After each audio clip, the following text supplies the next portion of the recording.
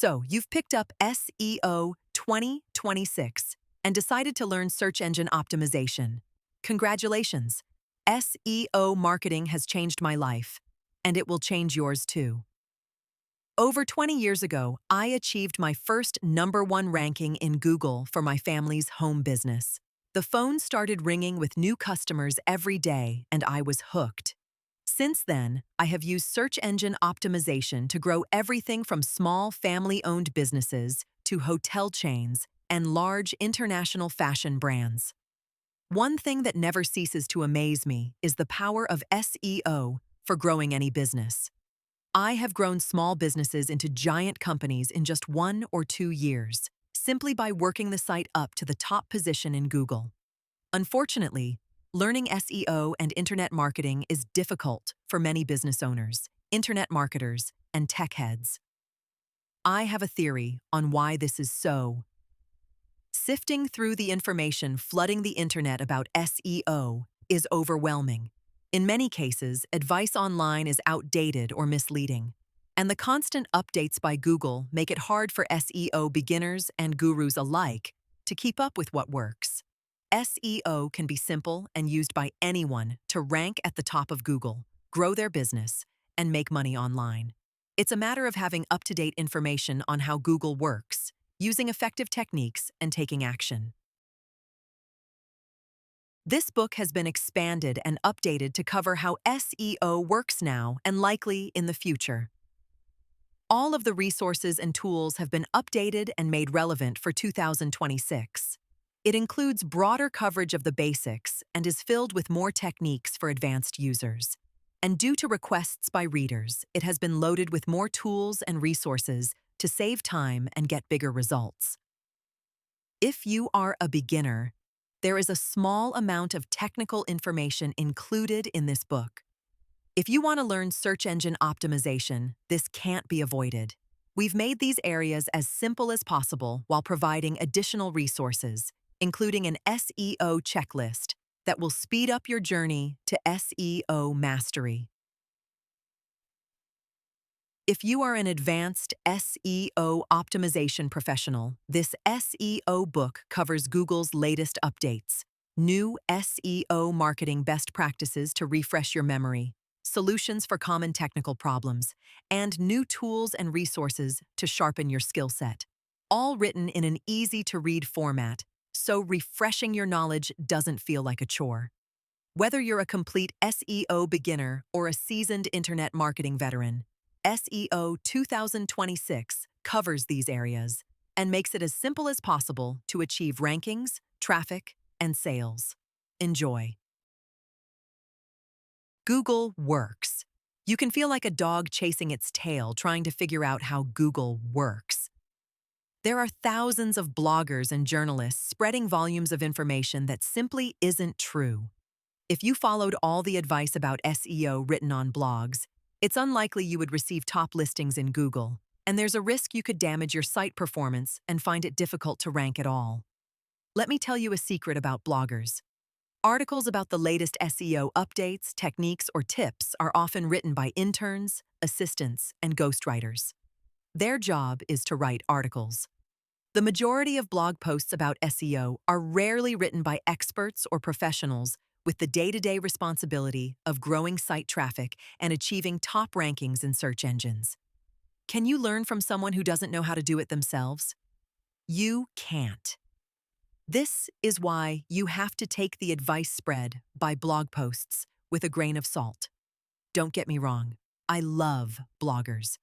There are bloggers out there who practice and blog about SEO and do it well, but it has become increasingly difficult to sort the wheat from the chaff. Fear not. This chapter will disperse common misconceptions about SEO, show you how to avoid falling into Google's bad books, and reveal how to stay up to date with how Google ranks sites. But first, to understand how Google works today, we must understand a little bit about Google's history.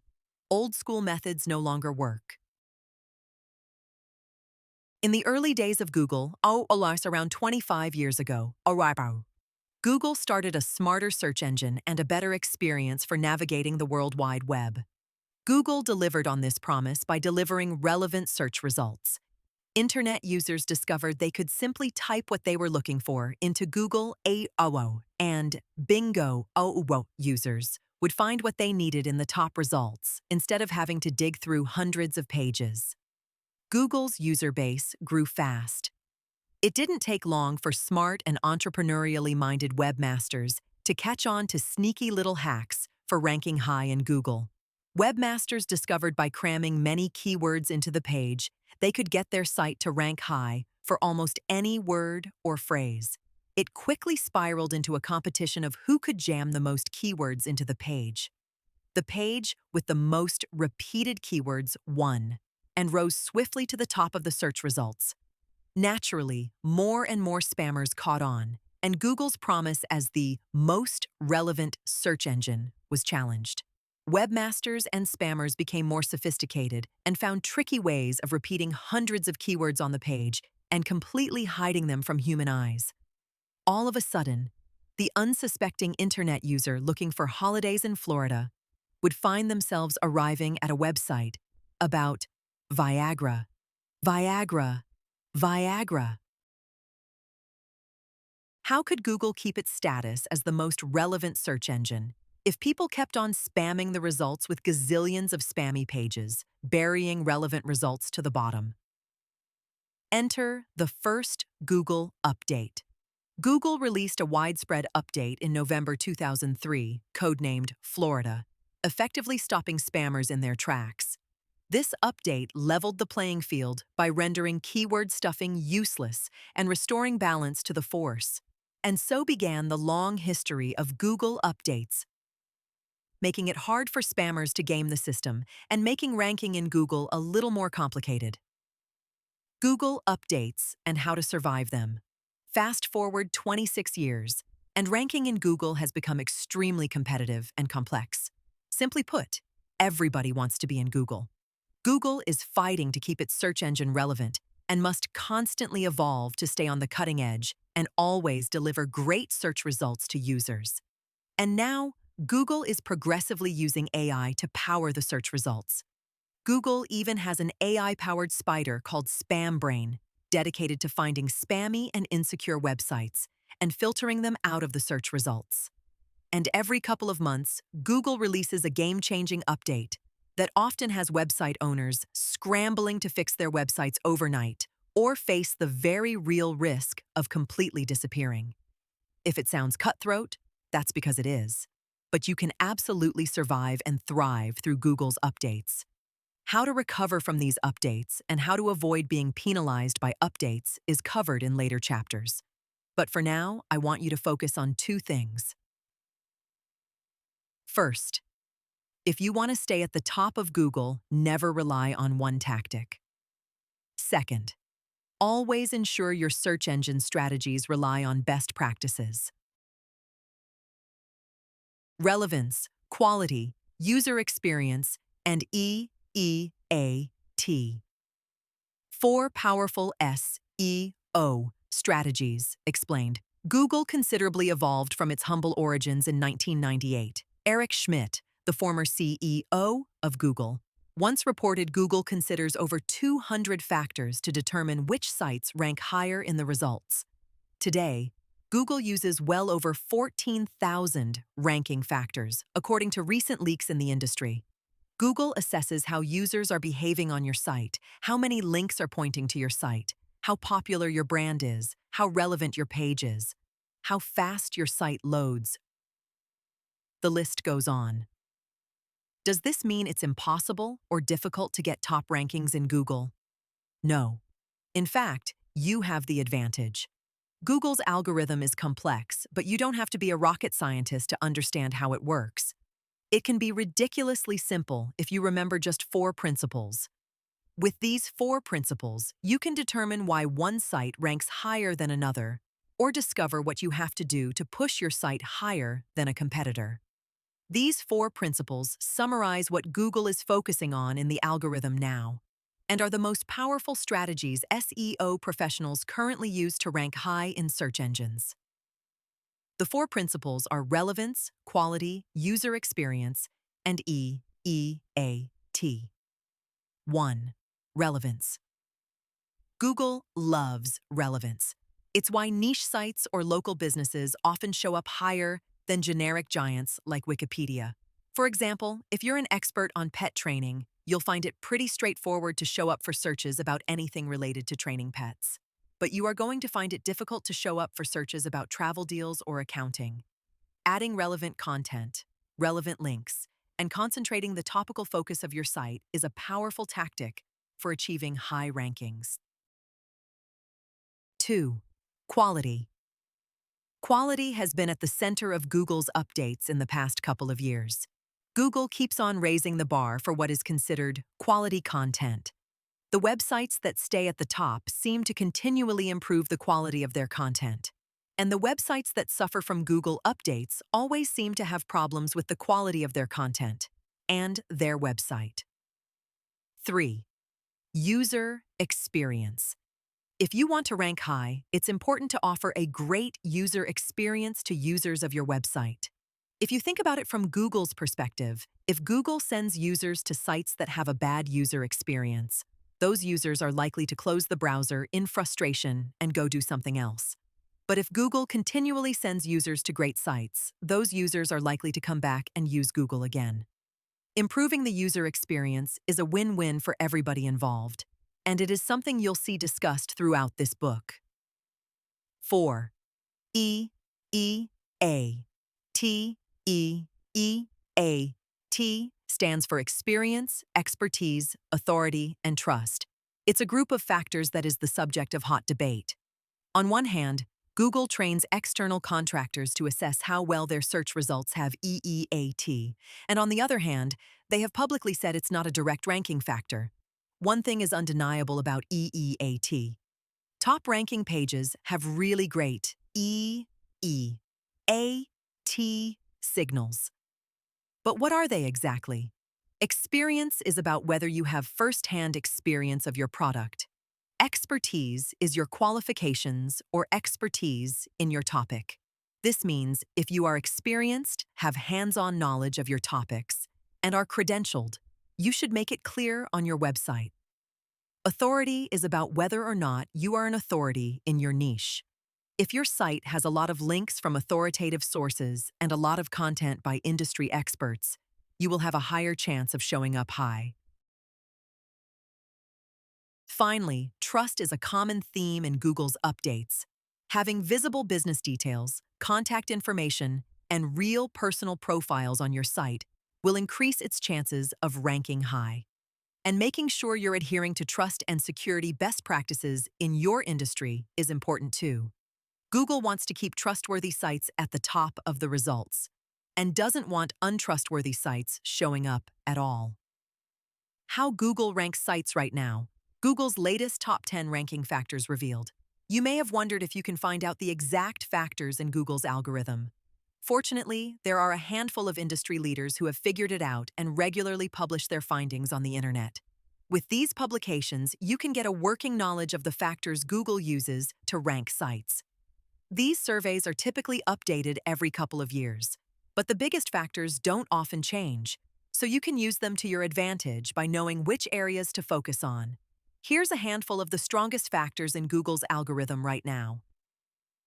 The relevance of your content, the traffic of your site, the content on your site, the presence of relevant keywords on your site, the external links pointing to your site, having good core web vitals scores, the quality of your content, the content in your heading tags H1 through H4, having HTTPS on your site, having a mobile-friendly site, having good page speed, the relevance and distance of your business, if you are a local business. If some of the terminology seems a bit technical, don't be alarmed. We'll cover them later. Simply, if your competitors have more of the above factors than you, they will rank higher in Google's search results. If you have more of these factors, you will rank higher. Combine this knowledge with an understanding of the Google updates covered in later chapters, and you will know what it takes to achieve top rankings. The above ranking factors are from the following industry survey. If you want a deeper look into recent studies, you can search for Google ranking factors in Google. I also cover the newest updates to Google's algorithm in the Google Algorithm Updates chapter later in this book. Historically, Google primarily used the desktop version of a page's content when calculating the search results. Since the majority of users now access Google via a mobile device, Google primarily relies on the mobile version of a page's content to calculate the results. Want simple language? Google uses the mobile version of your website as the first touchpoint in calculating the search results. It makes sense when you think about it. The vast majority of the Internet's users are mobile users.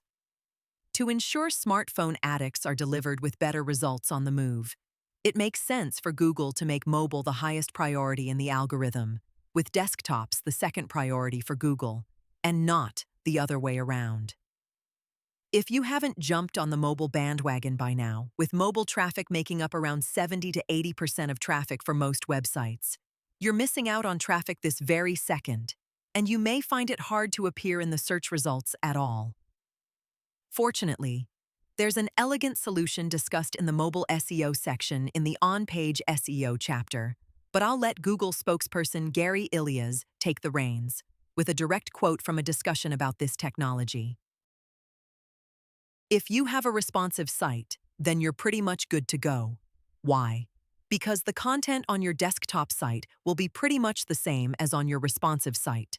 The structured data on your desktop site will be the same. In other words, if your site is responsive and supports mobile users, you can lie back and enjoy a pina colada, knowing your desktop-only competitors will find it difficult to get a leg up in the search results, while you bask in the glory of a mobile-first paradise. Google's use of machine learning technology to power the search results. When Google announced its machine learning technology named RankBrain, it had been secretly influencing the search results for several months. Does this mean super intelligent robots created by the genius minds at Google are slowly taking over our search results? Yes, it does. Over 15% of Google's daily searches have never been searched before. On these never-before-seen types of searches, Google doesn't have any historical data to ensure it is delivering the right answer. Understandably, Google needs a strong capability to understand the actual meaning behind a user's query as they type it into the search box, even if it has never been searched. Enter RankBrain. RankBrain forms connections between words to get a better understanding of what a searcher wants. When the searcher only gives Google a small amount of information, it then delivers a relevant answer, even when the best answers don't use the exact words the user searched for. In the above example, simply by searching fastest runner, the first search result lists Usain Bolt at the top of the search results. That's some solid guesswork from Google. We can see Google's strong capability to infer the actual meaning behind our search, even though I only hinted at the person I am searching for. This is Google's RankBrain technology at work, forming connections behind the scenes. As popular trends come and go, this matching technology is automatically applied in new searches and organically changes to adapt to the times. Ever since Google released RankBrain, Google has been gradually working new artificial intelligence and machine learning technologies into the search results. The new technologies help Google to understand more complicated searches, deliver more relevant results to users' questions, and strengthen Google's status as the world's most advanced search engine. The overall impact on business and website owners has been positive, allowing websites to show up at the top of the search results for more searches. Google understands how humans speak. Let's face it, we're often lazy about how we use the internet. Getting the laptop out feels like a drag, and we're shouting shorthand voice searches into our phones like, movie 1990s, people experiment dying Kiefer Sutherland, expecting Google to do the heavy lifting, and it does. Displaying the Wikipedia entry for the 1990s film Flatliners, a cult classic about medical students experimenting with near-death experiences. On the Flatliners Wikipedia page, the word experiment appears only once. But Kiefer Sutherland appeared in over 29 movies in the 1990s, in which lots of characters died. Notice how I accidentally typed in the 1980s and Google figured it out anyway. Solid work by Google. To combat increasing ambiguity in searches that RankBrain can't handle, and just getting a better grasp on human language. Google developed the biggest leap forward in search technology called BERT, or for short, bidirectional encoder representations from transformers, a machine learning technology to better understand human language. Before BERT, Google would previously struggle with searches like, "Can you get medicine for someone pharmacy?" delivering a non-specific result about getting prescriptions filled. It could figure out the main topic of the search, but it had difficulty picking up the nuance.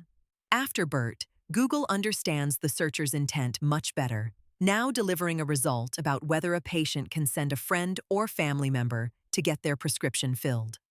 RankBrain and BERT round out Google's strong capability at understanding searches much like a human, powered mostly by AI technology.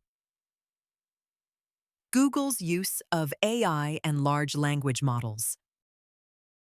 Google's latest advancements in AI technology and growing threat from ChatGPT's popularity are changing how we search online.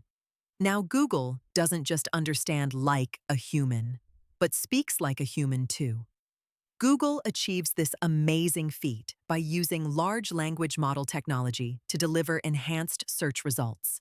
LLMs have the amazing ability to reply to complex questions. This allows us to get answers that would be impossible to answer with traditional search technology. But what does all this mean?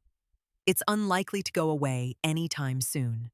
Google is rapidly changing as it integrates LLM into its most popular products. Google now has an AI mode on the homepage, presents an AI overview at the top of many search results, and is gradually integrating LLM technology in all of its different products. The shift toward an AI-powered experience has turned the SEO industry upside down. AI tools like ChatGPT and Gemini have become essential for every SEO and marketer to get through their work faster and with better quality, when done well, of course. But it is also rapidly changing the techniques and strategies SEO professionals use every day. The focus of the SEO practitioner now goes beyond optimizing keywords and backlinks. SEO professionals are having to monitor how often they show up in AI chatbot answers, and they are having to learn new techniques and strategies to show up in both LLM answers and the regular search results. Fortunately, we have an entire chapter dedicated to AI-focused SEO later in this book, with the latest techniques and strategies that will help you show up in LLM's answers.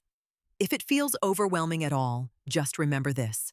One thing is unlikely to change. Google's reliance on revenue from advertiser clicks. The bulk of Google's revenue comes from people clicking on sponsored links in Google's search results. This means the traditional search results are unlikely to go away anytime soon. Google's Gemini. Gemini is Google's answer to competition from ChatGPT, Claude, Perplexity, and Grok. It's an AI assistant you can talk to, ask complex questions, write code, and create content. Gemini doesn't just understand words, but also understands conversations, images, code, and audio. Gemini can reason and follow instructions. You can even get it to write blog posts, all in an easy chat interface. ChatGPT and Gemini are changing how we use the internet. Search users are becoming multimodal, using Google and other search engines for simple questions, to find local businesses, or to shop online, and using chat assistants for complex multi-step questions, creating content, writing code, and sometimes just to have a chat. Naturally, as the technology becomes more popular, it's become increasingly important for marketers, business owners, and SEO professionals to use this technology regularly, to understand it, master it, and become an expert at using it. But don't throw the baby out with the bathwater just yet. AI answers still only make up about 1% of traffic for most websites. Regular search results and search traffic are still the largest source of traffic and customers for most businesses. People still need to buy things. People still want to drink coffee and eat meals outside. People still need to hire professional services to help with things. And for this, the regular search results are still king. Many search professionals are reporting that the answers in LLMs often come from the regular search results, which means improving your visibility in the search results is still just as important. You have to consider both technologies at the same time. How to stay ahead of Google's updates. Now and then, Google releases a significant update to its algorithm, which can have a massive impact on businesses from any industry. To hone your SEO chops and make sure your site doesn't fall into Google's bad books, it's important to stay informed of Google's updates as they are released. Fortunately, almost every time a major update is released, those updates are reported on by the entire SEO community and sometimes publicly discussed and confirmed by Google staff. A long extended history of Google's updates would fill this entire book. But with the resources below, you can stay abreast of new Google updates as they are rolled out. This is essential knowledge for anyone practicing SEO at a beginner or advanced level. Keep your ear to the ground with these sources and you'll often be forewarned of future updates. Search Engine Roundtable, https://www.seo roundtable.com/. Search Engine Roundtable is a blog that covers the daily happenings in the world of SEO. The author, Barry Schwartz, provides breakdowns and summaries of Google's updates and is often one of the first places to break news on major changes in the SEO industry. List of Google search ranking updates. Google Search Central. developers.google.com/search-updates/ranking. Wouldn't it be great if there was an official page where Google announces its major updates to Google Search? Well, there is. Google maintains an official list of all the major updates that Google wants us to know about. It's a good resource to visit because whenever Google releases a massive update, you can read the official documentation and guidelines about what to do instead of playing guessing games. The keyword, Google, blog.google. Google's public blog, the keyword, publishes Google's major news and announcements. Often big changes are reported here by Google before they are rolled out, which makes it an important resource for staying up to date. Most important step of SEO. Why is keyword research so important? Keyword research is the most important step of every SEO project for two reasons. First, to discover relevant keywords with traffic. Otherwise, you could waste lots of time and effort trying to rank for keywords that don't generate any traffic. Second, to identify high-opportunity keywords. With many SEO tools available, you can often find keywords with low competition that are easy to rank high in the search results. This allows you to focus on securing easy wins first before tackling the more long-term high-difficulty keywords. These two goals are the ultimate decider of how successful an SEO project is. This chapter will cover how to find the best keywords and how to avoid spending time on the wrong keywords. First, we must define what a keyword is. What exactly is a keyword? If you are an SEO newbie, you may be wondering what is a keyword. A keyword is any phrase you would like your site to rank for in Google's search results. A keyword can be a single word, or a keyword can also be a combination of words. If you are trying to target a single word, look out. You will have your work cut out for you. Single-word keywords are extremely competitive and difficult to rank highly for in the search results. Head-term keywords are keywords with 1 to 2 words, i.e., classic movies. And long-tail keywords are keywords with 3 or more phrases, i.e., classic Akira Kurosawa movies. Mastering keyword intent. The underlying reason behind a search is also known as the search intent.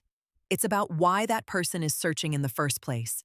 If you can establish the reason someone is searching and what they're looking for, and then go out and create content that aligns perfectly with why that person is searching, you're much more likely to show up higher in the search results. If this sounds a little complicated, it's really quite simple if we look at the different types of intent. Informational intent. These searchers are looking for information. Their queries are like, how to bake a cake, or what is the blockchain? They want to understand something. For informational keywords, your content should provide answers. Start with a direct answer to the question and expand with thorough, easy-to-understand explanations or instructions. Answer frequently asked or common questions about your topic, and provide unique insights, data, or references. Navigational intent. Users with navigational intent are using Google to navigate somewhere. They are looking for things like Instagram login or download Zoom. Customers often use Google to find a particular page on your site. You can make things easier for Google by having a page that covers all the major touchpoints on your site. A simple way to do this is to have a sitemap page in your footer, an actual sitemap page built from HTML, and have it point to the important pages on your site. You should also have a sitemap.xml file, which we'll cover in later sections. If you are enjoying this book, then you belong in the Intellect Corner community. Why join? Because your voice shapes what gets made. You can request the books you want to hear and vote on other suggestions so I know exactly what to cover next. Plus, you'll get personalized reading recommendations from a community of people who share your taste. It's also the central hub. I run around 20 different channels, and the community is the easiest way to browse them, find the books you're looking for, and make sure you never lose access to our content if we ever move beyond YouTube. Click the link in the description to join Intellect Corner, and let's decide what to read next. Commercial investigation. Commercial investigation searchers are almost ready to buy but are still at the research stage. They search for best gaming laptops or AirPods Pro reviews, offer detailed, unbiased reviews and comparisons. Provide all the information a buyer would need to make a good decision, including pros and cons, user testimonials, and expert opinions. Transactional intent. This is when the searcher is ready to buy something. They're searching for things like Chuck Taylor's free delivery or Flowers' same-day delivery. They're ready to buy, and your content should make that as easy as possible. Make the buying process simple and make the features and benefits of shopping with you clear in the content. Answer burning questions, such as shipping times, product features, warranty information, returns and refund policies, and so on. Semantic keywords and entities. Times have changed since SEO was about cramming as many keywords into a page as humanly possible. Now, Google's algorithms look at the words on your page and how relevant it is to the user's search and tries to determine how well your page matches the user's intent. To be specific, Google is using multiple AI systems to grade your web page. Google has an understanding of the relevance, intent, and entities, the persons, places, and things in your content. If jargon makes you feel dizzy, don't sweat it. I'll make it simple. Entities are things. Semantic relevance just means relevance. And semantic keywords are words related to your topic, which you can use to boost your relevance. The key thing to keep in mind is search engines understand the meaning of your content in multiple ways. What do semantic keywords mean?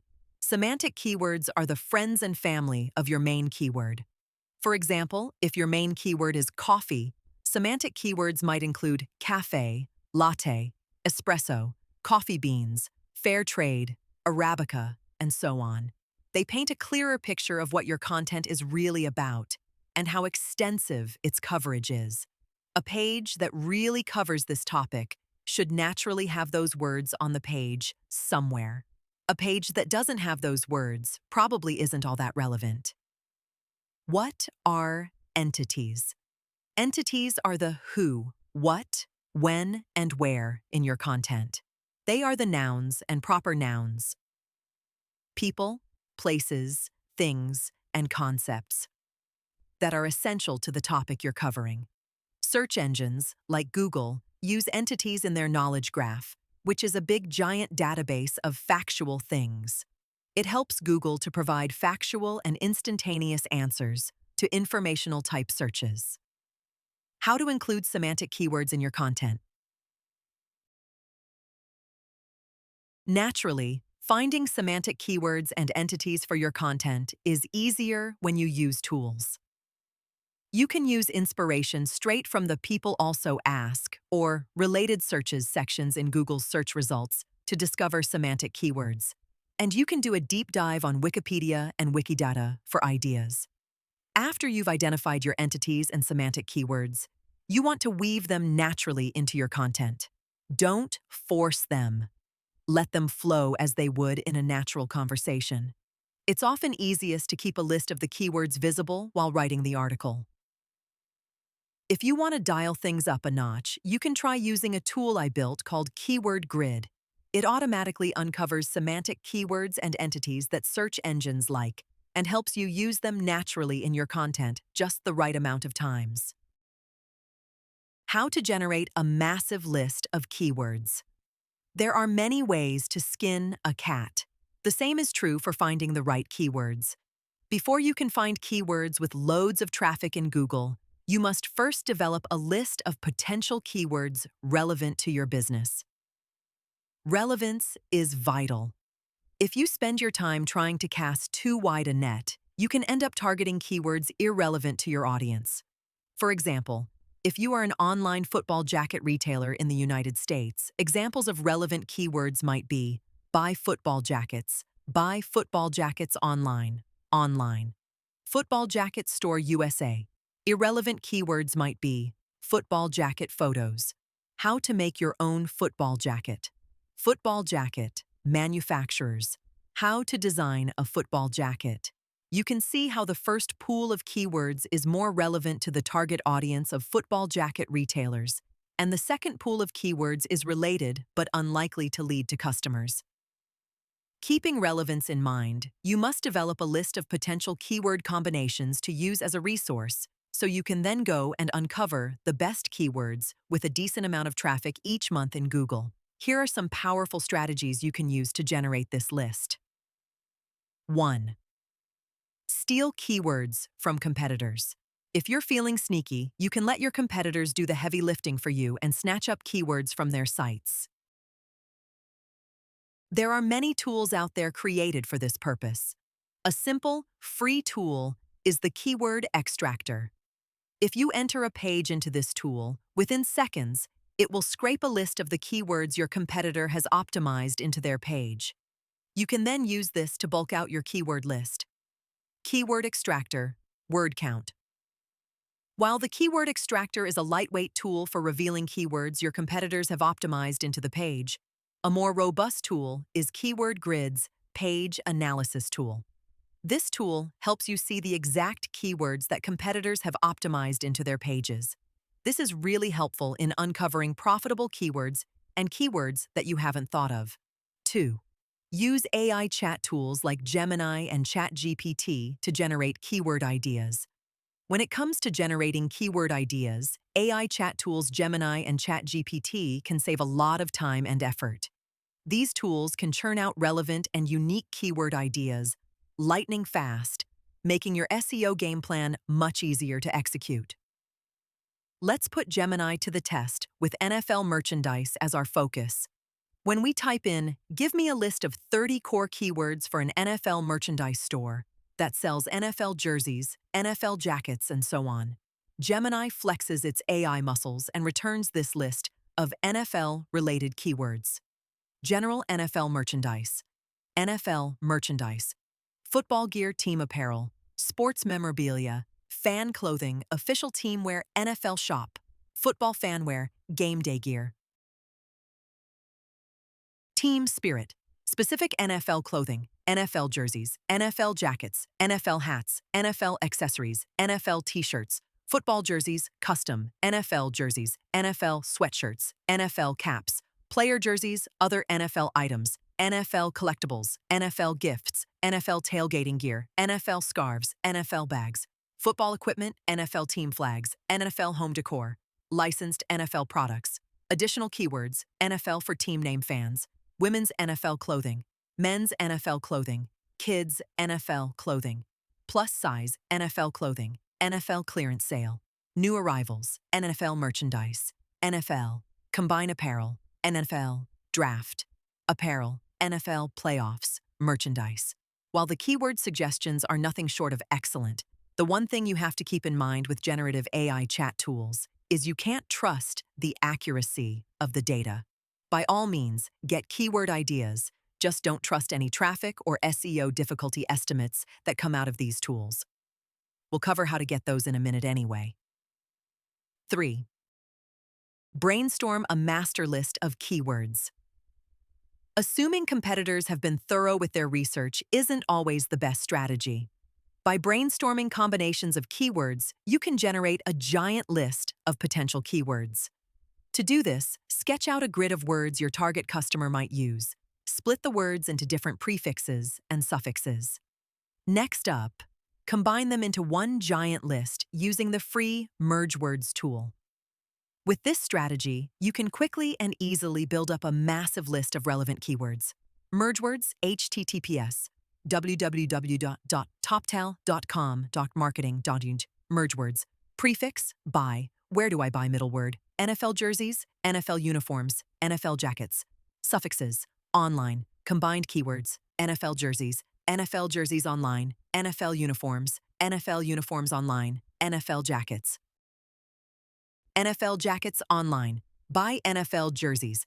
Buy NFL jerseys online. Buy NFL uniforms. Buy NFL uniforms online. Buy NFL jackets. Buy NFL jackets online. Where do I buy NFL jerseys? Where do I buy NFL jerseys online? Where do I buy NFL uniforms? Where do I buy NFL uniforms online? Where do I buy NFL jackets? Where do I buy NFL jackets online? NFL jerseys online. NFL uniforms online. NFL jackets online. With 5.3 billion active internet users, there's a community of people floating around on the web interested in what you're selling, even if you're selling leopard print dog watches. You've just got to go and find them. Open up a few tabs and browse through online communities like Reddit, Quora, Facebook groups, Slack communities, and Twitter hashtags, going through popular threads. Keep a close eye on popular and trending topics and questions with a tendency to resurface. You'll find burning questions needing to be answered, generating the best kind of keyword ideas directly from customers' keyboards. You can discover additional niche-specific forums with the following search queries: keyword, forums, keyword, discussion board, keyword, community. Researching internet trends and getting insights behind Google's search box isn't a new idea. And fortunately, clever people have built powerful tools to make this job easy. Add these tools to your keyword research arsenal. Not only will you save precious time researching, but you'll also receive a ton of relevant suggestions you wouldn't discover otherwise. Uber Suggest. No SEO guide would be complete without mentioning Uber Suggest. This handy tool reveals autocomplete suggestions behind Google's search box. It provides region-specific data for countries and languages all around the globe. And the best part? It's free. Answer the public. Answer. The public crawls the internet and generates automatic lists of customers' burning questions related to your keyword. Answer. The public starts with phrases starting with common question-type words, such as how, when, can, and so on, followed by your keyword. It provides long lists of phrases containing prepositions, such as can, is, with, and without, preceded by your keyword. And topping things off, it lists common questions users type in Google, from A to Z, after your keyword, post positions, if you want to talk fancy. In other words, it's a giant database of questions customers are asking about your topic. BuzzSumo. Sometimes ideas become popular on the internet before being typed into Google's search box. You can get ahead of these trends with content discovery tools like BuzzSumo. BuzzSumo lists content going viral over the internet right now. You can keep your finger on the pulse of what's hot across the web, even when other tools haven't picked it up yet. Use the above tools and you'll have more than enough keywords, and you'll be ready to start finding which keywords have solid amounts of traffic to send to your site. How to find keywords that will send traffic to your site. Now you have a list of keywords, you need to understand how much traffic these keywords receive in Google. Without search traffic data, you could end up targeting keywords with 0 searches. Armed with the right knowledge, you can target keywords with hundreds or thousands of potential visitors every month. Unfortunately, in recent years, Google restricted access to the data behind Google's search box, leaving us with 2 options for finding keyword traffic data. Firstly, if you have a Google Ads campaign running with Google and are already spending a modest amount, then you're in the clear. You can access this info for free in their Keyword Planner tool. If this isn't you, the other option is to use a paid keyword research tool for a small monthly fee. Either way, you need the traffic data behind your keywords, otherwise you are running blind.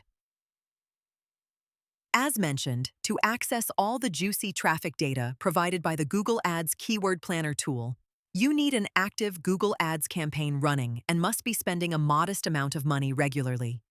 If this is you, sign in, click on Tools in the top menu, click on Keyword Planner, then click on Get Search Volume Data and Forecasts, and copy and paste your keywords into the box. Select your country, and then click the blue Get Started button. When finished, you will have the exact amount of times each keyword was searched for in Google. Fresh data. This is just the kind of data we need. Now we know which keywords receive more searches than others, and more importantly, we know which keywords receive no searches at all.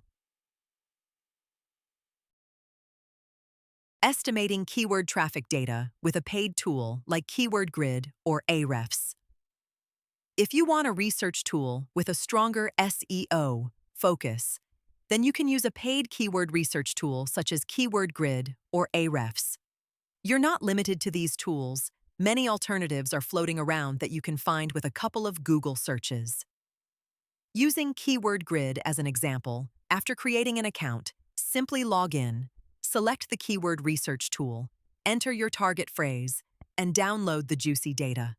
Now you can ensure you spend time focusing on keywords with traffic potential, as opposed to chasing after keywords with no traffic and no opportunity for growing your business. How to find keywords for easy rankings. Now you need to find out how competitive your desired keywords are. Armed with an understanding of the competitiveness of your keywords, you can discover keywords you can rank high for in Google. Let's say you are a second-hand bookseller and you want to target bookstore online. It's unlikely you are going to beat Amazon and Barnes & Noble. But maybe there's a gem hiding in your keyword list few people are targeting. Something like antique bookstores online.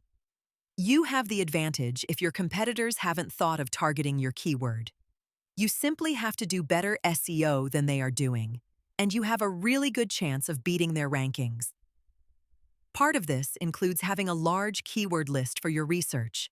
Next, you need to wash this list and separate the ridiculously competitive keywords from the easy keywords no one is aggressively targeting. There are many schools of thought on how to find the competitiveness of your keywords. The most popular practices are listed below, with my thoughts on each.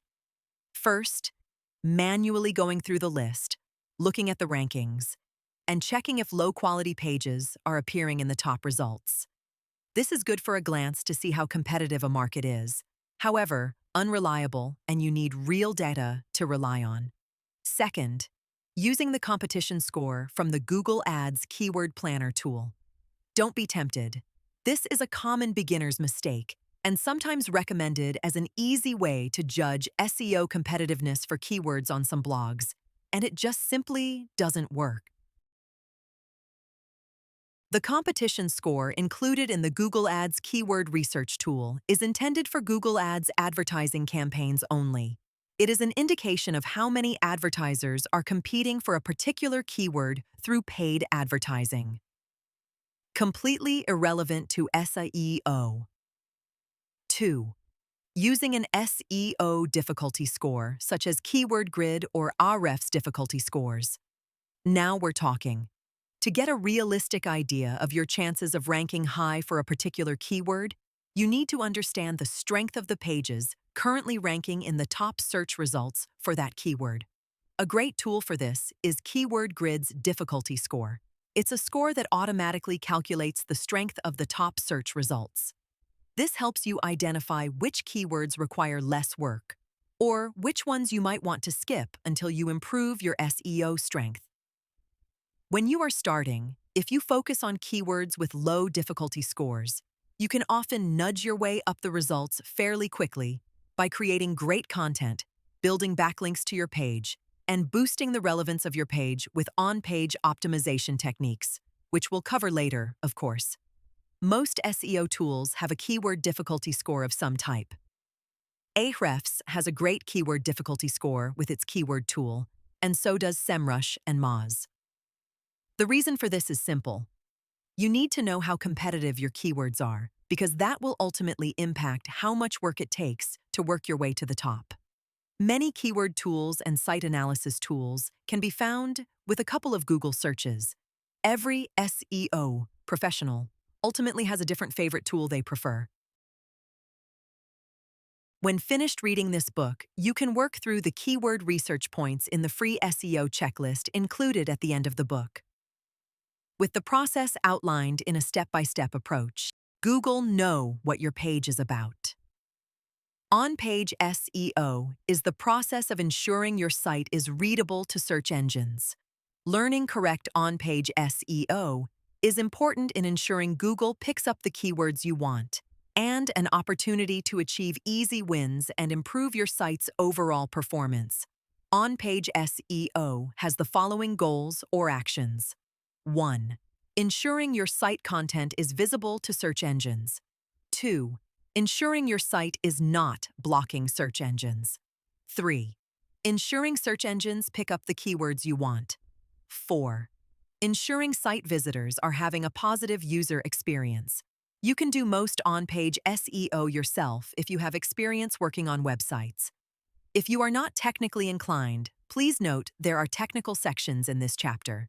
You should read these so you understand what has to be done to achieve rankings in Google. You can easily hire a web designer or web developer to implement the techniques in this chapter after you know what needs to be done. How to structure your site for easy and automatic SEO. These best practices will ensure your site is structured for better recognition by Google and other search engines. 1. Search engine-friendly URLs.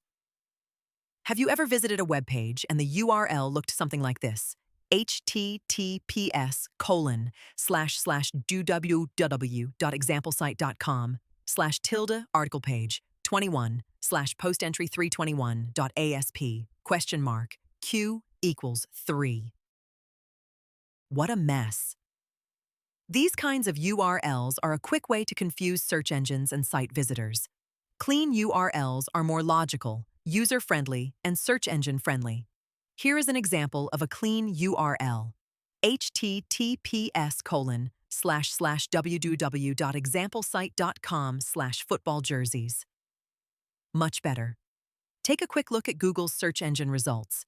You will see a very large portion of sites in the top 10 have clean and readable URLs, like the above example. And by a very large portion, I mean the vast majority. Most site content management systems have search engine-friendly URLs built into the site. It is often a matter of simply enabling the option in your site settings. If your site doesn't have search engine-friendly URLs, it's time for a friendly chat with your web developer to fix this up. 2. Internal navigation. There is no limit on how to structure the navigation of your site. This can be a blessing or a curse. Some people force visitors to watch an animation or intro before they can access the site, and in the process, make it hard for visitors and confusing for search engines to read the actual content on the site. Other sites keep it simple by having a menu running along the top of the site or down the left-hand side of the browser window. This has pretty much become an industry standard for most sites. By following this standard, you make it significantly easier for visitors and search engines to understand your site. If you intend to break this convention, you must understand it is likely you will make it harder for search engines to pick up all of the pages on your site. As a general rule, making it easier for users makes it easier for Google. Above all else, your website navigation must be made of real text links, not images. If your main site navigation is currently made up of images, call your web designer and change them to text now. If you do not have the main navigation featured in the text, your internal pages will almost be invisible to Google and other search engines. For an additional SEO boost, include links to pages you want visible to search engines and visitors on the home page. By placing links specifically on the home page, Google's search engine spider can come along to your site and quickly understand which pages on your site are important and worth including in the search results. How to make Google pick up the keywords you want. Many misconceptions are being circulated about what to do and what not to do when it comes to optimizing keywords on your page. Some bloggers are going so far as telling their readers to not put keywords in the content of targeted pages at all. These bloggers, I'm not naming names now, do have the best intentions and have taken the worry about Google's spam detection to the next level. But it is madness. Not having keywords on your page makes it difficult for Google to match your page with the keyword you want to rank high for. If Google completely devalued having keywords on the page, Google would be a crappy search engine. Think about it.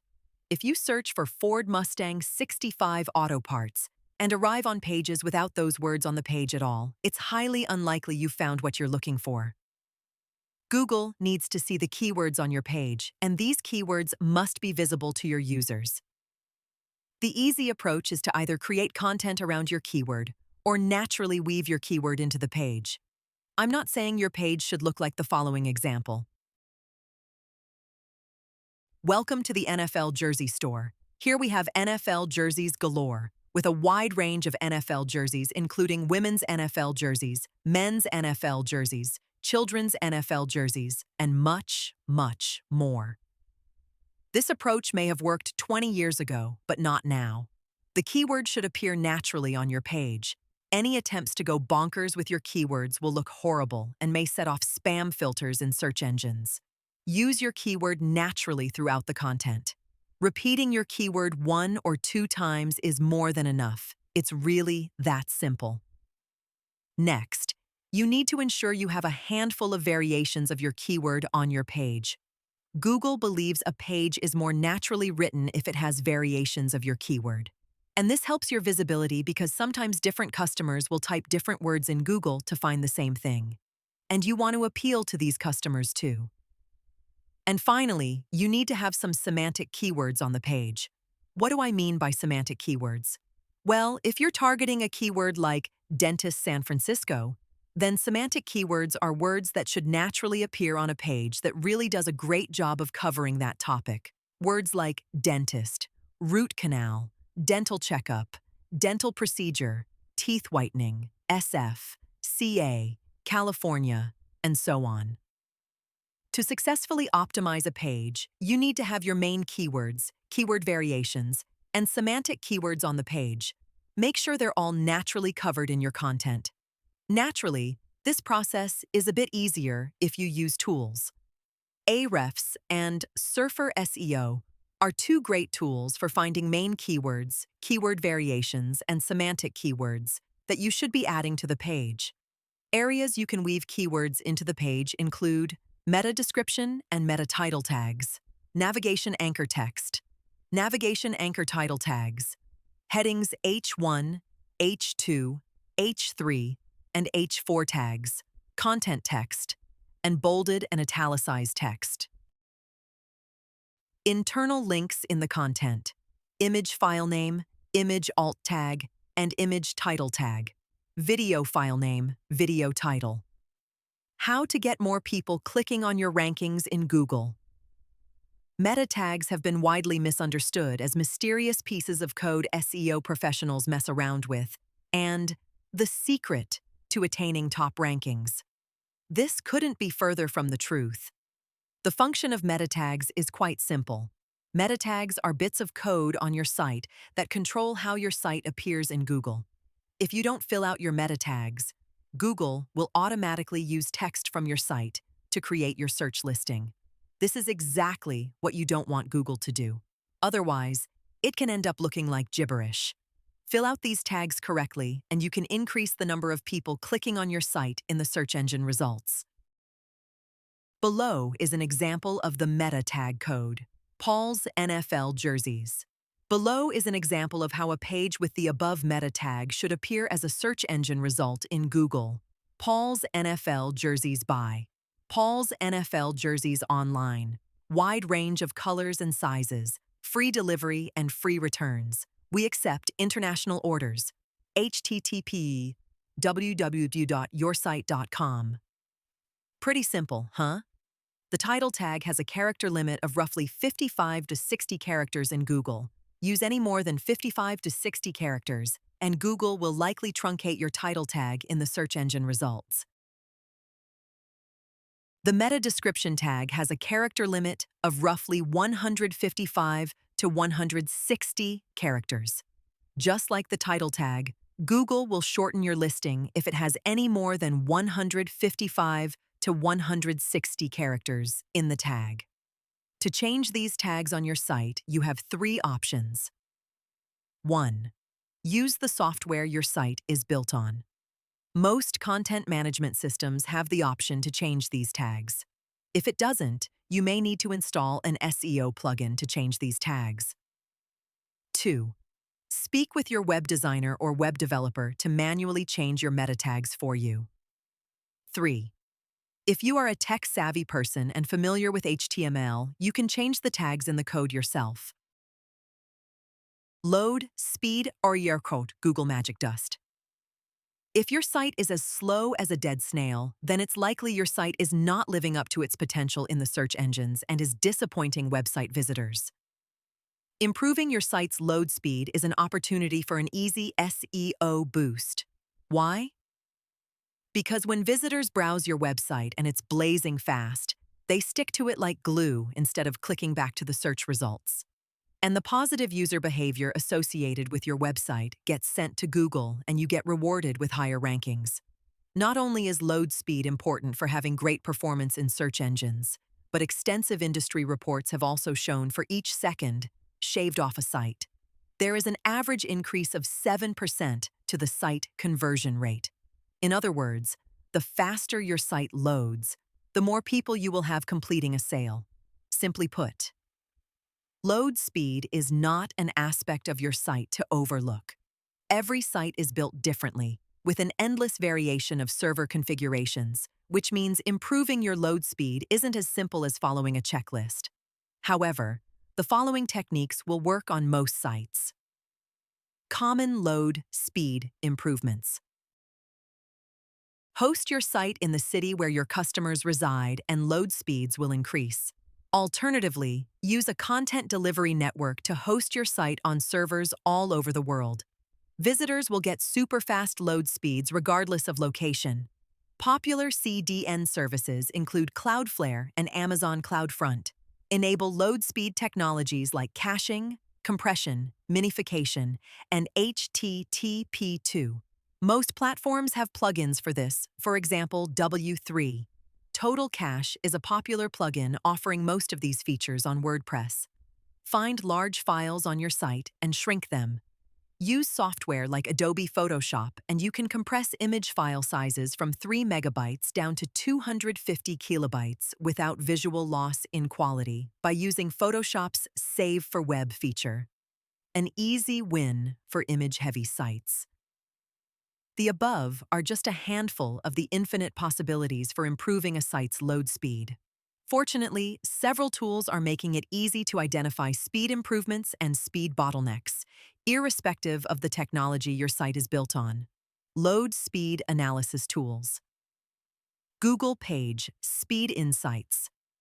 Google's great free tool, Page Speed Insights, will give you a page load score out of 100. You can see how well your load speed compares to other sites. You can also see how well your site loads on mobile and desktop. Scores closer to 100 are near perfect. After running a test on your site, the tool will give you a list of high priority, medium priority, and low priority areas for improvement. You can forward these to your developer to speed up your site. Or, if you are a bit of a tech head, you can have a crack at fixing these up yourself. Speed Vitals. Speed Vitals is the cream of the crop when it comes to load speed tools, providing detailed waterfall breakdowns of files and resources slowing your site down, listing file sizes of individual files, server load times, and much more. It goes into greater depth than the other tools. Large images are easy targets for load speed improvements. If you have any images over 200 kilobytes, these can usually be compressed in Photoshop and shrunk down to a fraction of the size without any quality loss. Take note of any large files, send them to your web developer, and ask them to compress the files to a smaller file size. Lighthouse Tools for Web Developers. Google. For advanced developers working on complicated projects or sites, i.e. programmers who know what a node module is, Google released a powerful Chrome extension called Lighthouse. Lighthouse provides reports on website performance, accessibility, adherence to programming best practices, SEO, and more, with actionable steps on improving each of these areas. While owners of basic websites probably won't get additional insights from this tool, on top of recommendations provided by earlier tools, programming ninjas looking for a well-rounded tool to enhance their performance chops will find Google's Lighthouse is the Swiss Army knife of site performance analysis. The usual suspects: sitemaps.xml and robots.txt. Search engines automatically look for a special file on each site called the sitemaps.xml file. Having this file on your site is a must for making it easy for search engines to discover pages on your site. Sitemaps are essentially a giant map of all of the pages on your site. Fortunately, creating this file and getting it on your site is straightforward. Most CMS systems have a sitemap file automatically generated. This includes systems like WordPress, Magento, and Shopify. If this is not the case on your site, you may need to install a plugin or use the free XML Sitemaps Generator tool. The XML Sitemaps Generator will automatically create a sitemaps.xml file for you. XML Sitemaps Generator https://www.xml-sitemaps.com/. Next, ask your web developer or web designer to upload it into the main directory of your site, or do it yourself if you have FTP access. Once uploaded, the file should be publicly accessible with an address like the below example: https://www.yoursite.com/sitemaps.xml. Once you have done this, you should submit your sitemap to the Google Search Console account for your site. If you don't have a Google Search Console account, the following article by Google gives simple instructions for web developers or web designers to set this up. Add a website property. Search Console, help https://support.google.com/webmasters/answer/34592. Log into your account and click on your site. Under Site Configuration, click Sitemaps and submit your sitemap. Robots.txt. Another must-have for every site is a robots.txt file. This should sit in the same place as your sitemaps.xml file. The address to this file should look the same as the example below: http://www.yoursite.com/robots.txt. The robots.txt file is a simple file that exists so you can tell the areas of your site you don't want Google to list in the search engine results. While there is no boost from having a robots.txt file on your site, it's essential to check you don't have a robots.txt file blocking areas of your site you want search engines to find. The robots.txt file is just a plain text document. Its contents should look something like the below example. #robots.txt dash a good example. User agent colon asterisk disallow colon slash WP admin. If you want your site to tell search engines to not crawl your site, it should look like the next example. If you do not want your entire site blocked, make sure it does not look like the example below. It is always a good idea to double-check it is not set up this way, just to be safe. #robots.txt dash example. Blocking the entire site, user agent colon asterisk disallow colon slash. The / in this example tells search engines their software should not visit the home directory. To create your robots.txt file, simply create a plain text document with Notepad if you are on Windows, or text edit if you are on Mac OS. Make sure the file is saved as a plain text document, and use the quote robots.txt, good example unquote, as an indication of how it should look. Take care to list any directories you do not want search engines to visit, such as internal folders for staff, admin areas, CMS, backend areas, and so on. If there aren't any areas you would like to block, you can skip editing your robots.txt file altogether, but just double-check you don't have one blocking important areas of the site, like the above example. Duplicate content dash canonical tags and other fun. In later chapters, I will describe how Google Panda penalizes sites with duplicate content. Unfortunately, many site content management systems will sometimes automatically create multiple versions of one page. For example, let's say your site has a product page on socket wrenches, but because of the system your site is built on, the same page can be accessed from multiple URLs from different areas of your site. http www.yoursite.com products ASPX 23213 http www.yoursite.com your socket wrenches http www.yoursite.com toolkits socket wrenches. In the search engine's eyes, this is confusing as hell, and multiple versions of the page are considered duplicate content. To account for this, you should always ensure a special tag is placed on every page of your site, called the canonical tag. The canonical tag indicates the original version of a web page to search engines. By telling Google the page you consider the true version of the page with the tag, you can control which page is listed in the search results. Choose the most straightforward URL for users, the URL that reads like plain English. Using the earlier socket wrenches example, by using the tag below, Google would be more likely to display the best version of the page in the search engine results. As a general rule, include this tag on every page on your site, shortly before the tag in the code. Usability. The new SEO explained. Mobiles and tablets have overtaken desktops in the vicious battle for internet market share, with mobile devices now making up more than 60% of all traffic. To ensure a great search experience for users, Google gives advantages to sites with great support for users on all devices. As a result, many SEO pundits found you can get an advantage simply by improving your mobile support. For example, let's say a mobile user is searching for late-night pizza delivery in Los Angeles. One local business has a site with a large number of backlinks, but no special support for mobile users. It's difficult for the user to navigate.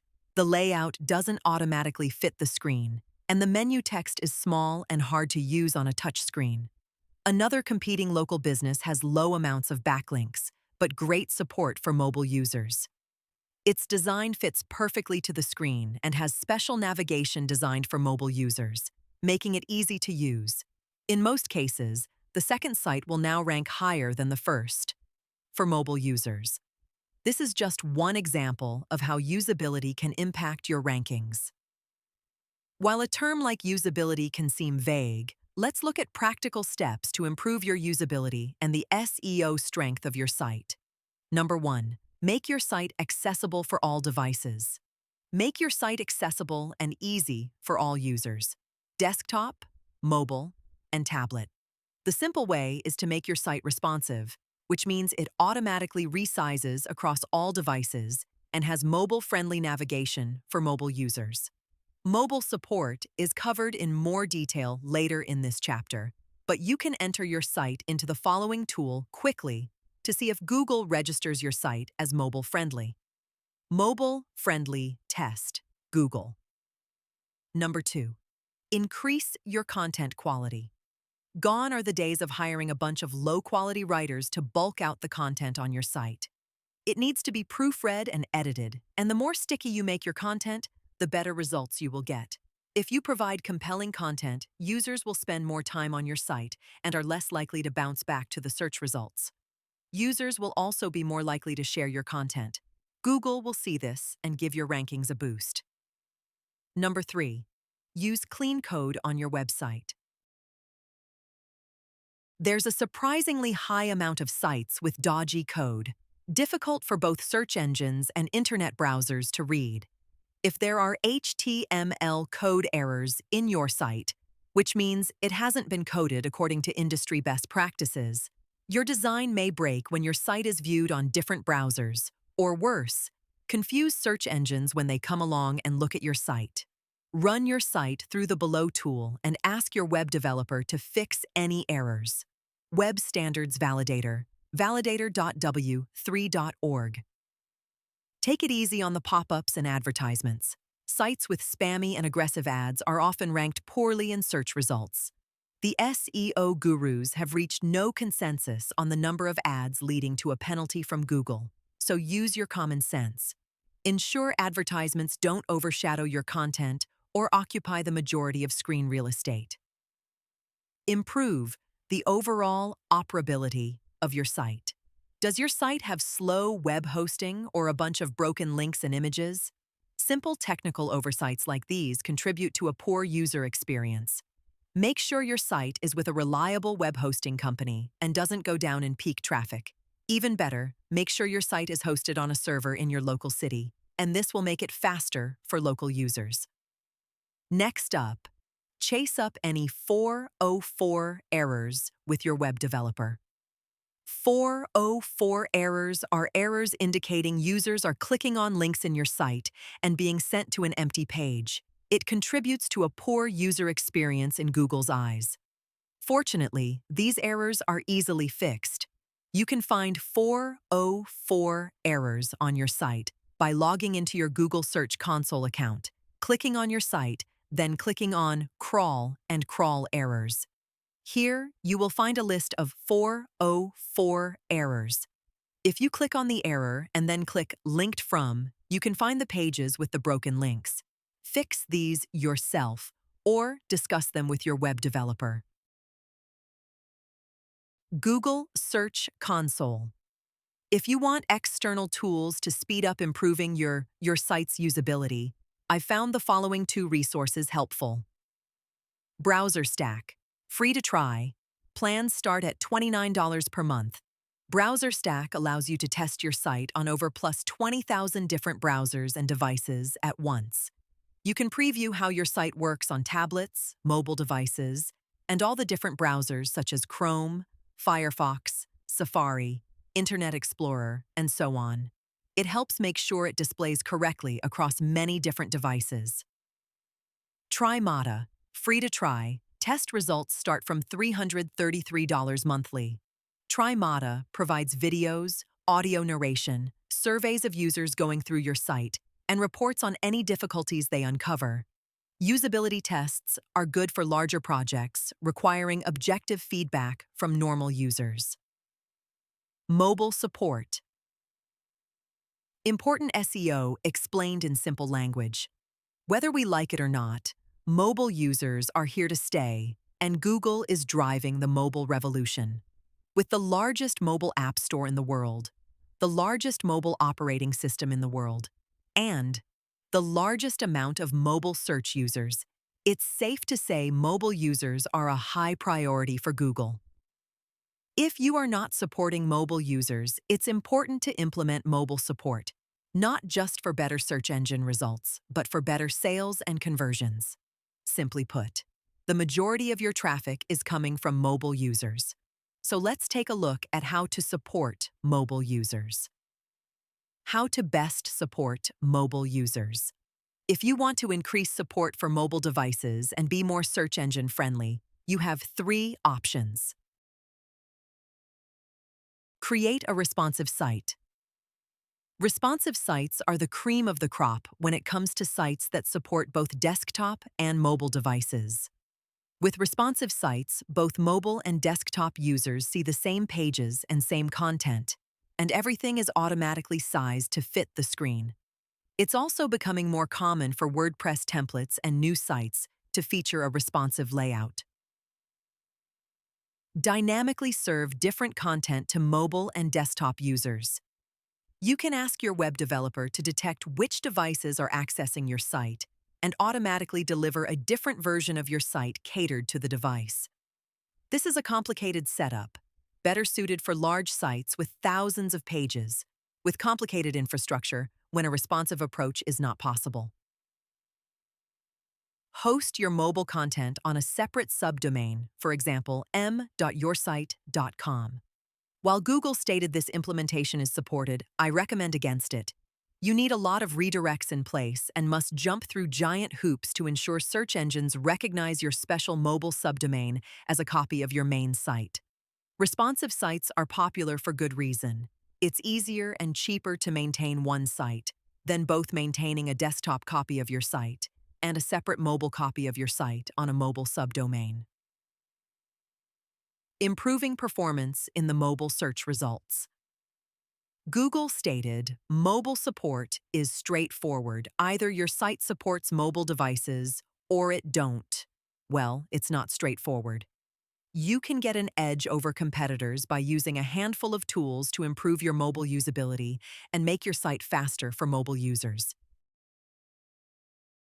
Run your site through Google's mobile-friendly test tool to confirm if you support mobile users, and review the mobile usability report in Google Search Console and check for any errors worth fixing. For advanced insights, you can use Chrome's Lighthouse reports, which will give you detailed reports on the best practices and performance of your website. And if you're lazy like me, delegate. Send the reports and errors over to your web developer and get them fixed. Who doesn't like a competitive advantage? Work through these tools, make your mobile support better than competitors, and you will crush it in the search results. Google Page Speed Insights. pagespeed.web.dev. Mobile usability. Google Search Console, www.google.com/webmasters/tools/mobile usability. Lighthouse. Google Chrome, developer.chrome.com/docs/lighthouse/overview. The technical details of building a responsive site are beyond the scope of this book and could fill an entire book. In fact, it does. I counted close to 17 responsive web design books on Amazon as I wrote this paragraph. That said, mobile SEO can be ridiculously simple. If you have a responsive site that delivers the same content to mobile and desktop users, automatically resizes content to the screen, and is fast and user-friendly, all you have to do is follow the SEO recommendations in this book, and your mobile results will be top-notch from an SEO perspective. Alternatively, follow one of the recommended implementations discussed earlier in this section. For guidelines, direct from the horse's mouth, so to speak, you can read Google's mobile support documentation for webmasters and web developers. Mobile-friendly sites. Google developers. developers.google.com/search/mobile sites/get started. Google's search quality guidelines and how to use them to your advantage. Search quality is a popular topic in the SEO industry because it has a massive impact on the search results. Why is this so? Making sure users are sent to high-quality and trustworthy search results is critical for Google to safeguard its position as providing the best all-around search experience. While this sounds a little vague, you can use Google's search quality guidelines to your advantage and get an edge over competitors. Did you know that Google's search quality team published their Search Quality Evaluator guidelines publicly? If you didn't, now you do. The document's 168 pages long, so presuming you don't consider a white paper leisurely reading, I'll list the most important and actionable takeaways so you can use them to your advantage. Google Search Quality Evaluator. Guidelines, most important factors. Google's white paper lists the holy grail of important factors when it comes to search quality. And here it is, E-E-A-T. That's right, E-E-A-T. Experience, expertise, authority, and trust. Acronym choice. Aside, to establish quality, Google is looking at the experience, expertise, authority, and trustworthiness on the page and across the website. This includes things like the content quality, the reputation of the website and its authors, publicly listed information about site ownership, contact details, first-hand experience, and several other factors. Now we know what's important from a top-level perspective. Let's zoom into actionable and practical takeaways that will affect the average Joe trying to nudge his way up the search results. Search Quality Evaluator Guidelines. Key takeaways. Does the writer have first-hand experience? If the author of the page has first-hand experience with the product, place, or topic they are discussing, they are likely to provide real value and insights for the reader, as opposed to an article written by someone with no experience at all. Real name, company name, and contact information listed on an About page. If you don't have this information listed on your website, why should Google, or anyone else for that matter, trust you? Better make sure you include it. Excessive and unnatural internal structural links across sidebars and footers. If you've got 150 links in your footer, it's obvious to Google you're trying to do something sneaky, so be conservative with the footer and sidebar links. Keep it restricted to the most important pages on your site or what's useful for your users. Over-monetization of content. Specifically, if you are disguising advertisements as the main content or your advertisements occupy more real estate than the main content, then one of Google's search evaluators will probably flag your site as spam. Take a common-sense approach with your ads. Don't overdo it. List editors and contributors. Are you publishing a bunch of articles under pseudonyms or generic usernames? Listing editors and contributors, that is, real people, is more trustworthy and will increase the perceived quality of your page. Provide sources. Publishing generic articles en masse without any reputable sources?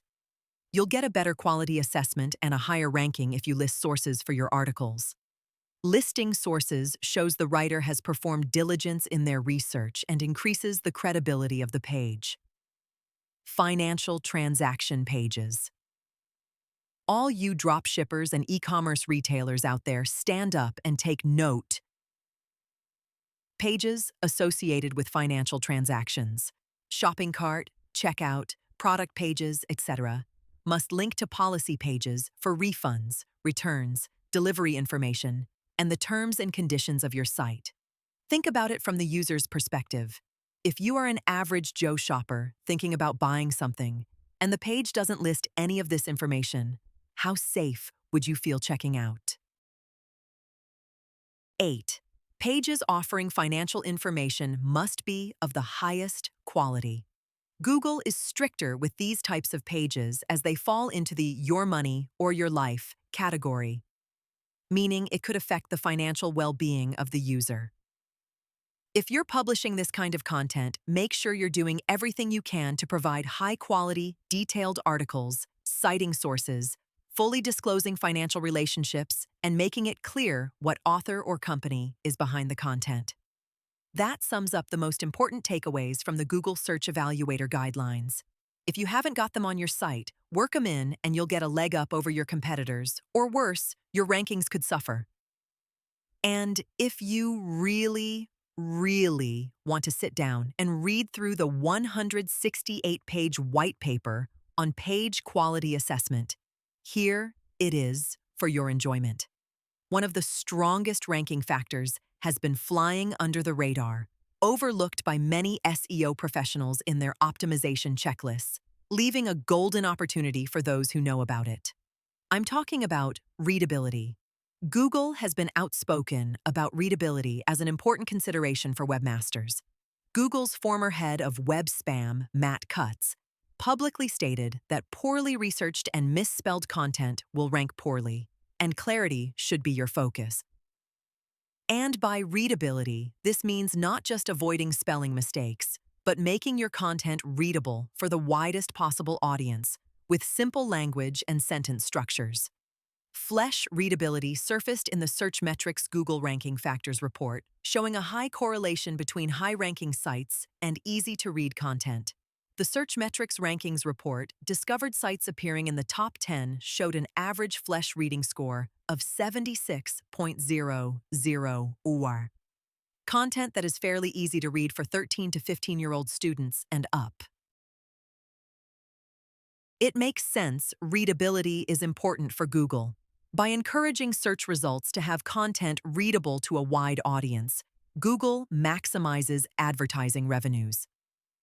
If Google were to encourage complicated results that mostly appeal to a smaller demographic, such as postgraduates, it would lower Google's general appeal and its market share. You can achieve an on-page SEO boost while increasing your user engagement by making your content readable to a wide audience. Run your content through a Flesh readability test. It will look at your word and sentence usage and give you a score on how readable it is. Scores between 90 to 100 are easily understood by an 11-year-old student. 60 to 70 are easily understood by 13 to 15-year-old students. And 0 to 30 are best understood by university graduates. You can use the free tool below and should aim for a readability score between 60 to 100.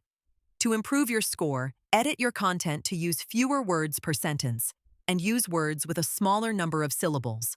Readability score https://readable.com.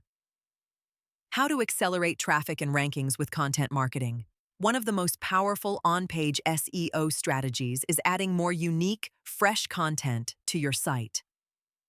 If you consistently add new pages to your site, you are going to receive more traffic.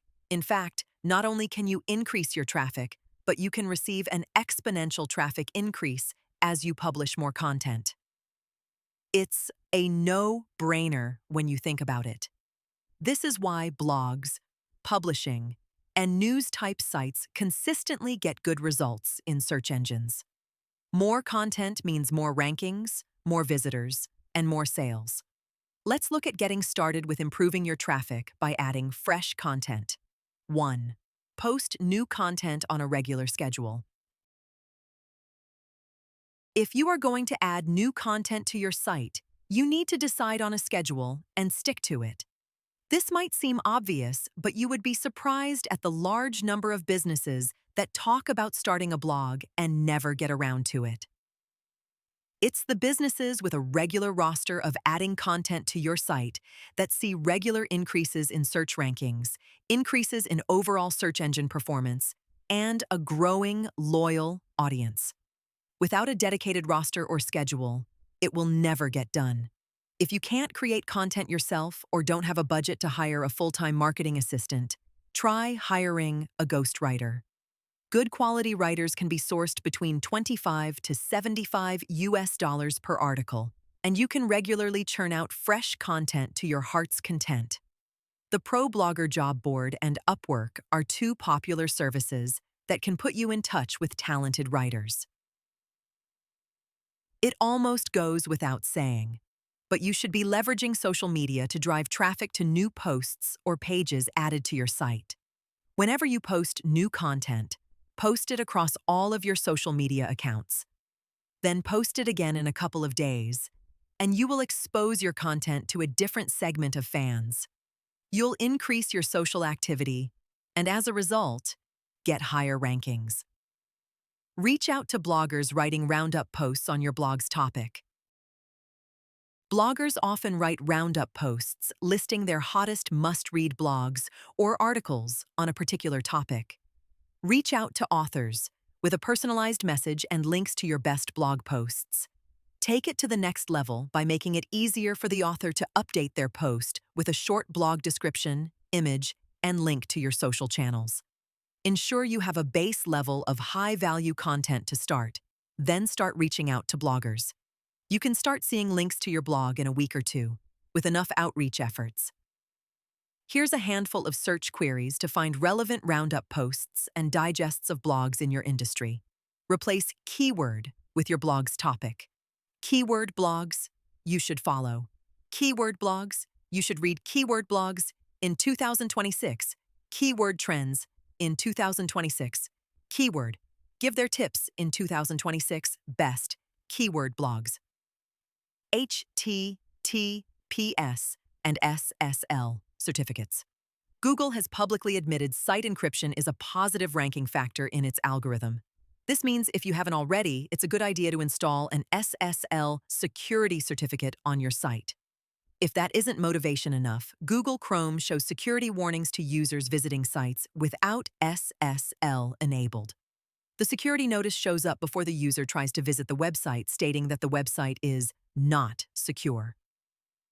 If you're wondering what the hell I am talking about, you have seen website encryption in action when you log into your internet banking or Gmail account. When you see a padlock at the start of the web address, this means the connection is encrypted, and the site owner has installed a security certificate and verified ownership of the site. Website encryption provides a direct connection between the user and the website server, a bit like a tunnel. Because it's encrypted, if anybody tries to eavesdrop on this connection, any information intercepted will look like gibberish. The only parties who can read the information are the web server and the user. Pretty neat, huh? Unfortunately, installing a security certificate isn't enough to get an extra boost to your rankings. There is a migration process required to ensure Google picks up everything correctly if your website doesn't have one installed. I've listed basic steps below for upgrading your website without any loss in rankings or SEO juice. But this process is more technically involved than weaving a few keywords into the page. You should read the supporting documentation by Google, ask your developer to do this, and possibly consider using professional SEO help before completing this process. What if you already have SSL installed? Then you don't have anything to worry about. You're good from a security standpoint, and you only have to proceed through this checklist if you're upgrading a website that doesn't have an SSL certificate installed or enabled. 1. Contact your web host or domain registration provider to install a security certificate. Common fees can range from $50 to $500 per year, depending on the type of certificate. 2. Make sure both HTTPS and HTTP versions of your site continue to run. 3. Upgrade all internal resources and internal links in your HTML code to use relative URLs. This includes references to HTML files, CSS files, JavaScript files, images, and all other files referenced in your HTML code. This means instead of referring to internal resources in the website code with an absolute address, e.g., http://www.yourwebsite.com/logo.jpg. It should use a relative address, eg./logo.jpg. 4. Update all of your canonical tags to point to the new HTTPS version of your site. 5. Upload 301 redirects for all HTTP URLs to point to the new HTTPS secured URLs. 6. Verify the new HTTPS version of your site in a new profile in Google Search Console. Upload an XML sitemap to the new HTTPS Google Search Console profile. This sitemap should include all of the old HTTP pages from your site and the new HTTPS pages. We are submitting the old pages to encourage Google to crawl the old pages and register the redirects. Update all links on your social media accounts and other marketing materials to point to the new URLs. If you want a downloadable copy of this checklist, the SSL upgrade steps for SEO are covered in the free SEO checklist at the end of the book. Before working through the SSL upgrade steps, make sure you or your developer read through the support guides by Google on performing this upgrade. Ever heard of Project Pigeon? The top-secret World War II U.S. military project for developing missiles guided by pigeons tapping on transparent screens? Project Pigeon was developed by famous Harvard behavioral psychologist B.F. Skinner in the 1940s and later decommissioned because, in Skinner's words, no one would take us seriously. Later, Skinner's more notable work on behavioral analysis was taken seriously, establishing behavioral psychology as a legitimate field of psychology. How we behave online tapping on screens has become a point of focus for Google, with user behavior signals, such as bounce rate, time on site, and click-through rate positioned strongly in Google's top 10 ranking factors. Google's machine learning algorithm RankBrain observes these behavior signals, recalculating search results in real time. Fortunately, you can use this to your advantage and get higher rankings with user behavior optimization. Improving user behavior on your site is no longer a nice-to-have. It's a serious requirement for any SEO practitioner and a powerful technique for anyone who wants to rank in the top 10 results. Read on for actionable techniques for leveraging Google's machine learning algorithm to shoot your pages to the top of the rankings faster than a pigeon-guided missile. Boosting click-through rates. Your click-through rate, CTR, is the percentage of people who see your search listing and click on it.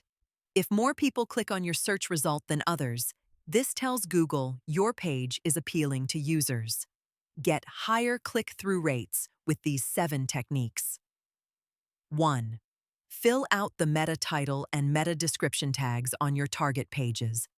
Unfilled meta tags lead to automatically generated snippets by Google, which generally receive low CTRs. For every page on your site with unfilled meta tags, an SEO technician silently weeps. 2. Make meta tags compelling. Think actionable, descriptive, and specific. Sell your page and make it clear why the user should click on your result instead of competing pages. 3. Use numbers and special characters to stand out. Specific numbers naturally attract higher click-through rates. Special characters such as pipes, em-dashes, and brackets make your rankings more eye-catching and gain more clicks. 4. Use keywords in URLs. URLs with keywords indicate your page is relevant at a glance, getting automatic clicks. Use short URLs. Both users and Google like short URLs, and so do I. Case closed. Target featured snippets and rich snippets. Rich results can gain up to 30% more clicks. The rich snippets chapter later in this book details these types of rankings. Improve low-performing pages. Look through your Google Search Console keyword report for keywords with low CTRs. Improve the meta tags and URLs on those pages and make them more click-worthy. Here's an example of a title tag and URL that has been expertly written to attract clicks. How to save money. 20 simple tips. DaveRamsey.com, https, www.daveramsey.com, blog, The Secret to Saving Money. Boosting time on site. Time on site, bounce rates, pages per visit. These metrics measure similar things. Are users sticking to your content like glue, or are they immediately clicking the back button to find a better result? How users engage with your content is considered super important by Google's machine learning algo, RankBrain. If you can improve your time on site, you can improve your rankings. Let's look at 4 simple techniques for getting users hooked to your content. Increase internal links in your content. Creating relevant internal links within your content encourages users to open up more tabs and browse more pages on your site. 2 to 3 internal links per blog post is enough without becoming annoying. Make your content readable. Use large font sizes, preferably 16 pixels to 18 pixels, so people don't need to fetch the magnifying glass to read your content. Use short and simple words. Break your content down into subheadings, numbered lists, short paragraphs, and sentences. Use longer word counts. It stands to reason it takes longer for users to read long articles. And according to a study by Ahrefs, content with long word counts attracts more links automatically. Nice. 4. Use videos. Video is 65% of all internet traffic, according to several studies. Simply put, internet users love video. Every user who watches videos on your pages boosts your time on site metric in heavenly ways. 5. Use interactive media. Interactive media such as slideshows and online tools are time-tested techniques to boost time on site and user engagement. Google's Core Web Vitals. Ever waited for a slow page to load on your mobile, moved your finger to tap where you want to go, and an annoying ad appeared under your finger and you've accidentally tapped to a page you never wanted to visit? Annoying, right? Well, thank goodness Google decided to send the Page Experience Police to put an end to this ghastly behavior. Google HQ laid out the master plans for the Page Experience Update, a major update to the algorithm on the Google Search Central blog, which confirmed 3 new signals into Google's algorithm known as the Core Web Vitals, which measure a user's experience when they visit your page. Google announcing a change to the algorithm is rare. It's time to sit up and pay attention when this happens. It is something that will affect all websites and is an opportunity to get an easy rankings boost. These ranking factors focus on mobile and desktop. So when working through your site, make sure these areas are improved for both mobile and desktop users, and you'll be 2 steps ahead of competitors. Read on for details on taking advantage of the Web Vitals to boost your rankings. What are the Core Web Vitals? The Core Web Vitals are 3 metrics that measure how positive or how annoying a user's experience is. Here they are. Loading. How long it takes for most of your content to load. Interactivity. How quickly does the page respond to user interactions? Visual stability. How visually stable your page is while loading Truo. Does everything stay in the same place, or does it look like a popcorn machine about to explode? How to improve the Core Web Vitals. If you're a technical newbie, there's some tech jargon ahead. Forward the links to your tech team or developer, ask them to improve the following areas, then skip on to the next section. This is a technical update, and there's no way around it. Just ask for screenshots of the performance, before and after any changes, so you can measure results. If you're a JavaScript ninja or a tech junkie like myself, read on for easy wins for improving the vitals and official documentation from the smart lads at Google. 1. Improving loading. The first Core Web Vital, largest contentful paint, is all about making your main content show up faster. Having your largest contentful paint occur within 2.5 seconds is a good range according to Google's guidelines. Fixing the following easy wins should be more than enough to make your content load blazingly fast. But if you want to do a deep dive, read the developer's guide below. Slow server response times. Optimize your server. Route users to a nearby CDN. Cache assets. Serve HTML pages, cache first. Establish third-party connections early. 2. Improving interactivity. The second Core Web Vital, Interaction to Next Paint, INP, is all about how fast your page responds to user input. Overall, the biggest cause for slow responsiveness is heavy JavaScript clogging up the page. Ensuring your pages respond to user interactions within 200 milliseconds is a good range, according to Google's technical guide. The following easy wins will speed up page responsiveness. For more details, check out the developer's guide below. Break up long tasks. Optimize your page for interaction readiness. Use a web worker. Reduce JavaScript execution time. Optimize interaction to nextpaint.web.dev. 3. Improving visual stability.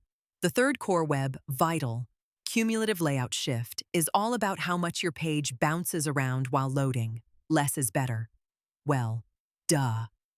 Making sure less than 10% of your layout shifts while loading is a good goal, according to Google's guidelines. Fix the following low-hanging fruit and your page will be visually stable while it loads. If you still experience issues, read the following technical documentation. Images without dimensions. Ads, embeds, and iframes without dimensions. Dynamically injected content. Web fonts causing flashes of invisible or unstyled text. Actions waiting for a network response before updating DOM. Optimize cumulative layout shift.web.dev. Core Web Vitals tools. The following tools will help you measure the core web vitals on your website, find opportunities to improve them, and track results. Chrome Web Vitals. Google Chrome extension. Core Web Vitals report. Google Search Console Lighthouse. Google Chrome Core Web Vitals resources. Again, if you're not very technical, don't be overwhelmed. Forward the above links to your web developer. The 3 areas of improvement are easily fixed on most sites. If you're a developer or technical person like myself, the above easy wins are more than enough to ensure the core web vitals perform well on most websites. For the detail enthusiasts out there wanting all the official details from Google HQ, check out the links below. Evaluating page experience. For a better web, Google Search Central Learn Web Vitals. Voice search optimization, how to target voice search results. We're literally living in the future. We're living in the age where you can ask your car where the nearest coffee shop is and instantly get a perfect answer. Voice search has been quietly, or not so quietly, changing the search industry for a number of years. And in this section, we're going to take a look at strategies and techniques to improve your visibility for voice searches. Understanding voice search. Voice search is not just a fad.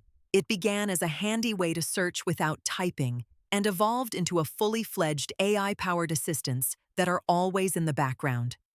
Having some awareness of voice searches is pivotal for SEO because voice search results are often drawn from the very top of the search results.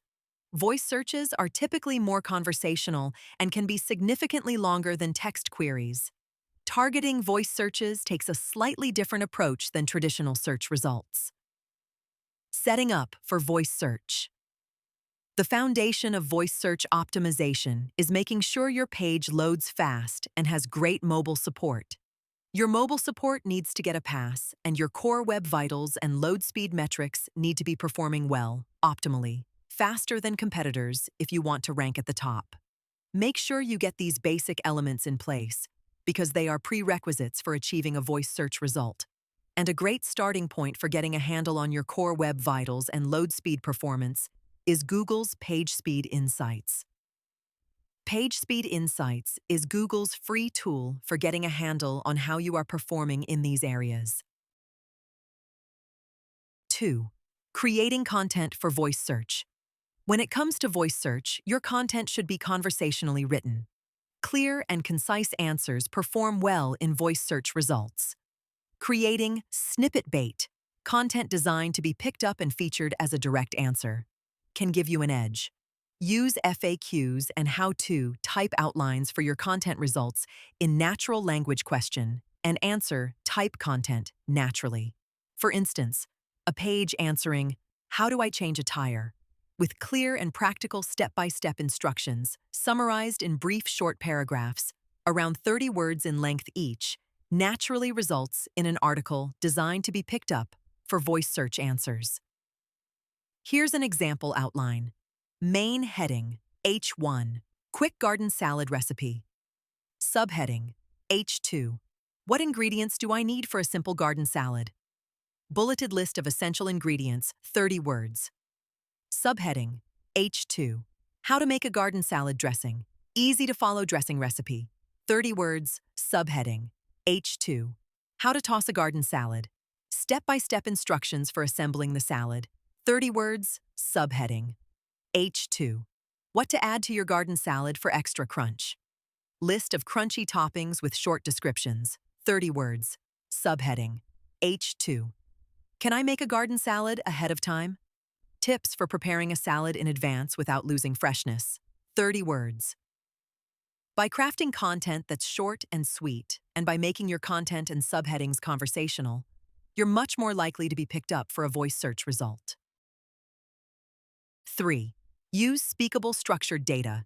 Adding schema markup can significantly improve your chances of appearing for voice searches. The speakable schema, in particular, is designed for voice search, labeling sections of your content that are great for audio playback. Add this in addition to any regular schema markup you have on the page.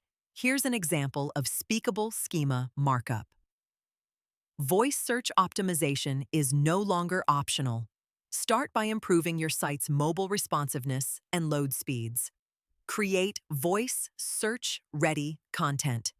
Finally, add structured data to your page.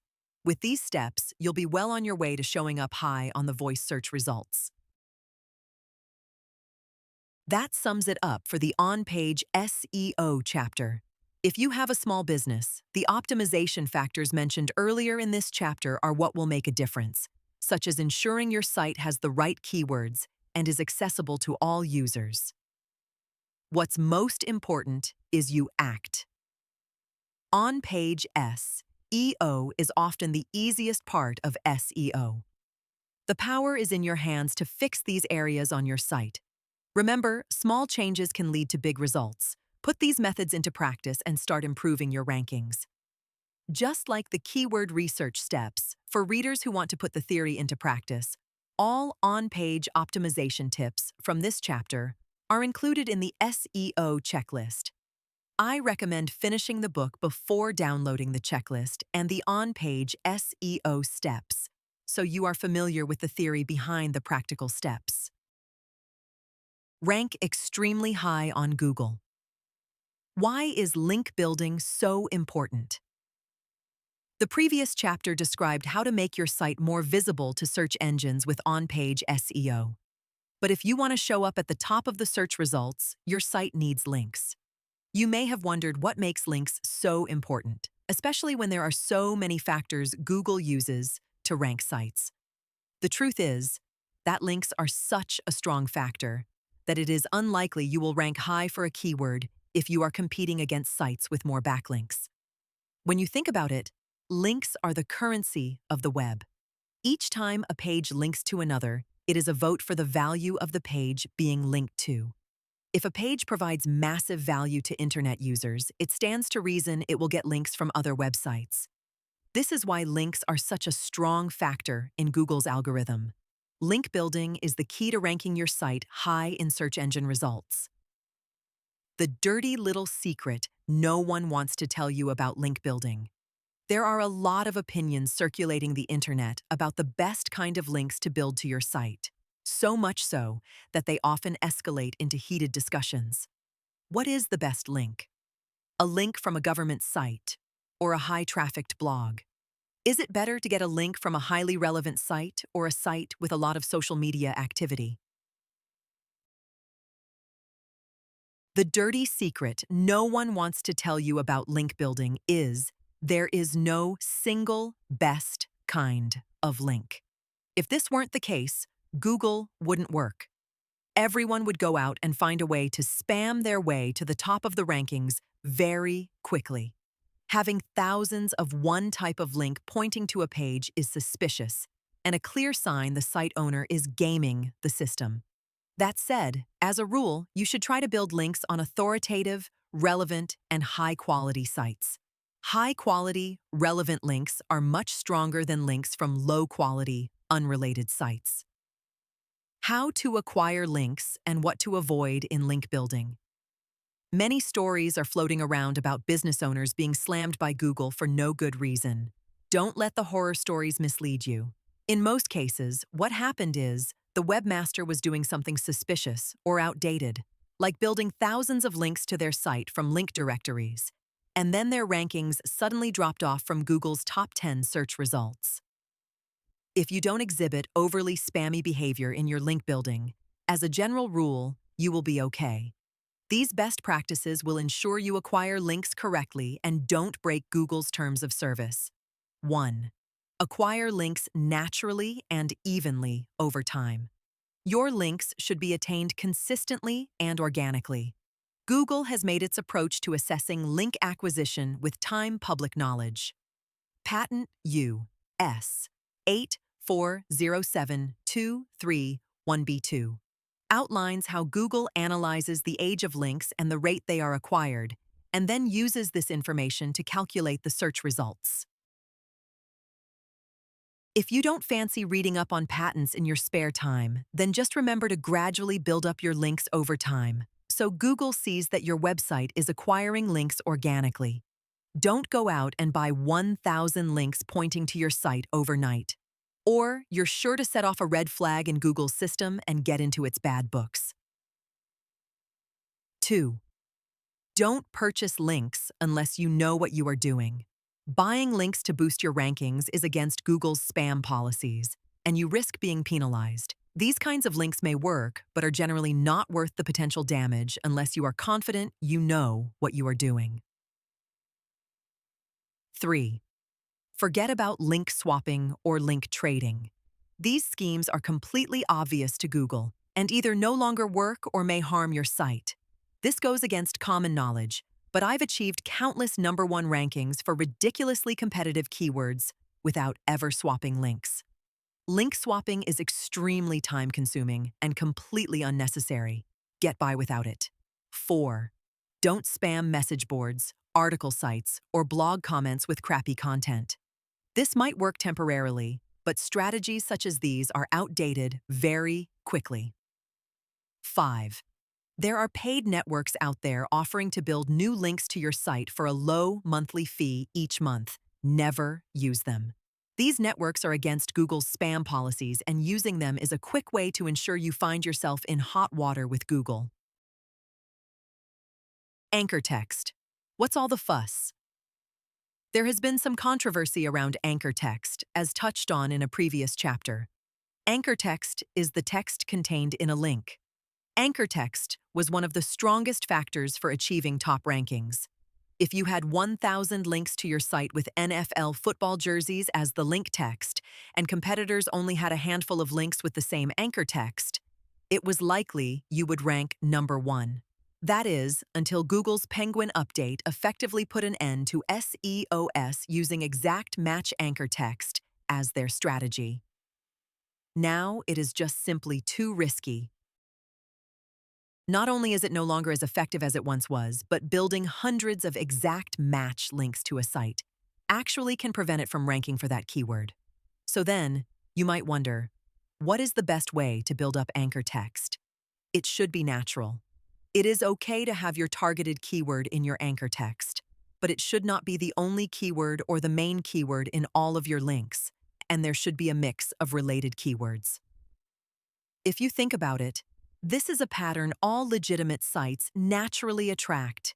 It defies logic that a quality site would automatically be linked with the same text throughout the entire World Wide Web.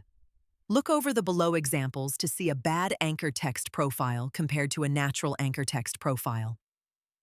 Bad anchor text. Text in external links http://www.examplefootballbrand.com/footballjerseys.html NFL football jerseys 200 links. Good anchor text. Text in external links http://www.examplefootballbrand.com/footballjerseys.html example football brand.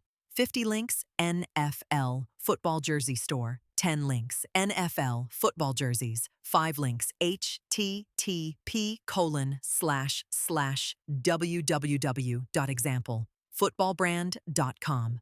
25 links, football jersey store. 5 links, football jerseys online. 5 links, football jacket store. 15 links, click here.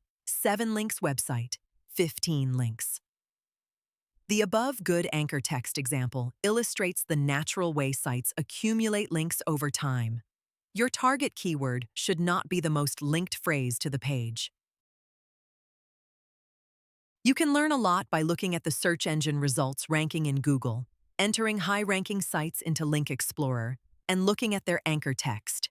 You'll notice almost every top-ranking page has natural anchor text, like the good example above. Track your link-building efforts and keep them in a spreadsheet. This way, you can monitor your anchor text and make sure it fits in with best practices. Link Explorer https://moz.com/link-explorer.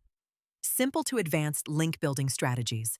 The link building strategies below will help you build up quality links pointing to your site and give Google a nudge to rank your site higher, ranging from simple tactics for the small business right up to the enterprise-level SEO agency looking to roll out links on a large scale. Business directories. Business directories are a tried and true form of link building that received some flack in recent years. This is due to Google penalizing spammers who built ridiculous amounts of low-quality directory links to their sites. But there is another type of directory links that every business or website should have. I'm talking about trusted, industry-standard websites like Yelp, Better Business Bureau, and Yellow Pages. Business directories that screen and vet applications and list legitimate businesses. Business directories shouldn't be overlooked. In fact, directory links should be the first place to start with any link-building project. If you think about it fundamentally, how legitimate is a business if it doesn't have a listing on Yellow Pages, Yelp, and so on? And the great news is, there's a solid amount of high-quality business directories where you can get powerful backlinks with a minimum of effort. But just to be safe, these types of links should not make up much more than 10 to 20% of your total links. They must also be relevant and quality sites, that is, not sites with web addresses like SEO, linksdirectory.com, or freelinksdirectory.com. Sites like these just smell like spam. Before building a link on a directory, ask yourself, does this look like a legitimate and trustworthy website? If the answer is no, then move on and focus on legitimate, quality sites only. To find relevant directories, use the below search terms in Google, replacing keyword with your targeted keyword or industry, and you can find relevant directories for your niche. Keyword plus submit. Keyword plus add URL. Keyword plus add link. Keyword plus directory. Here is a short list of business directories to get started. www.linkedin.com, www.bingplaces.com, www.yelp.com, www.mapquest.com, www.yellowpages.com, www.manta.com, www.local.com, www.citysearch.com, www.merchantcircle.com. Stealing competitors' links. Stealing competitors' links is an old-school tactic receiving a resurgence in recent times, due to Google's increased focus on links from quality sites, making it more difficult to find easy link opportunities. If your competitor has done all the heavy lifting, why not take advantage of their hard work? Use the below sites to export your competitors' backlinks. By looking through their links, you can often find link opportunities to build links pointing to your site. In most cases, you can be confident you are going after SEO-friendly link sources if the competitor is already ranking high in Google. Ahrefs, $99 per month. Ahrefs.com. Majestic SEO backlink checker. Free to try then, $49 per month. Majestic.com. Moz Link Explorer. Free to try then, $99 per month. Moz.com/link explorer. Video link building. Google loves videos, and it especially loves videos from video powerhouse YouTube, probably because Google owns YouTube. If you want the opportunity to capture visitors from the world's largest video search engine, posting videos will considerably help your SEO. Post relevant how-to guides, industry news updates, and instructional videos for the best response from users. Then, link to the relevant pages on your site in the description. The key to success in video link building is to ensure the video and your description are related. You should aim to have your targeted keywords on the page somewhere. And don't worry, your video doesn't have to be on par with the latest Martin Scorsese masterpiece. It can be a simple 5 or 10-minute video, educating visitors with useful knowledge about your topic. Just focus on making it contribute value for the viewer. Both Mac and Windows have free screen recording capabilities built into the operating system. With the game bar on Windows, Windows key plus G, or QuickTime Player on Mac. Yes, QuickTime Records. OBS Studio, if you want something more open source and technical. Or you can try more professional paid apps like Camtasia, Loom, or Screen Studio, if you want something simple and easy to use.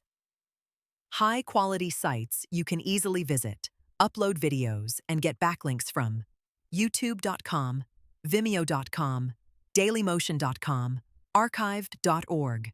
Guest posting. Guest posting has become standard practice for many link builders for its effectiveness in getting high-quality, highly relevant, and contextual links.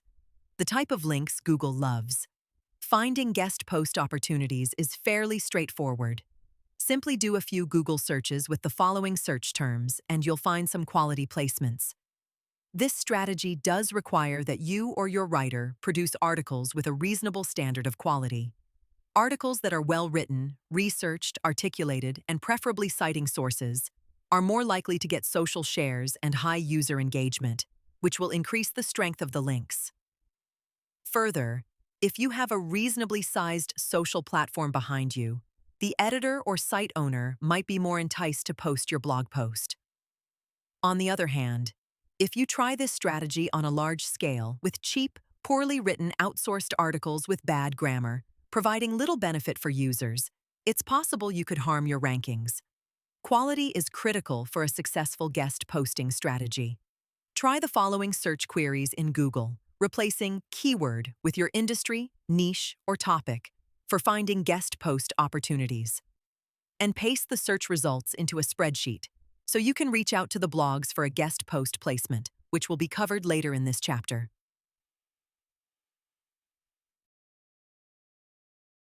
Keyword, guest post. Keyword, guest article. Keyword, guest author. Keyword, guest contributor. Keyword, contributor. Keyword, sponsored post. Keyword, write for us. Keyword, in title, write for us. Keyword, inaural, write for us. Keyword, guest post guidelines.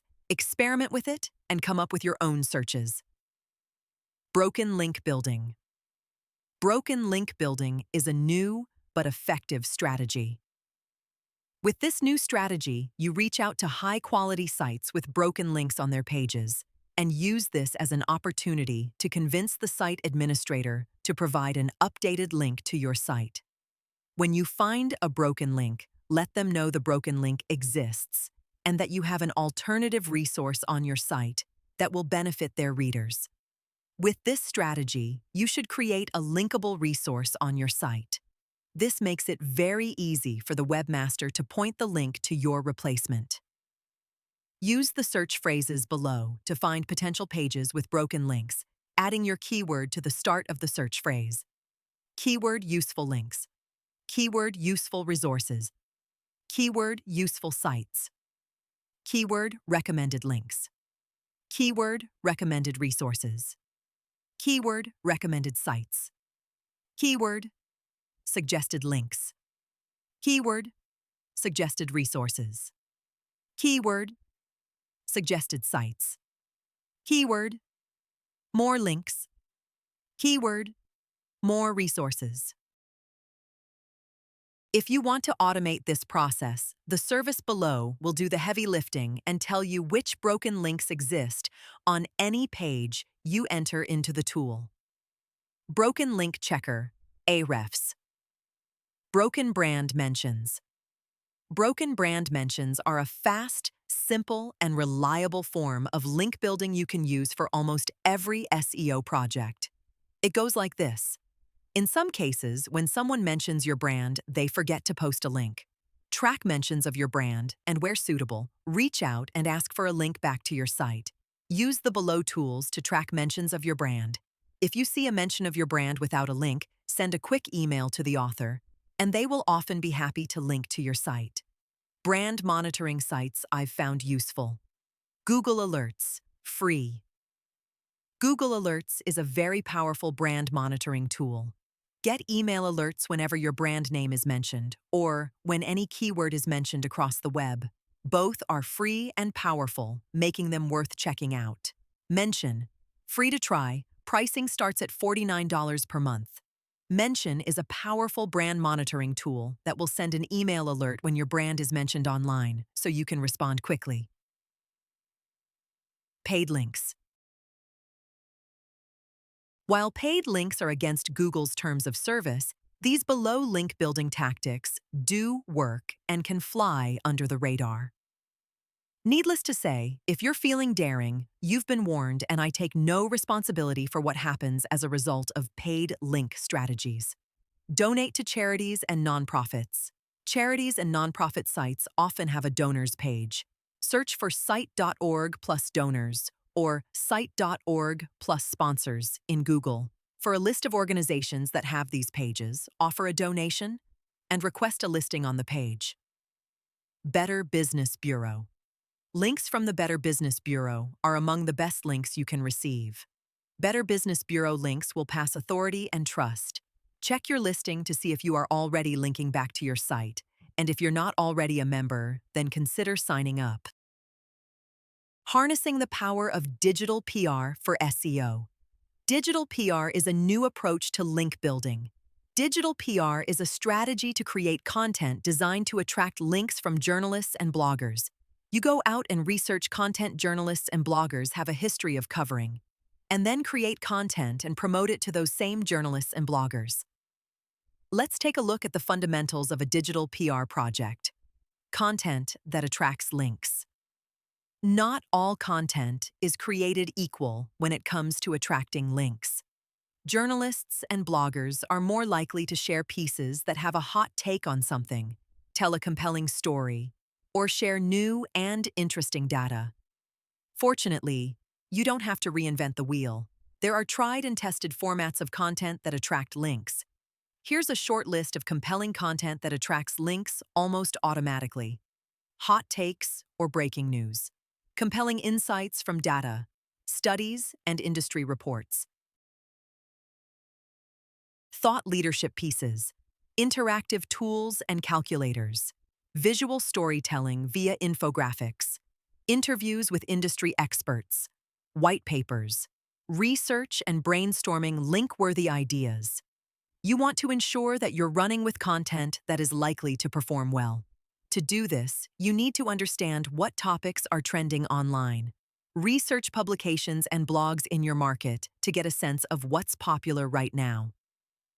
Tools like Exploding Topics, https://explodingtopics.com, and Google Trends, https://trends.google.com/trends/ will help find out what topics are trending on search engines. Next, use data in your content for new and compelling insights that haven't been covered elsewhere. There are several great, free websites that have a ton of valuable data.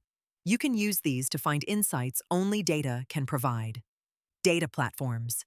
Data.gov, https://data.gov/. The official United States government open data portal, offering datasets across various agencies and topics. Google Dataset Search, https://datasetsearch.research.google.com/. Google's search engine focused on datasets across the world. Statista, https://www.statista.com/.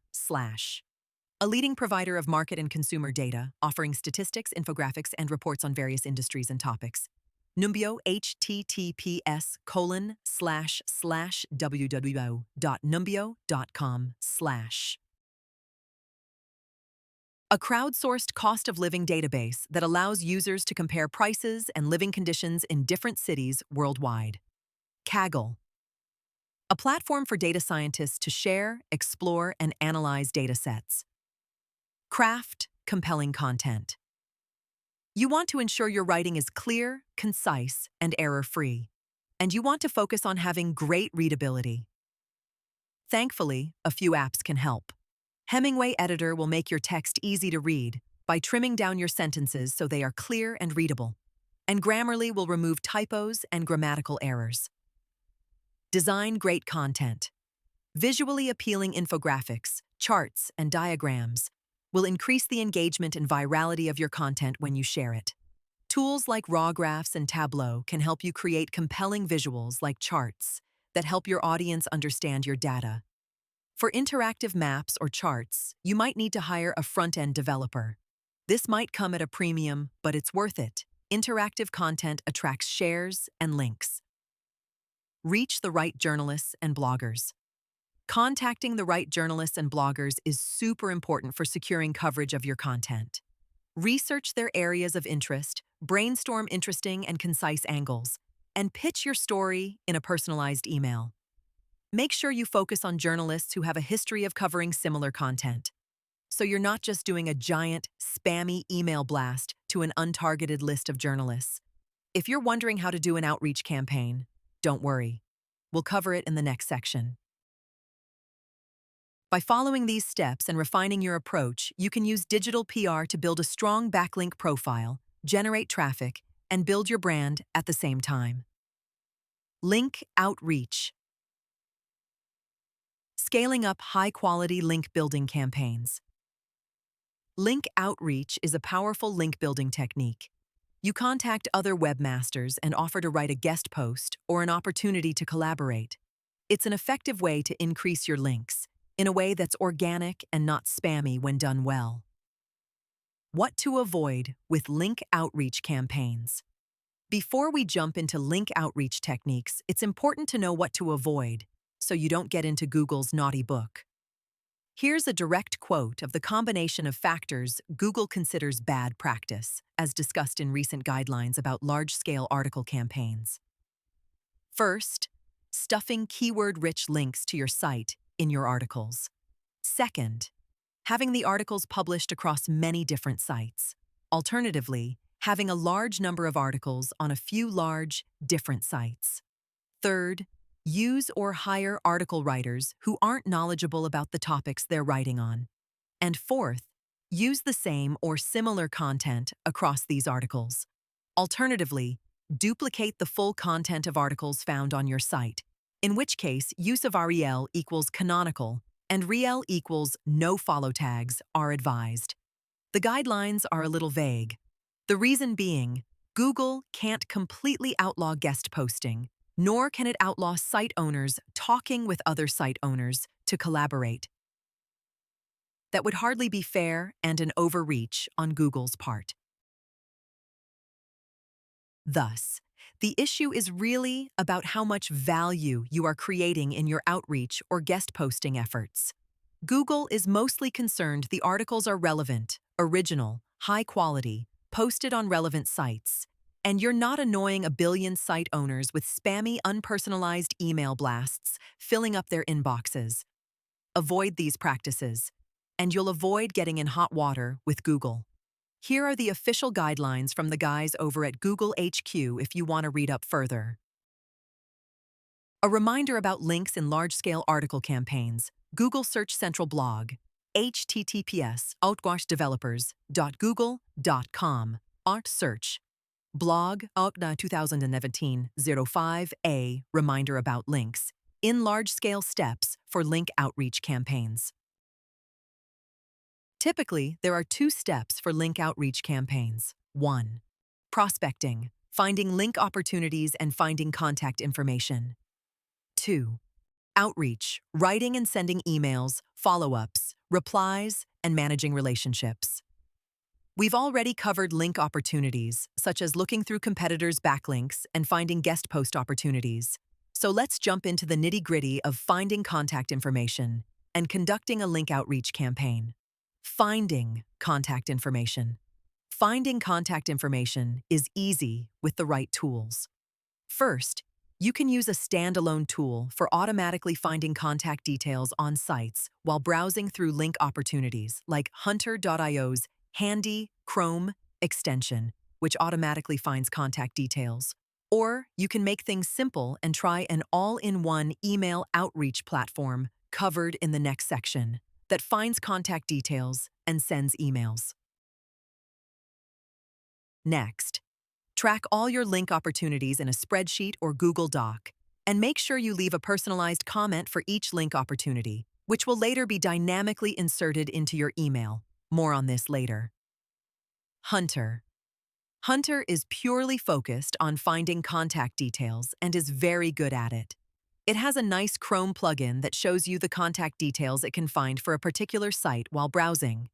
Free plans include up to 100 contact information requests. For more contact requests, plans start at $49 per month. Personalization. Whichever outreach platform you use, you should always ensure your email is personalized in some way. This includes addressing the author or editor by name, mentioning a recent article that captured your interest, a similarity between your sites, or how you have a particular resource or topic that aligns with something the site owner is passionate about. Leave a note of this in your spreadsheet while reviewing opportunities. Remember, there's a big difference between contacting a site owner with a relevant, personalized email and a big spammy email blast to 1,000 site owners using the same email template ADRO, which could quickly get you in hot water with Google. Don't skip the personalization. Outreach platforms and scheduling emails. There's a growing number of outreach platforms due to the increasing popularity of this technique. Here are some popular options on the market. Some only send emails, while others offer end-to-end outreach campaign management, including finding prospects, contact details, sending emails, automated follow-ups, and the whole kit and caboodle. Anyways, here they are. Mailshake. Mailshake is pure outreach. You will need to provide contact information yourself. It is very effective at sending personalized email campaigns, and you can import personalization info including name, address, and a personal message via a CSV file. Includes automatic follow-ups, email template libraries, and more. Plans start at $29 per month. BuzzStream. https www.buzzstream.com. BuzzStream is the darling of many link builders and content marketers. It is an end-to-end outreach platform, meaning it can find contact details, send emails, track relationships, and more. BuzzStream doesn't allow automatic follow-ups or one-click sending for your campaigns, so a bit of manual work is required to run campaigns through BuzzStream. Plans start at $24 per month. Pitchbox, https pitchbox.com. Pitchbox is an enterprise-level outreach platform, including finding contact details, personalized emails, automated follow-ups, detailed reporting, and more. Pitchbox is more suited for larger teams or campaigns, SEO agencies, and SEO professionals. It comes at a higher price point, but is sometimes the preferred tool for serious SEO guys and gals, due to having more features and flexibility than the other platforms. Plans start at $195 per month. How to get links from major news outlets for free. Did you know you can get links from major news outlets such as Fox News, The New York Times, and Time Magazine without paying a cent? Well, you can. The service is called Connectively, and it connects over 55,000 reporters with sources for news articles every day for a wide range of topics from cooking tips, small business advice, tech news. You name it.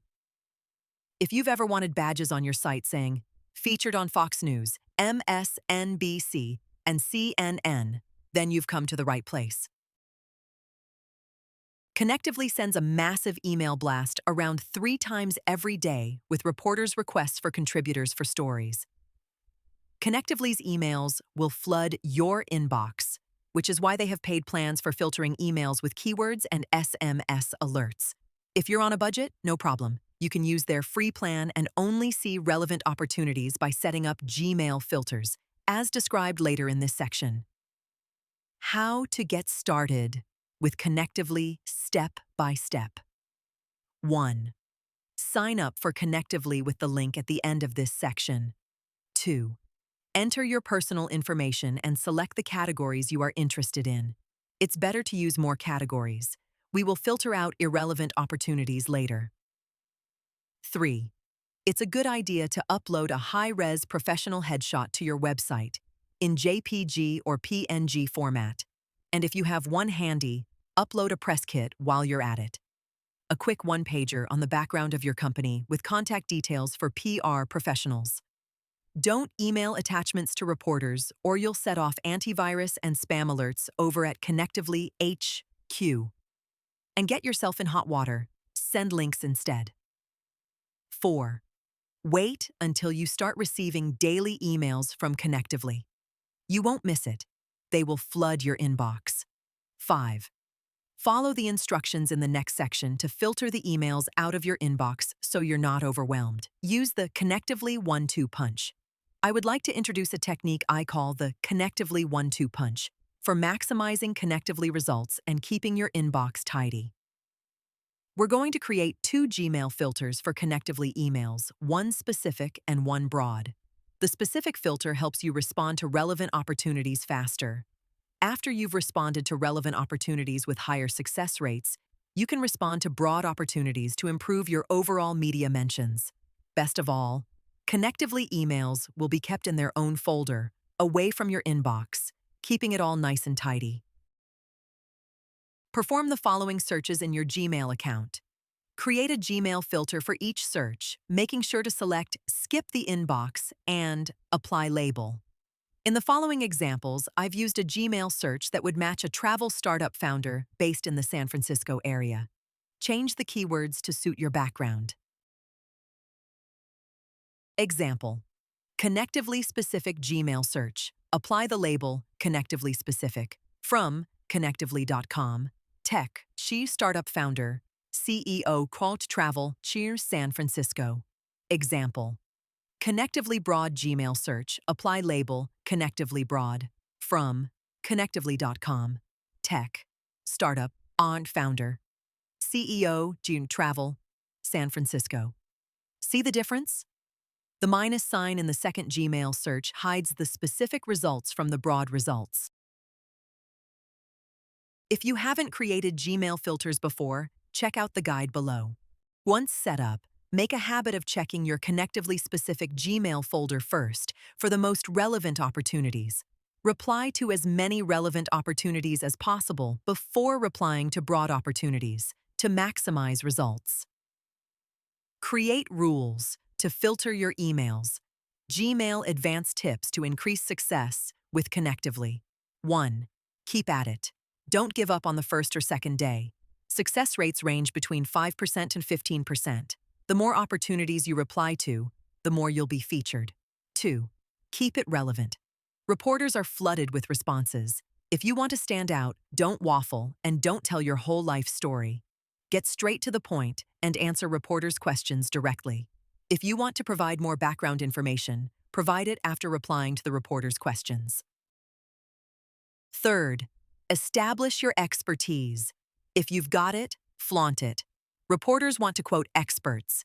If you are an expert, make it clear in your bio and email signature. 4. Reply to anonymous opportunities. Big publications often send Connectively emails with the publication listed anonymously. Why? They don't want to be flooded with irrelevant pitches from small website owners desperate to get a link. Replying to anonymous media opportunities increases your chances of being mentioned in a big publication. It also increases your chances of being featured on smaller and less known sites. A fair trade. 5. Set up Google Alerts and get an email alert whenever you're mentioned across the web. More often than not, sources get featured in news articles, sometimes weeks or months later, without even knowing. Fortunately, Google Alerts can help you never miss a mention in the media. If you do get mentioned without getting a link, reach out to the reporter or webmaster and ask to have your link included in the article.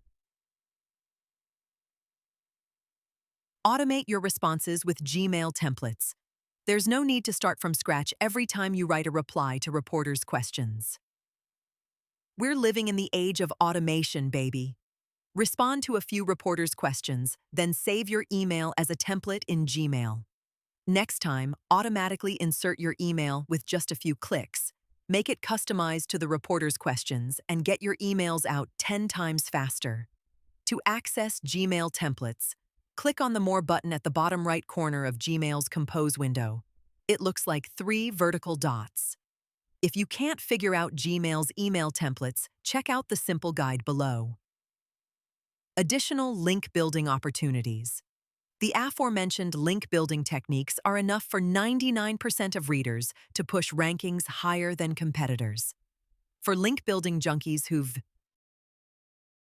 exhausted the above options, here's a handful of strategies listed in rapid-fire fashion.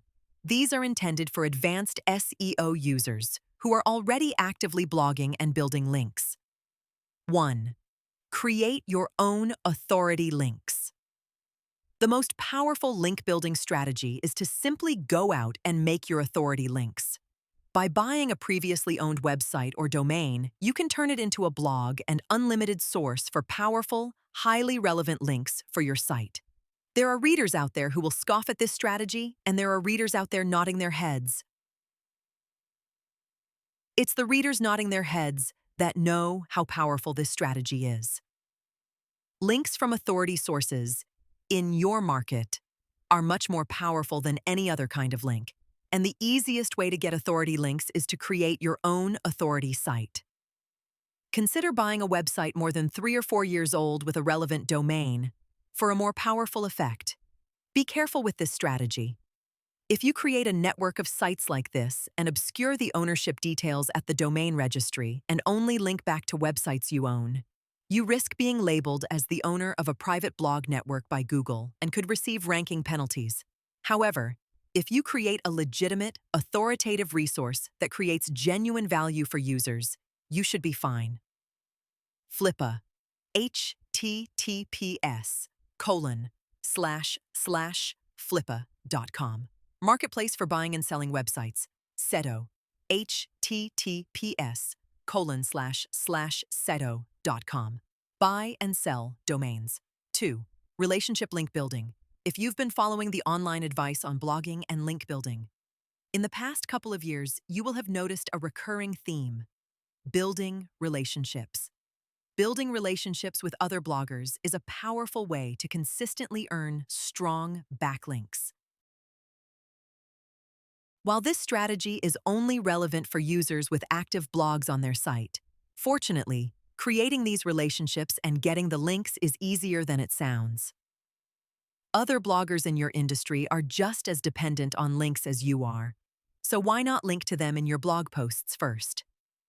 By linking out in your blog posts to other bloggers, you 1. Give a valuable backlink to the blogger, and 2.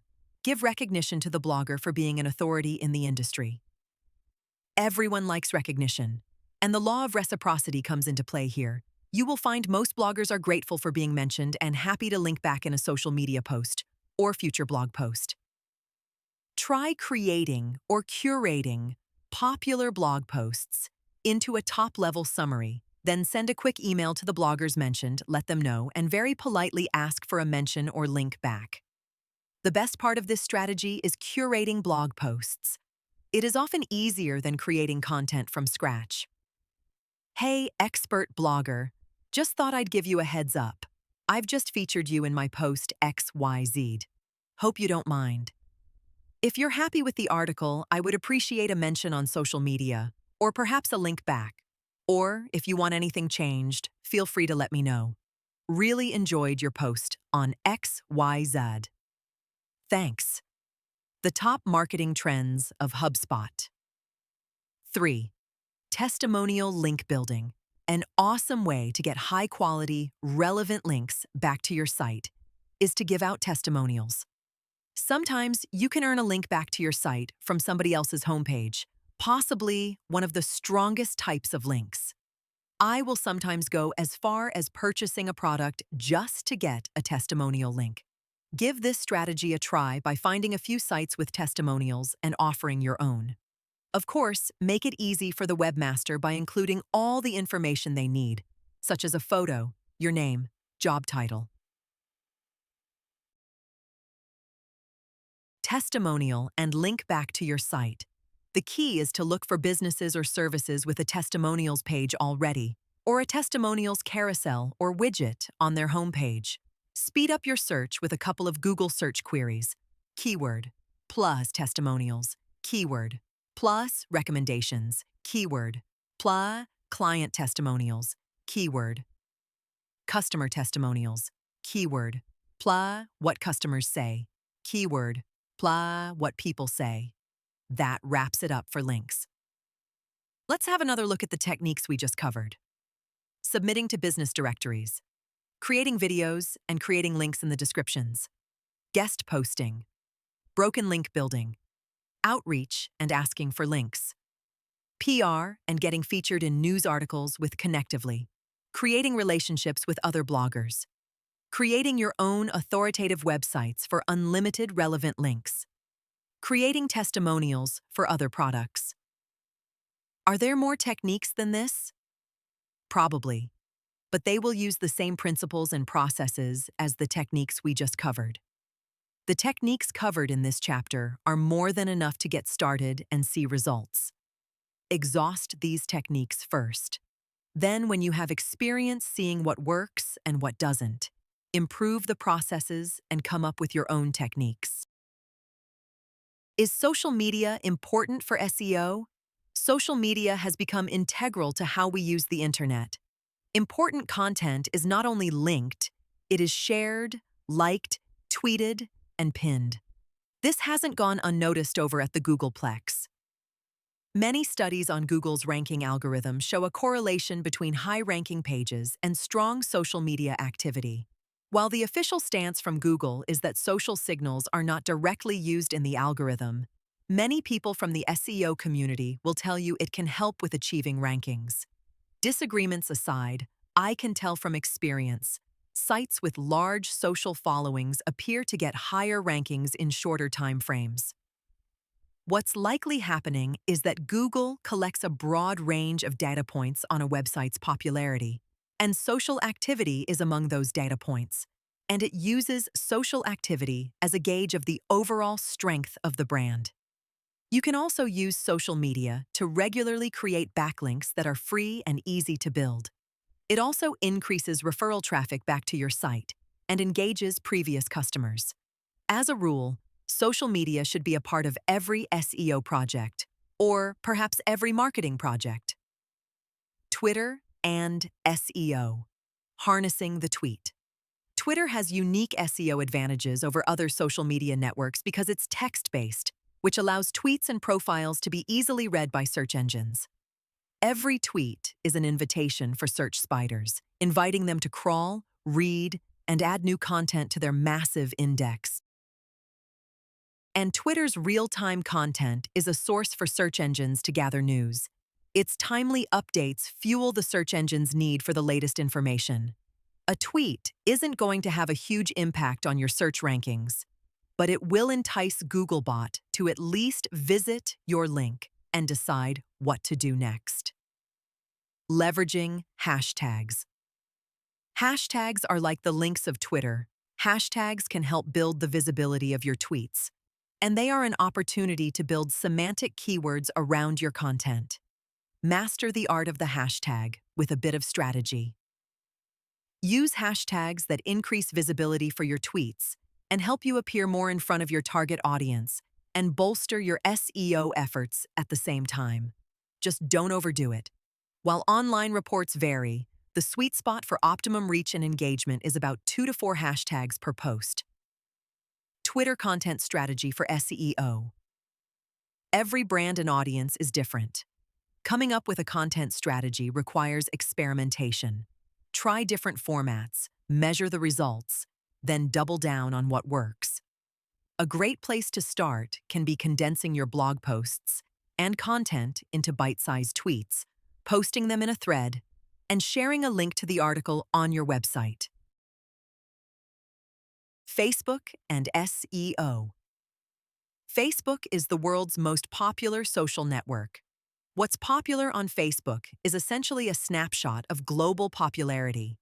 You should consider using Facebook to build your brand's authority and to build social signals associated with your website. To improve your site's Facebook social activity, share content from your site on your Facebook page regularly. Each time you do this, you receive more exposure from your fan base, and you also build up social activity around the content on your site. If you want to speed up building your audience, you can use Facebook advertising to build an audience of loyal customers. This is a good strategy if your competitors have a larger following and you are looking to beat them. You can also use Facebook advertising to increase exposure for your posts or run advertising campaigns for commercial offers. Facebook advertising stands out as a great way to build up an audience, social activity, and referral sales for projects with a marketing budget. Meta for Business. https://www.facebook.com/business. Facebook ads. https://www.facebook.com/business/ads. Other social networks. Let's face it, we'd all love to play around on social networks all day, but we don't have the spare time to be sharing content endlessly on social media accounts. If you have limited resources, focus on Twitter, YouTube, and Facebook. If you are looking for an extra edge, doing SEO for a large brand, or maybe you have an army of helpers waiting for your command, you can increase your brand's authority by expanding your social activity to several social media sites. Set up an account on the below networks, posting on the networks most relevant to your business. LinkedIn. LinkedIn is Facebook for professionals. LinkedIn is a fantastic networking tool if you are in the business-to-business industry and looking to build your brand.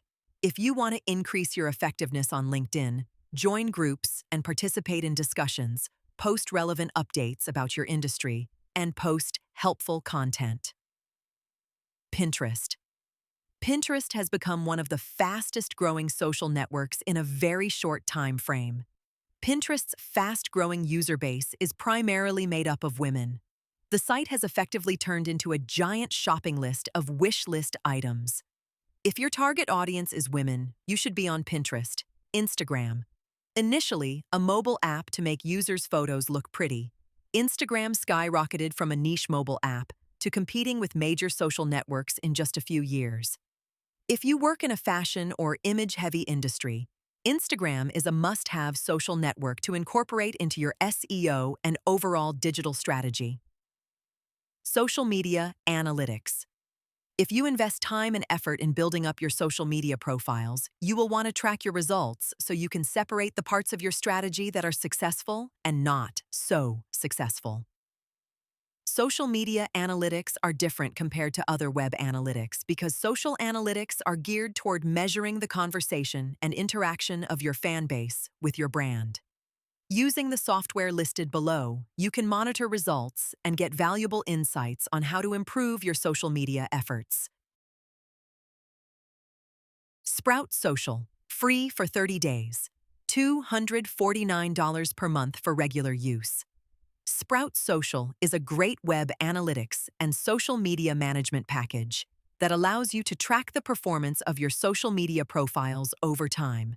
It has a free trial, is suited to advanced level use, and offers powerful analytic reports for major social networks. Hootsuite, free plan available. Paid plans start at $149 per month. Hootsuite is quoted many times in this book, and for good reason. Hootsuite is a robust social media management platform allowing for control over many social networks, as well as powerful web analytics insights. Its paid plans are also quite affordable for pro users. How to measure your success. Analytics have changed how we do business in the modern world.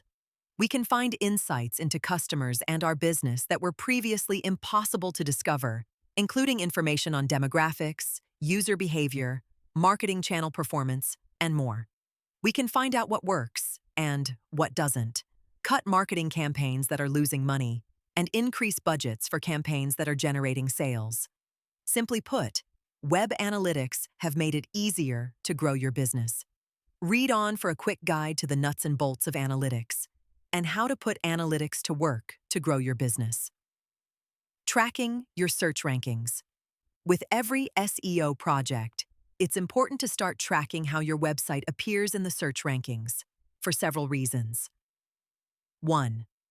Tracking your search rankings measures progress over time and helps you see what works and what doesn't. 2.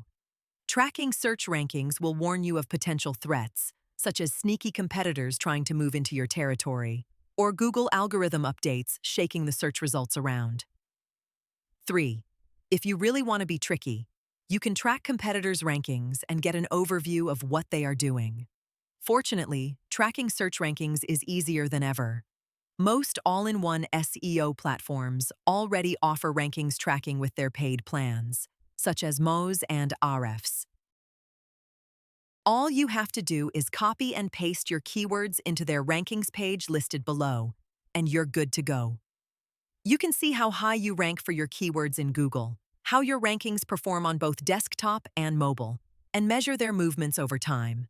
When you enter your keywords, just make sure you select the correct location. Otherwise, you could be trying to rank for keywords in New York and tracking search results in San Francisco.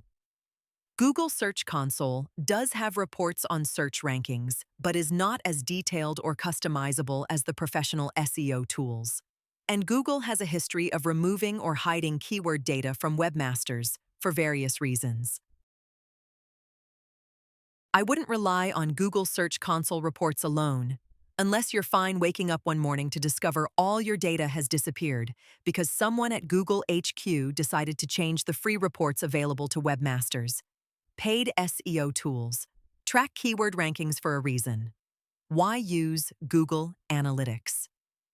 You may have already heard about Google Analytics. Google Analytics is the web analytics platform used by the majority of sites. It has its quirks, but it's the best readily available all-around analytics tool available for understanding site traffic. And the best part is it's free. If you don't have Google Analytics installed, put down this book, Install Google Analytics Now, and then have some harsh words with your web developer. I'm not joking. Without Google Analytics set up, growing a business online is like trying to pilot an airplane blindfolded. Without Google Analytics, it's difficult to find out what works and what doesn't, identify issues and fix them before they turn into bigger issues, and get a sense of the general direction where your business is headed. Google Analytics is useful for monitoring the performance of a business and useful for about 95% of businesses. To get started with Google Analytics, head on over to the below URL and click on Sign In. Create a Google account if you do not have one already and walk through the simple steps to get started. You may need help from your web developer if you are unable to edit code on your site. Google Analytics. How to use Google Analytics. Let me tell you something a little risky. On its own, most data is useless. You heard correctly. For real awareness and insights, we need to compare data and identify trends over time. There are two ways to analyze and understand data in Google Analytics using time. First, compare two date ranges.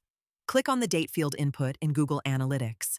Enter two time frames and you can compare them both. Useful date comparisons include comparing this week's performance to last week's performance, last month's performance to the month prior, and last month's performance to the same month of the previous year. Second, look at the charts over a long time frame. Look at the charts over the longest period possible and look for trends without comparing date ranges. This is not so effective for difficult-to-find information or granular insights, but this is useful for a bird's-eye view of the overall direction your traffic is heading. Seasonality is a factor affecting many businesses. Sometimes you may see a downturn in traffic, but this may not necessarily indicate your site is performing poorly. It could be that your market experiences a downward trend in certain months. If your business is experiencing a downward trend, use the compare two date ranges approach and compare the current month's traffic to the same month last year. If you are seeing increases, then you know your site is performing well. irrespective of seasonal trends. Acquisition. Acquisition is an area of Google Analytics that any business owner or marketer should spend a lot of time reviewing. The acquisition section of Google Analytics breaks down where your site traffic is coming from. Without keeping a close eye on your traffic sources, it is almost impossible to make informed decisions about the performance of your site. Click Acquisition in the main sidebar on the left. In the Traffic Acquisition section, you can see the actual amounts of traffic you've received from any source. The channels are of special interest. Channels are the sources sending customers to your website. You can get insights into which sources are sending customers to your site, such as social visitors, search engine visitors, email visitors, and so on. Organic search. Organic search is essential for monitoring your performance in search engines. You can see how many times you received a visitor from a search engine by looking for any data labeled organic search. We measure the overall performance of search engine traffic by looking for increases or decreases in organic search over time. To view organic search, click on the Acquisition tab on the left sidebar and click on Traffic Acquisition. Segments. Imagine if you could narrow down to a particular segment of your audience, such as paid traffic, search engine traffic, mobile traffic, iPad users, and so on, and instantly see how many inquiries these users have made, how much time they spend on your site, what country they are from, how many sales they are making, and so on. This feature exists, and it is called segments. Segments are powerful. With segments, you can identify portions of your audience that generate more inquiries or sales than other customers. You can also identify portions of your audience having difficulty using your site and get insights for better performance. To use segments, simply click on the Explore tab at the left of every page and you can start creating segments for deeper insights. Common web analytics terms explained. Views. A view is counted each time a user loads a page on your site. Session. A session is what occurs when a visitor arrives at the site and at some point closes the browser. If that visitor returns, this is an additional session. User. If a user visits your site and then returns at a later stage, this is counted as one user. Conversion. One of the most important metrics to monitor is conversions. A conversion is when a user completes a desired action. The action could be filling out an inquiry form, downloading a product, or buying something from you. Events. Events are custom metrics you can set up in Google Analytics to track particular goals or targets you have for your website. Common events to set up include newsletter signups, product downloads, inquiry form completions, button clicks, and so on. Leveraging AI and machine learning for new insights. Now that analytics are using AI and machine learning, these tools can spot trends and patterns previously difficult to discover. Take Google Analytics, for instance. It now has AI features that predict which customers are likely to convert into a sale. Then there's Adobe Analytics. You can literally chat with the AI assistant, and it will give you insights into your business. Let's look at some of the AI-powered features of modern web analytics. 1. Forecasting trends. Google Analytics, with its predictive metrics feature, employs machine learning to identify which customer segments are likely to make a sale based on historic data on your site. 2. Automated customer insights. Adobe Analytics. Customer journey analytics feature automatically stitches together data from different channels to create a top-level visual overview of the customer journey. It creates a map of your customer's journey, from when they started researching right up until after they completed a sale, including which path did they take, which path doesn't work out, giving insights into potential bottlenecks in your marketing funnel. 3. Finding and understanding data. With some AI-powered platforms, you can literally have a conversation with your analytics about what type of information you need, and AI will find the information for you and help make sense of it all. Analytics was previously something an expert needed to do. Now, someone with no technical knowledge can chat with their analytics and get a sense of how their business is performing. Web analytics in the era of user privacy. The world of marketing experienced a procession of data, privacy laws in recent years. Notably, the General Data Protection Regulation, GDPR, in Europe and the California Consumer Privacy Act, CCPA, in the US. Here's the thing. The General Data Protection Regulation, GDPR, isn't just a European affair. If you have customers located in Europe, technically, you are supposed to follow its rules, if you can make sense of them. Fortunately, for the average Joe running a business or putting together marketing campaigns, the GDPR boils down to a few main points. 1. You need permission from individuals to collect and use their data. 2. Individuals can ask what data you have on them and request deletion. 3. If you suffer a data breach, you're required to notify those affected promptly, typically within 72 hours. 4. Non-compliance isn't cheap. Fines can reach up to 4% of annual global turnover, or 20 million, whichever is higher. On the other side of the world, you have the California Consumer Privacy Act, CCPA, California's answer to data privacy. For the everyday business owner or marketer dealing with Californians, here's what you need to know. 1. Californians can know what personal data you're collecting, request its deletion, and opt out of its sale. 2. You must inform users at the point of collection what categories of data are being collected and why. 3. If you offer financial incentives for collecting data, they must be detailed clearly. Privacy-compliant analytics. Modern analytics are designed from the ground up to comply with privacy regulations. Fortunately, platforms like Google Analytics 4, Microsoft Clarity, and Adobe Analytics will do the heavy lifting for you.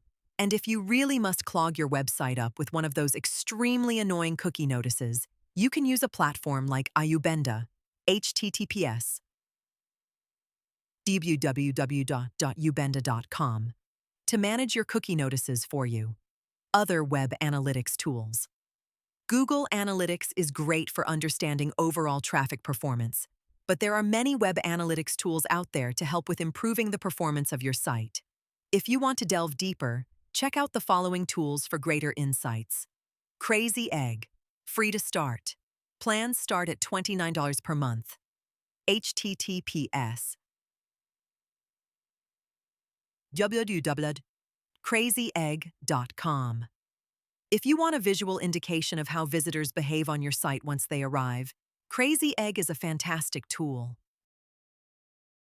With Crazy Egg, you can get heat maps of where visitors click on the page.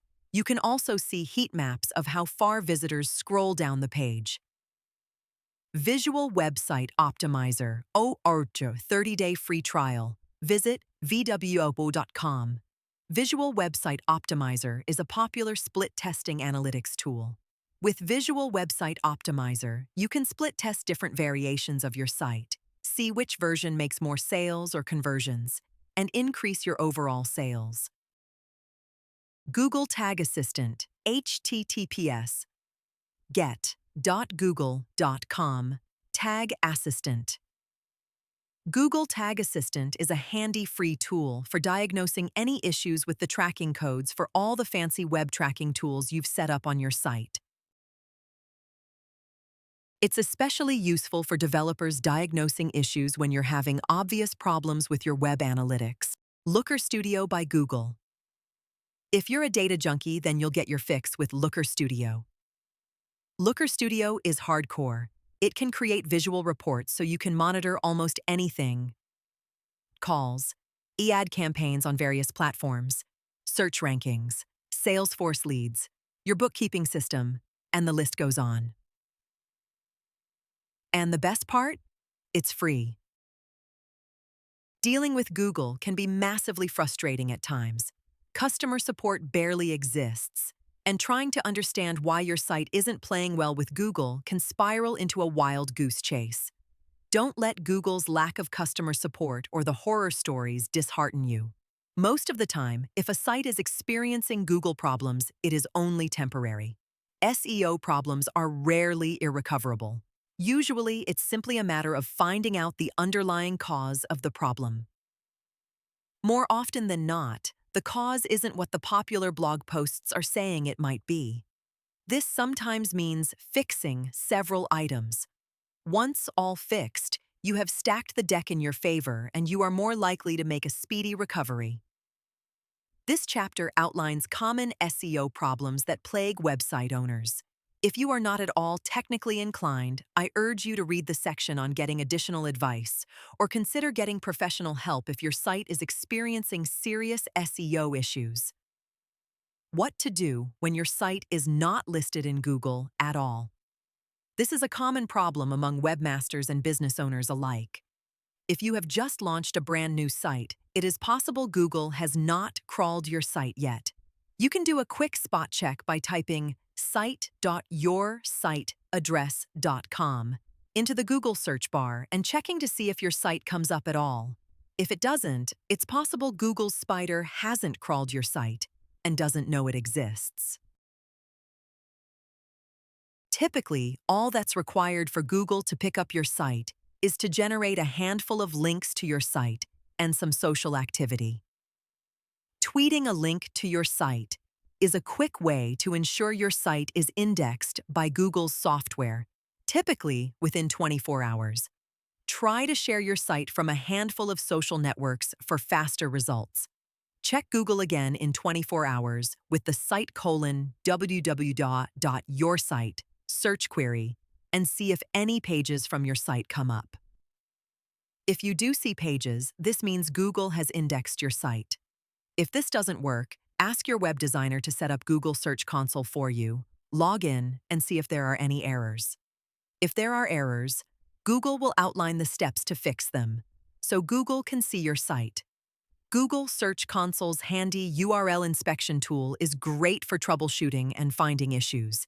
It confirms if your page is supported by Google, not suffering from any penalties, successfully appearing in the index, is mobile-friendly, and more.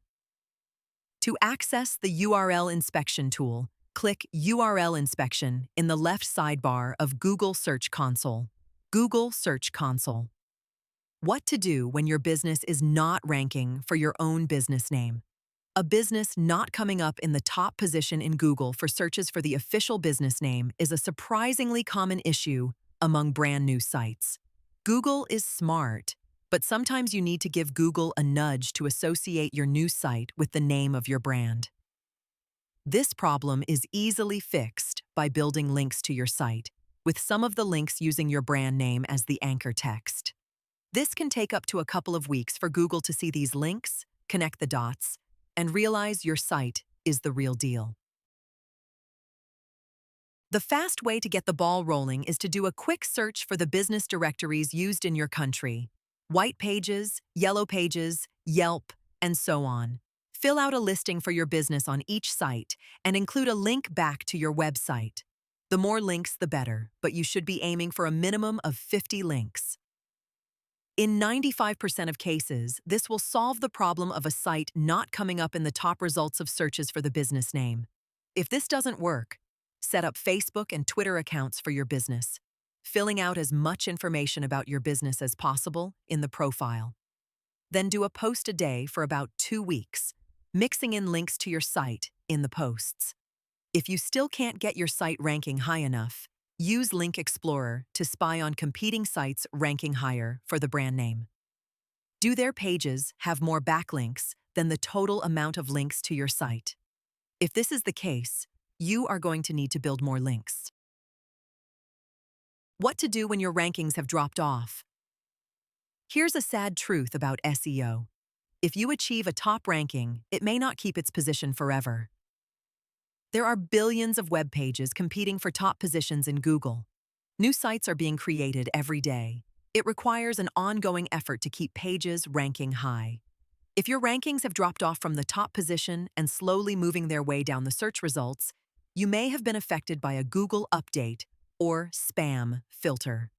Read through the Google Updates chapter later in this book, and also look through the additional resources for keeping updated on new Google updates in the same chapter. On the other hand, it's more likely your competitors have simply acquired more links or more social activity than your site. Use Link Explorer to spy on competitors. Find out how many backlinks they have and how much social media activity they have, and set these amounts as your target to build your rankings back up.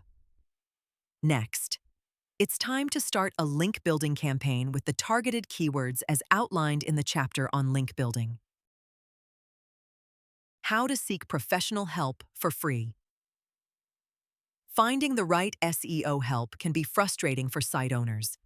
There is a lot of information to navigate, with varying levels of quality and accuracy.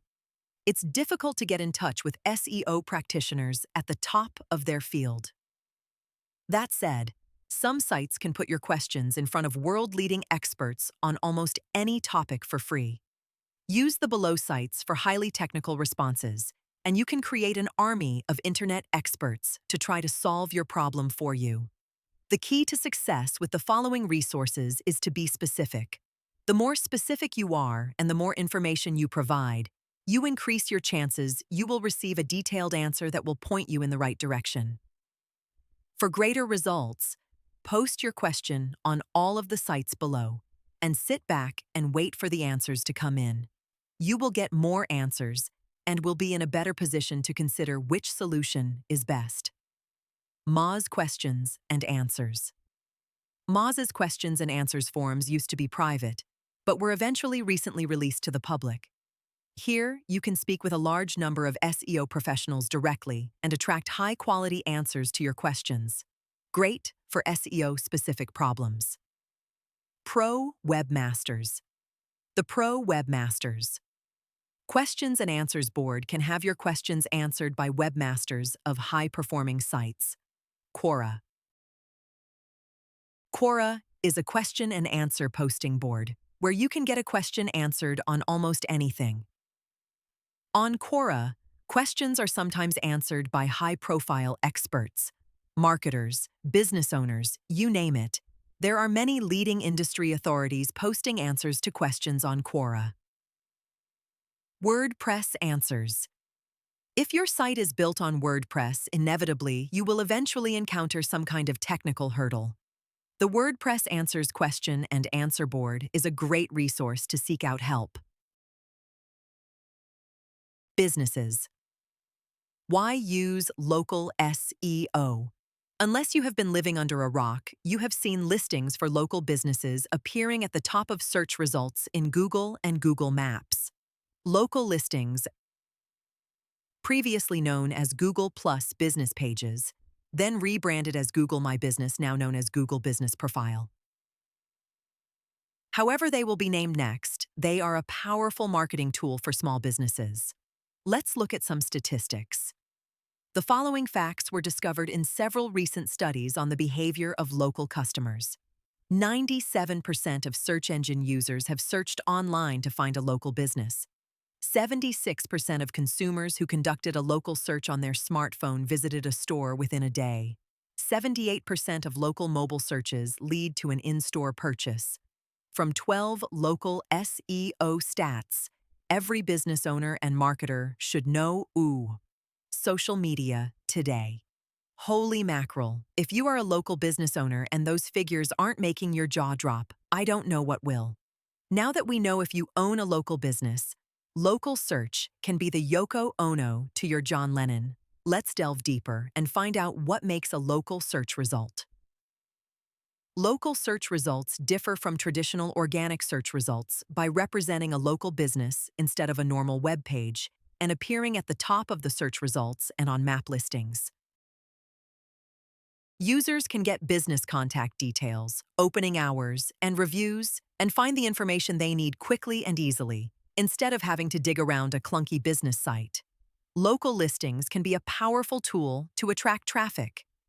In many cases, local listings can lead to many more inquiries than regular SEO rankings. But does this mean you should scrap traditional SEO in favor of local SEO? Nope. You can do both, and potentially double the amount of traffic you can receive. How to rank high with local SEO. Ranking high with local SEO takes a different approach than traditional SEO. Google's algorithm looks for a different set of signals to determine the popularity of a business, to then decide how to rank it in the search results.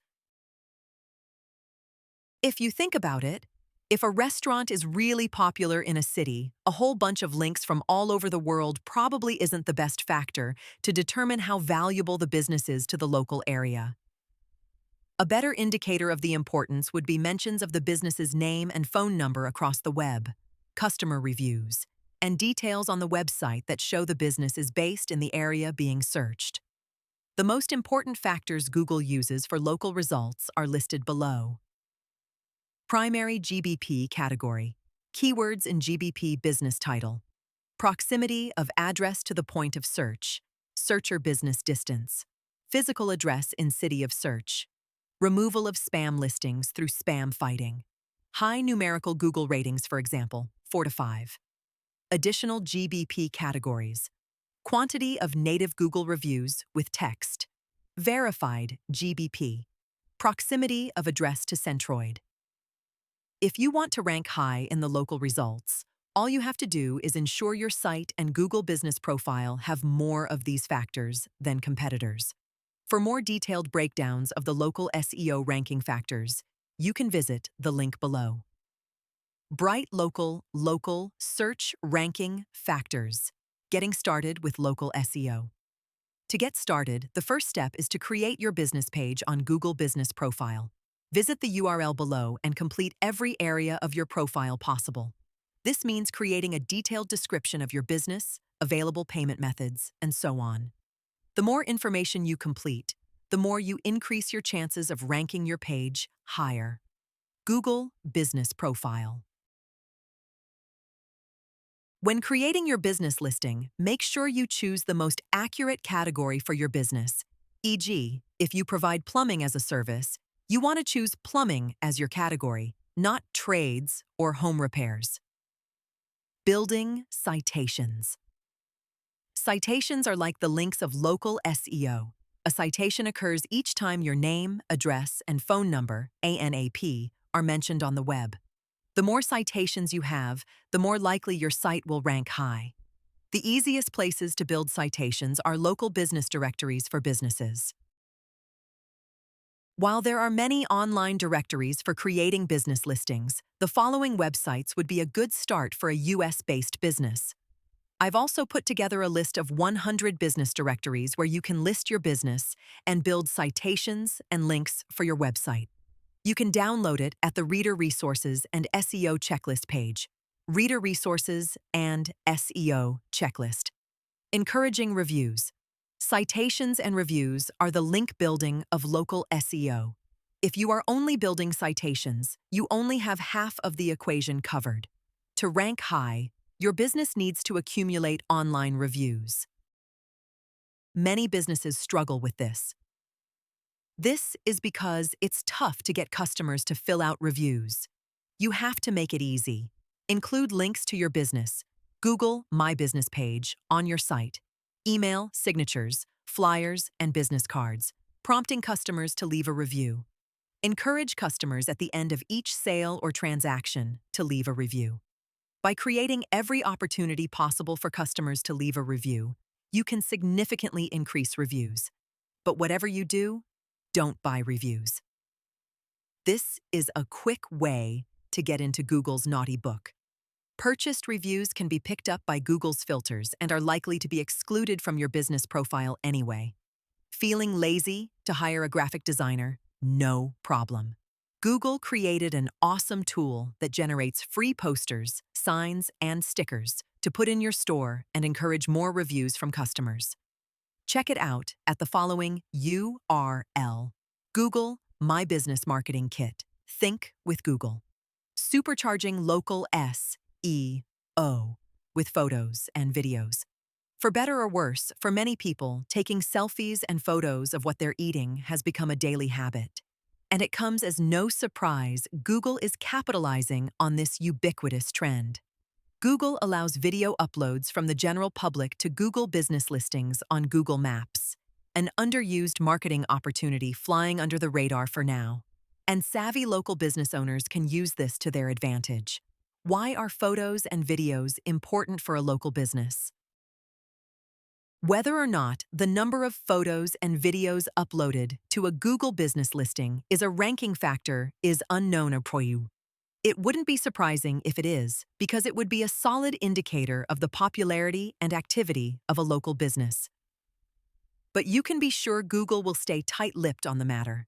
Either way, more photos and videos uploaded to your Google business page will lead to higher user engagement with your profile, which will likely lead to higher rankings.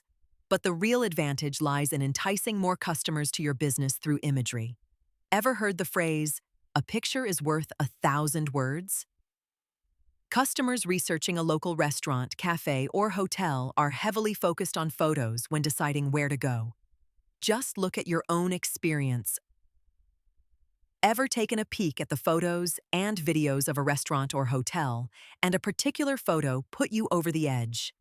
If you haven't included photos and videos in your local SEO efforts, you're missing out on a piece of the pie. Here are 2 simple approaches to get amongst the action. 1. Encourage customers to share their experience at your business. Encouraging customers to share their experience at your business with a photo or video is an effective way to build up authentic photos associated with your page. It'll build up the perceived popularity of your business too. Why not take it to the next level and entice customers with a free drink or discount on their meal by sharing their experience? For the general public to upload photos or videos, all they need to do is tap on your listing on Google Maps, scroll down, and click Add a Photo, and done. 2.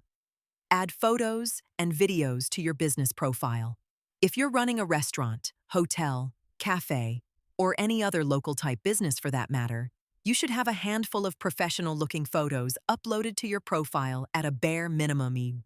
So, customers know what to look forward to when visiting your business, or what they're missing out on. Fortunately, adding photos and videos to your Google Business Profile is as easy as pie. Simply log in to Google Business Profile, click Photos on the left menu, and upload away. For additional documentation, check out the official guide from Google HQ below. Local SEO Ranking Checklist and Essential Resources. While looking at your local competitors and working to beat them is probably the best overall strategy, progressing through the following checklist will put you well on your way to ranking high at the top of the local search results. Number 1. Verify your business profile on Google Business Profile. Number 2. Fill out as much information as possible on your Google Business Profile, including description, category associations, images, and videos. Number 3. Include your business name and location somewhere on your website. This could be your contact page or home page. Number 4. Include your full business name, address, and phone number somewhere on your site. These should be grouped together so Google will register them as a citation. Number 5. Include the appropriate schema.org tags in your website markup, following the specification for local businesses at the following URL. Number 6. Encourage customers to review your business. Number 7. Submit your website to major business directories like Yelp, Yellow Pages, City Search, and so on. You can use tools like Moz Local to submit your business to all of the major directories in one go. Number 8. Cross-check your business listings for correct NAP data. These details need to be consistent across your Google Business Profile, website contact page, and external business listings.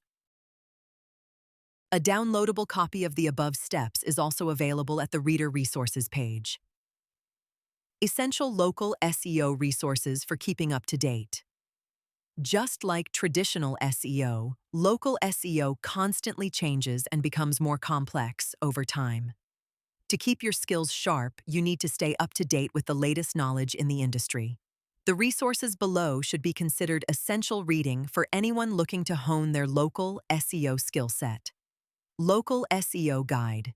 https www.localseoguide.com. Andrew Shotland's Local SEO Guide is an enduring commentary on local SEO techniques and updates in the industry. His useful blog has been around for as long as local SEO has been a thing and is popular among the SEO community for good reason. The blog's regular contributions and willingness to give away valuable and actionable advice. Whitespark Local Search Blog, https whitespark.cad blog. Local SEO News by Whitespark is a blog that covers all the latest updates and techniques in local SEO, with lots of useful guides for getting better performance with local SEO and new best practices you should be aware of. With rich results. What are rich results? Ever searched in Google and seen a ginormous ranking just above the search results? These large search results are called rich results and can send a mind-blowing amount of traffic. Before I jump into techniques, are you still not sure what I'm talking about? Quickly Google a couple of questions and look for the giant search result at the top of the results. You can't miss it, HWO. It's 4 times bigger than a regular search result. Here are example searches that usually deliver a rich result in the results. What are rich result? How to get started in real estate, how to increase your blog traffic, and so on. Why you need to focus on rich results. Considering banging your head against the wall, wondering why you're reading such a soul-destroying dry topic? Well, don't throw this book out the window just yet. These new technologies allow greater control over search listings, making it easier for search engines to crawl your site, potentially featuring your content as a rich result, appearing at the top of the results, helping you get higher click-through rates and get more eyeballs on content. Think of this technology like meta tags on steroids. Still not convinced? With 40% of voice search results originating from rich results, targeting rich results is a must if you want to get amongst the rising voice search trend. Why use structured data and JSONLD? To tell Google which parts of your content you want to be considered for a rich result, you need to use code called structured data. With new technologies, as always, there's a debate about the best to use. JSONLD, RDFA, microdata, the list goes on. I won't waste your time with a technical debate. Google has openly stated JSONLD is the preferred code and made it clear not to mix structured data technologies for fear of confusing the search engine spider. We're here for high rankings and traffic, not a lengthy diatribe on each individual technology. So let's go with what Google recommends for the purposes of this book. JSONLD. How to get started with JSONLD. So, what does all this JSONLD structured data stuff look like? Let's look at a business listing to see how it should be coded according to Google's recommendations. The JSONLD example code from Google gives the search engine a friendly nudge to recognize the information as a business listing, such as the name and the phone number.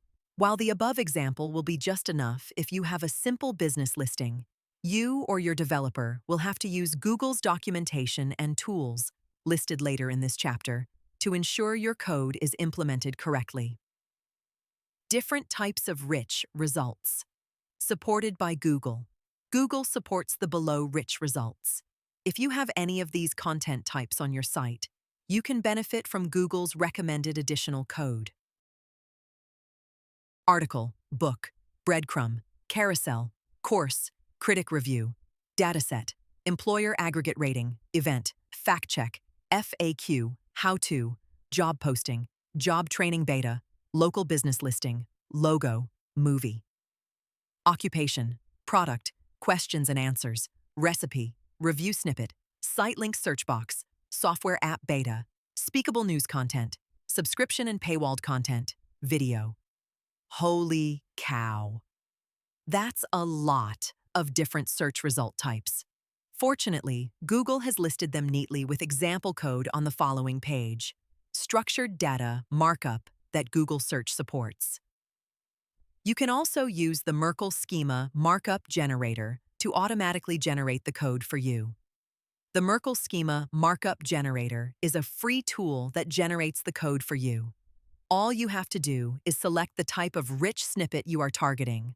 For example, a local business, a recipe, a FAQ page. Type in as much information as possible, and it will print out the recommended code, ready to paste directly into your website. Schema Markup Generator, Merkle. Finally, when you or your developer are testing the code on your site, use Google's structured data testing tool and make sure the code is implemented correctly. And use Google's Rich Results test to preview how your page can appear in the search results. Structured Data Testing Tool, Google. Rich Results Test, Google. How to target featured result rankings in Google's search results. After you've uploaded a bunch of fancy JSONLD code to your site, you're probably wondering when you appear at the top of the results. Using JSONLD is just one step. If you want to achieve the coveted featured result ranking, you'll need to satisfy the following requirements. First, rank on the first page. First. Almost all featured results are fetched from rankings on the first page.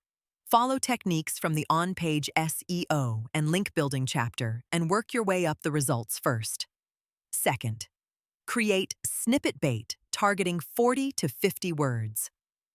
SEMrush did a giant study on rich results, finding almost all text-based rich snippets range between 40 to 50 words. Third, structure your content to target featured results. Hint: putting target keywords as H2 or H3 headings, followed by clear and concise paragraphs around 40 to 50 words, is a solid approach. Fourth, use images. Featured results often contain images. Using images increases chances for both text and images appearing in the featured snippet. According to Google's official guidelines, images should be at least 1,200 pixels wide, and using multiple high-resolution images with aspect ratios of 16:9, 4:3, and 1:1 can help with appearing on different devices. How to target people also ask and question-based rich results. There's another popular type of rich result appearing for almost any question-type search: the people also ask rich result. Fortunately, some clever SEOs have figured out general techniques for targeting these sexy rankings. First, your desired ranking must be a question-type keyword. Searches not phrased as a question won't always trigger a people always ask snippet, so it's best to focus on question-type keywords. Second, your answer should be clear and concise. Well-written and clear answers have a much greater chance of being featured than poorly written answers. Remember the 40 to 50 words technique from earlier in this chapter. 3. Include a Q&A or how-to section on your site. Increase content in a question and answer format, and increase your odds of being featured for question-type searches. 4. Provide more valuable information than a simple and direct answer. If your answer has numbered lists, rich media such as images and videos, and is generally more helpful than an obvious answer to the question, then you have a greater chance of being featured. 5. Add Google's recommended question-type JSON-LD code to relevant pages. While this won't guarantee results, it'll encourage Google to look at your pages and consider them for use in the rich results. Recommended JSON-LD code is listed on each of the following pages: General Structured Data Guidelines, Google Search; FAQ Structured Data, Google Search; Q&A Structured Data, Google Search. 6. Use the Also Ask tool to find questions people are searching for. The Also Ask tool tells you the people also ask questions that appear on any topic. You can use this information to improve your chances of appearing for multiple results. People also ask. Keyword research. Also asked. Facebook Open Graph. While we know schema.org is the best approach for adding metadata to your site, there is one additional metadata technology you should also use. Facebook's Open Graph language allows you to determine how your site listing appears when shared on Facebook.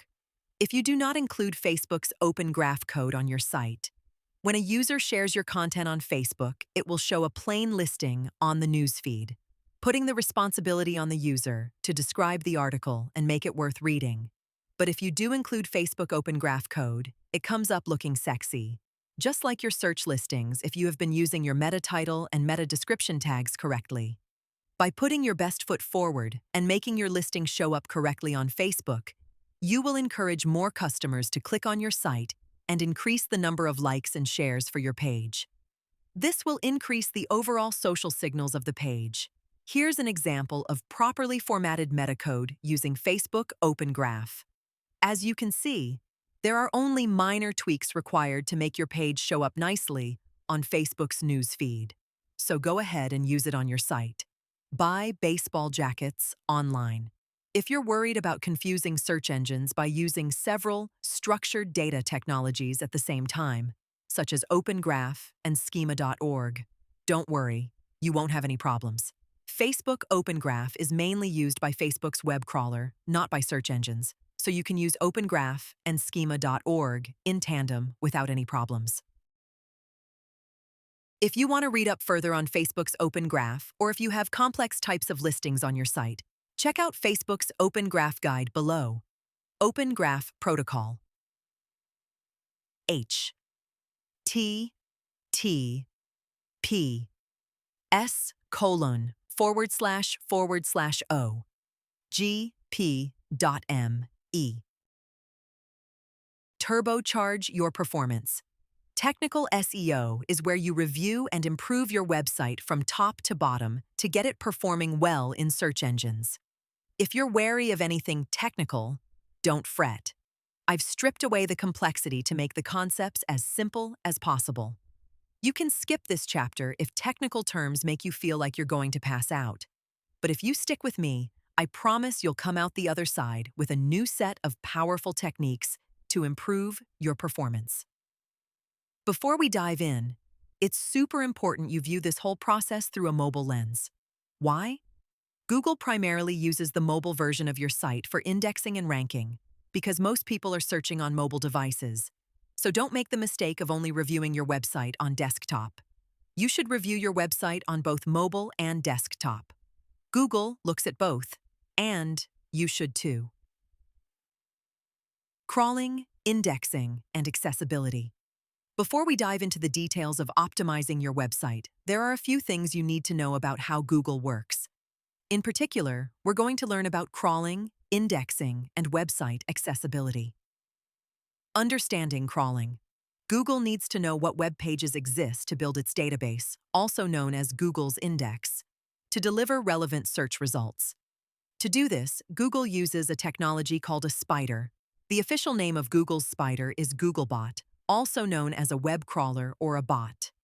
Google's spider scours the internet, visiting websites to understand what each page is about. This process, known as crawling, is the first step in getting your content noticed by search engines. But how does Google's spider decide where to look? The answer is in the links. Links guide Google's spider across the web. Every time it encounters a new page, it follows the links to continue its journey. It's literally building a map of the internet. Indexing. Getting your web pages in Google's database. Once the Google spider has crawled the pages on your website, the next step is indexing, where it files away the information it finds into a giant database. Google's index is a giant database of everything on the web. Simply, if you want to be eligible to appear in the search results, you need to be in Google's index. Search engine accessibility. Technical SEO is all about rolling out the red carpet for search engines and users, making your site easy to find, read, and understand. It's about making your website accessible. And guess what? Search engines love it when they can read your site. More of your content shows up in Google's search results, and you get rewarded with higher rankings. User accessibility. Slow load times, difficult to find contact information, layers upon layers of pop-ups, content, or navigation that's difficult to access. These things add up and contribute to users having a bad experience. And Google works to push websites with really bad user experiences out of the search results. More often than not, websites aren't set up optimally. And worse, they have things creating problems for users. When we do technical SEO, we clear away those problems, not only making it easier for Google to understand our website, but also making it easier for users to use our website. It's a win-win. Why you need to do a technical SEO audit. More and more, Google is using AI technologies to grade your website. Just recently, Google confirmed their helpful content system looks at your website's overall helpfulness. If this AI system sees that you have a lot of helpful content, you get rewarded in the search results. Google's Spam Brain is another AI system that makes an overall assessment of your website. This system is looking for spammy websites to kick them out of the search results. What does all of this mean? It's not just one specific thing that will boost your performance, that can happen. But all the details add up. Improving as many areas as possible is what leads to great performance. You have to go through your entire website top to bottom and improve many areas across your website. Google's AI systems will take notice, and your performance will improve as a result. This might sound overwhelming. Fortunately, some tools will do a lot of the heavy lifting for you. Team. I'll cover those shortly, but first, let's look at which areas you need to improve to get your website performing well. Site structure and URL optimization. Understanding URL basics. Web address fundamentals. www versus non-www. Let's start with the basics of URLs. When you set up your web address, you can choose between having a www at the start of the address or not. When it comes to www versus non-www, it's important to understand that search engines see these as two separate websites, and you want to avoid having the website available through both www and non-www domains. Choose one format and stick with it to avoid confusion. Subdomains. Have you ever seen a website address like blog.companyname.com? These are known as subdomains. They are also treated like independent entities. Use them sparingly. They're excellent for segmenting large sections you don't want associated with your main site, but overuse can dilute your main site's SEO strength. Any link-building efforts don't get shared between subdomains. Top-level domains. Top-level domains, TLDs, such as .com, .org, or .net, are the last few characters of your website address. While they don't significantly impact SEO, choosing the right TLD can influence perceived credibility and relevance. And where possible, it's best to use the geographical TLD of your target market. For example, if you want to show up on google.co.uk, your website address should end with .co.uk. URL cleanliness. Dashes versus underscores.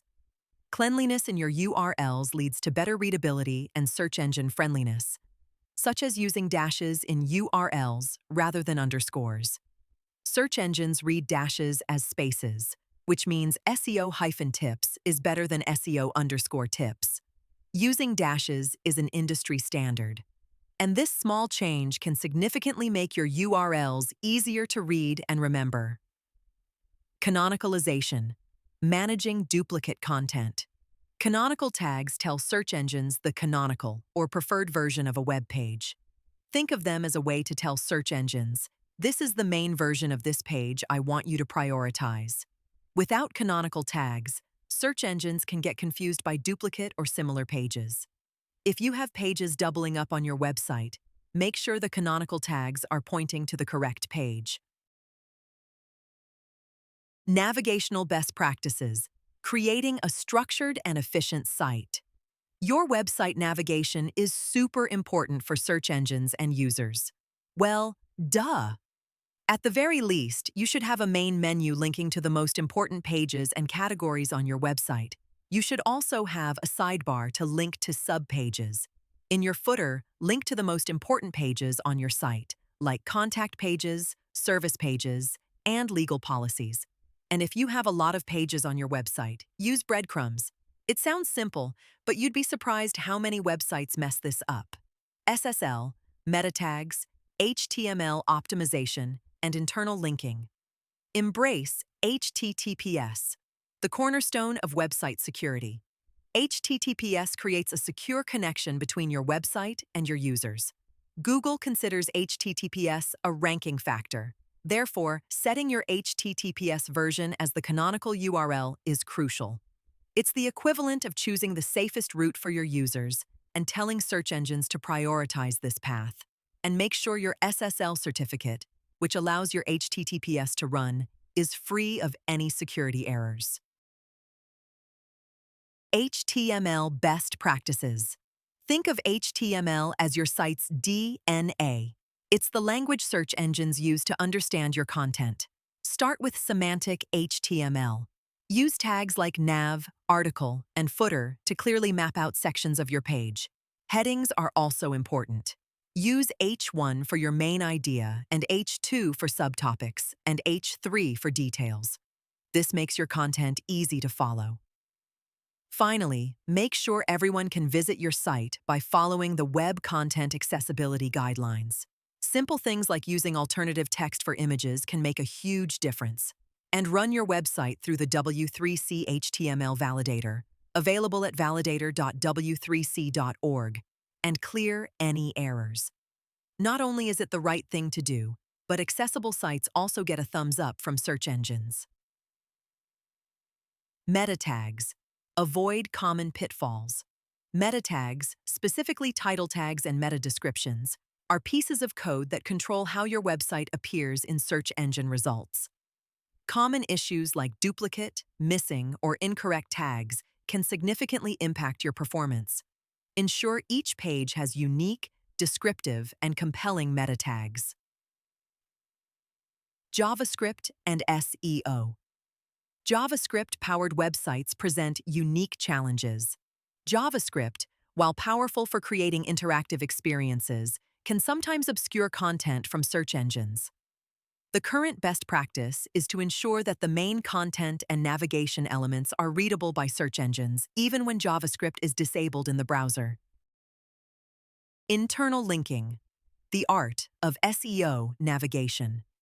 Internal linking is not just about connecting pages. It's about guiding users and search engine spiders through your site. Effective internal linking involves links to deeper, valuable content throughout the pages on your site. Make sure there's sufficient internal links in your website, especially for high-value pages you want ranking high in the search results. Content and quality control. Address duplicate content. If your website has copies of the same page, search engines can get confused about which page to show people.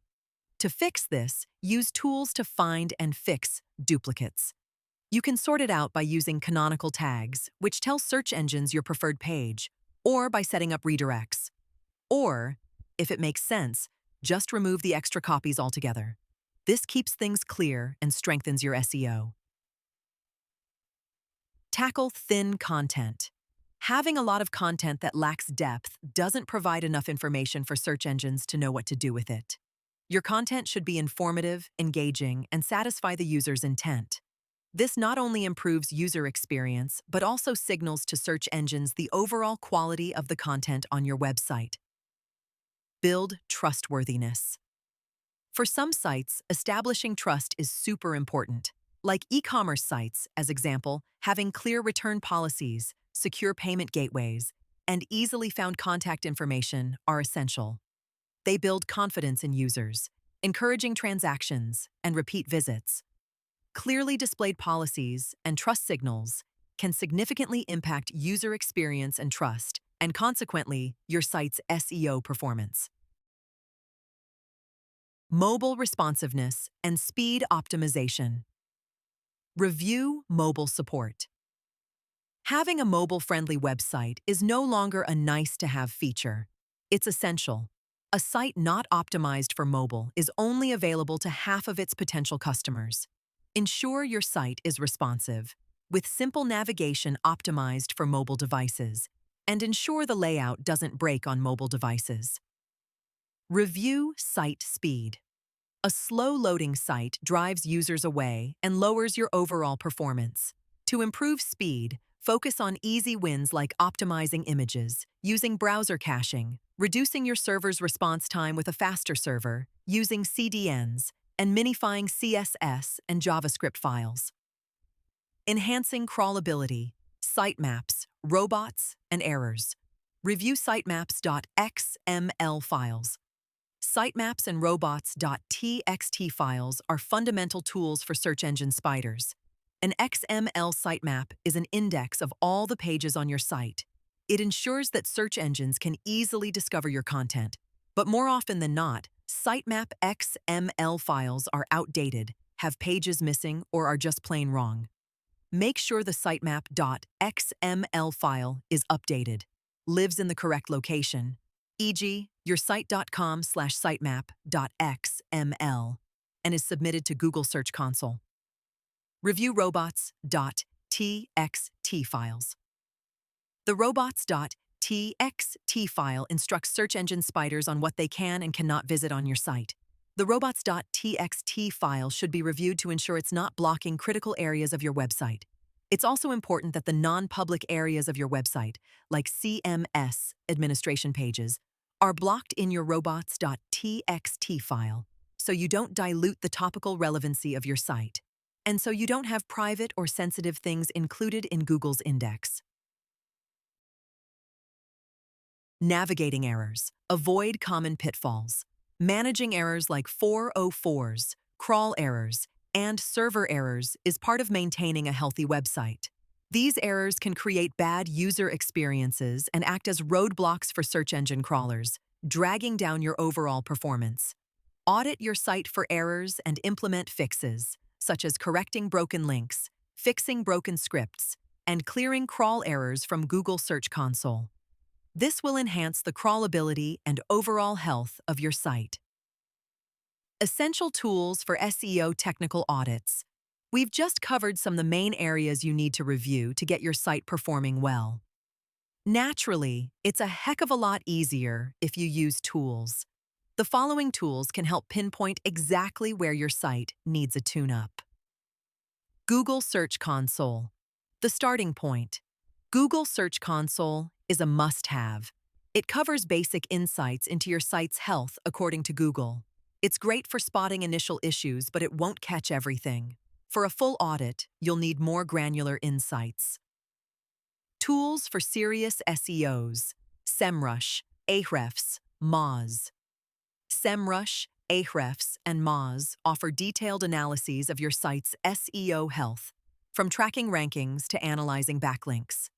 They're user-friendly and provide actionable insights, perfect for those with a handle on the basics and looking to improve their performance. Tools for hardcore SEOs. Screaming Frog. Screaming Frog is for the seasoned professional who needs a comprehensive overview of basically everything. It crawls your site meticulously, revealing what's working and what's not, from broken links to duplicate content and missing meta tags. It's a powerful tool for those who like to get their hands dirty with detailed data and customizable reports. Tools for CMOs and CEOs. Lumar, Conductor. For large-scale operations, Brightage, Lumar, and Conductor offer enterprise-level tools. They handle the complexity of big websites, providing extensive audits and tracking across thousands of pages, with recommendations designed to improve websites on a large scale. With these tools, you'll have what you need to conduct technical SEO audits at any level. For ChatGPT, Gemini, Claude, and other LLMs. ChatGPT, Gemini, and other large language models are not only showing up everywhere, they are changing our lives. People use them to write emails, plan holidays, answer questions, and decide what to buy. Programmers are using them to write code automatically. Academics and scientists are using them to try to solve life's complex challenges. And large language models are rewriting the rules of search engine optimization. Tools like ChatGPT, Gemini, and Grok answer user questions directly without always showing a list of websites. Which begs the question, how do you show up in the answers? In this chapter, we'll look at the steps for showing up in ChatGPT, Gemini, Claude, Grok, and friends. But first, we'll take a quick look at how large language models work. How do LLMs work? Large language models, LLMs, are just what they sound like, massive, gigantic blobs of text. The text is gathered from the internet and open databases like Wikipedia, Project Gutenberg, and Common Crawl. It also includes books and datasets that are available in the public domain. To be specific, they're trained on massive collections of data like Common Crawl PO, a community-run project that is basically a giant zip file of the entire web. Internet Archive. A historical snapshot of the web from years gone by, a bit like a time machine. Gutenberg wrote tens of thousands of books, from classics to newer self-published works. First, Wikipedia, the world's largest publicly curated and hotly debated encyclopedia. Second, online discussions such as Reddit threads and Quora posts. Third, video sites, including YouTube descriptions and transcripts and TikTok videos. And fourth, authority guides, public roundups, and guides. Large language models are a bit like an encyclopedia. Imagine a huge encyclopedia with a detailed index at the back. The more often something is mentioned throughout the pages, the more entries it has in that index. That's how large language models know who you are. It has a lot to do with repetition. Large language models don't rely on links the way traditional SEO does. Text and mentions matter more. That's the key thing to remember. In short, if it's out there on the internet, it has a chance of showing up. What you need to appear in large language model answers. There aren't any definitive studies on large language model algorithms just yet, most likely because they are constantly being innovated and changed at the speed of light. But here's what large language models seem to be using when deciding what ranks high and what ranks low. Number 1, mentions on other websites. Mentions across the web, Wikipedia, Reddit, Quora, forums, and blog posts. The mentions need to be publicly accessible. If everything's private and hidden behind a login screen, it's invisible. Number 2, textual content. The actual text on your website and how relevant it is to the search. Number 3, expertise. Do you have actual, genuine expertise and credentials in your field? Number 4, the title tag. The title tag of your page. Number 5, YouTube mentions, either in video titles, descriptions, or captions. Number 6, review counts, from Google Maps and other review websites.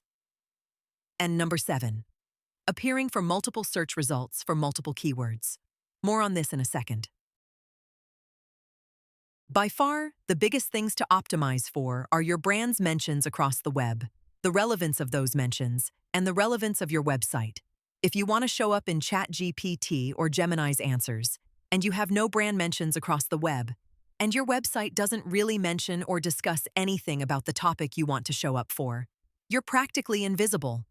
None of this should shock you, but it brings a new sense of importance to being seen and found online.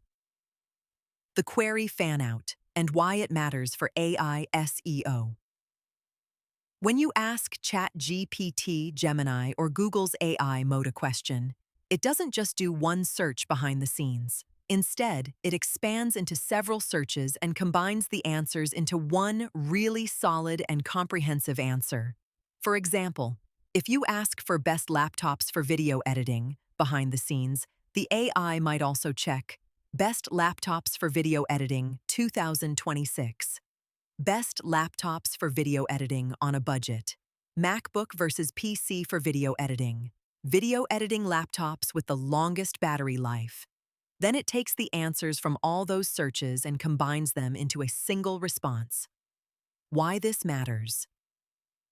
Your content might show up even if it's not an exact match for the original query. You can try to show up as the best answer for one of the sub-questions. AI is looking for broad topical coverage. The more angles you cover, the more fan-out queries you can match, and the higher your chance of appearing in LLMS answers more frequently. How to optimize for fan-out without overthinking it. Anticipate follow-up questions. Ask yourself, what else would someone want to know right after this? And answer it. Cover subtopics in your content. If your page is about running shoes for hiking, also include sections that cover related questions: comfort, price, for men and women, etc. Use clear headings that could serve as an answer. This makes it easier for AI to find and lift the right passage. Make each paragraph a self-contained answer. Each paragraph or section should answer a question on its own. This means you're no longer writing for one keyword. You're targeting several keywords and trying to provide multiple answers to multiple questions or sub-questions. The more you cover, the more often you'll show up in ChatGPT, Gemini, and AI mode's answers. How to optimize for LLMs, aka, yes, you can show up higher. There's no secret formula, and SEO for LLMs is still at the experimental stage. But there are practical steps you can use to increase your visibility. They don't guarantee instant results, but they help. And right now, most businesses haven't caught on. That makes it a rare time to get ahead. Action items to improve visibility for LLMs. Fix your title tags, make them clear and relevant to the topic you're targeting. Improve the relevance of your page, the page that you want to show up in the answers needs to be relevant to the answer in some way. Verify your website in Google Search Console and Bing Webmaster Tools. Bing, important for ChatGPT. Due to the agreement between OpenAI and Bing, ChatGPT can use Bing's website index to help generate answers. Post on YouTube. Use target phrases in the title, description, and content. Go out and earn mentions about. Guest post on blogs, reach out to reporters and get quoted. Use platforms like Medium, Quora, etc. Get reviews on Google Maps. Especially if you're a local business. Encourage user-generated content. Reddit threads, review platforms, and Q&A sites. Check your robots.txt file. Make sure you're not blocking LLM bots. Wait. Bots? Robots, spiders, crawlers, whatever you want to call them. Just like Googlebot, LLMs have web crawlers too. And guess what? You can add them to your robots.txt file too. Here are a few you should explicitly allow in your robots.txt file. Example, robots.txt, allowing LLM spiders, user agent, GPT bot, allow/user agent, CC bot, allow/user agent, Google extended, allow/user agent, Perplexity bot, allow/user agent, Claude bot, allow/user agent, Grok bot, allow/ LLMs.txt, the new robots.txt for AI chatbots. There's a new proposal called LLMs.txt. It's basically a robots.txt for generative AI models, another way of saying large language models. It's new and not everyone is aware of it yet. AI tools, ChatGPT, Claude, Grok, etc., are not only being used conversationally, but are also being used like search engines and are expected to suggest websites for many answers. And if your site is confusing or too big, these tools might skip over critical information or misinterpret your content. LLMs.txt helps that. It gives AI tools a condensed way to understand your website, what it's about, what pages matter, and where to find important information. LLMs.txt is not a full sitemap, and it's not for training data. It's for when someone asks a question and the model needs answers in real time. Create a markdown, file a plain text file formatted like the following example, and place it at yoursite.com/llms.text.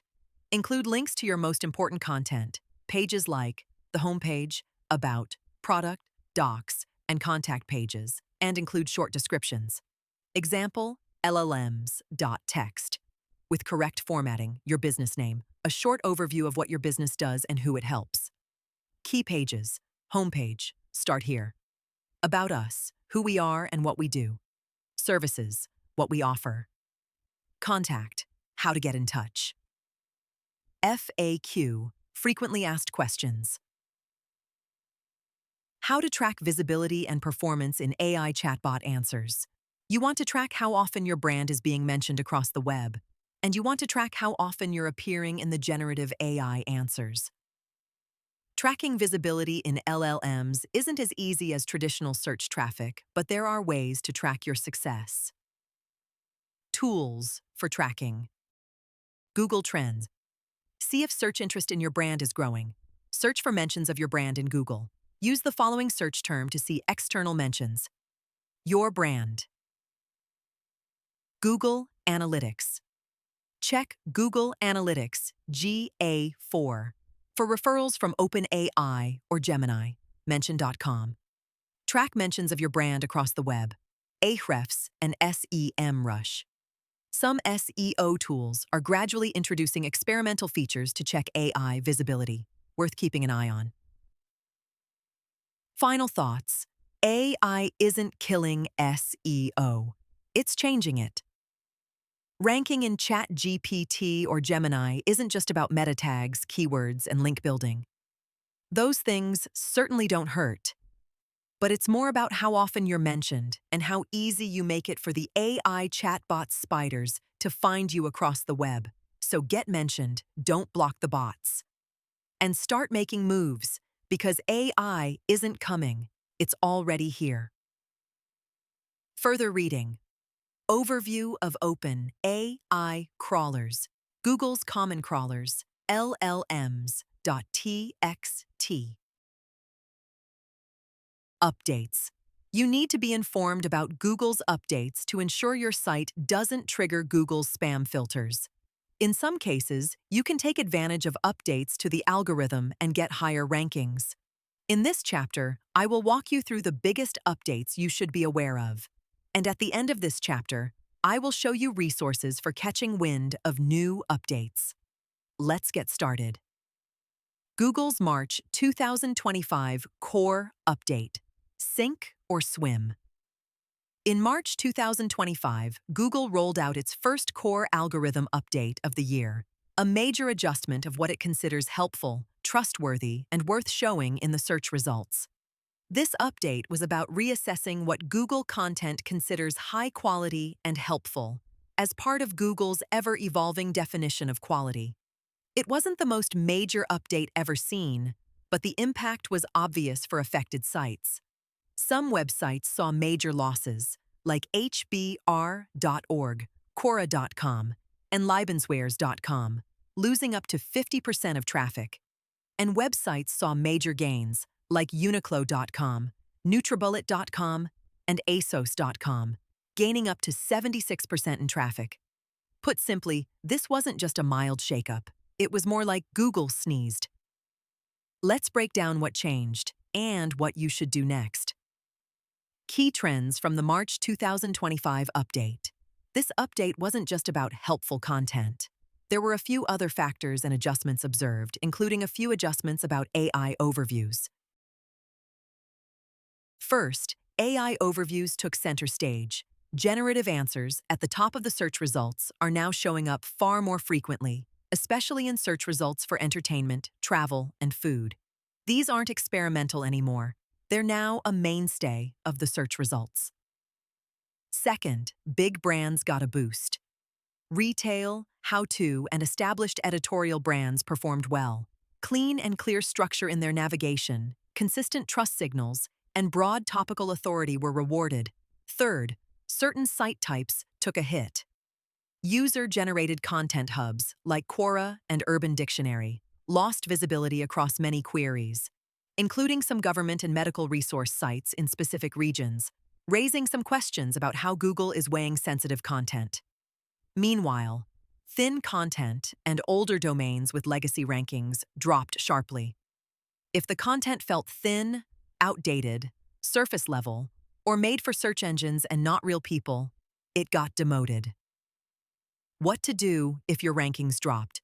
Don't panic if your rankings take a slide. A drop isn't always permanent, and not all movement is equal. Falling from number 2 to number 4 isn't the same as dropping off the first page, but if you saw a major decline, what you do about it matters. First, check your data. Compare Search Console performance from the week before versus the week after the update. Pay attention to content hubs and site-wide trends. Second, review your site quality and trustworthiness signals. This wasn't about one page. It was about how your whole domain stacks up and displays, or doesn't display, trust, quality, and helpfulness signals. Run a self-audit. Ask yourself, was my content created for users, or is it just thin, mass-produced content for gaming the search rankings? Does it offer depth, clarity, unique data or perspectives, and original insight? Is your site structured in a way that builds trust and makes sense to a human? Would someone bookmark this page or bounce?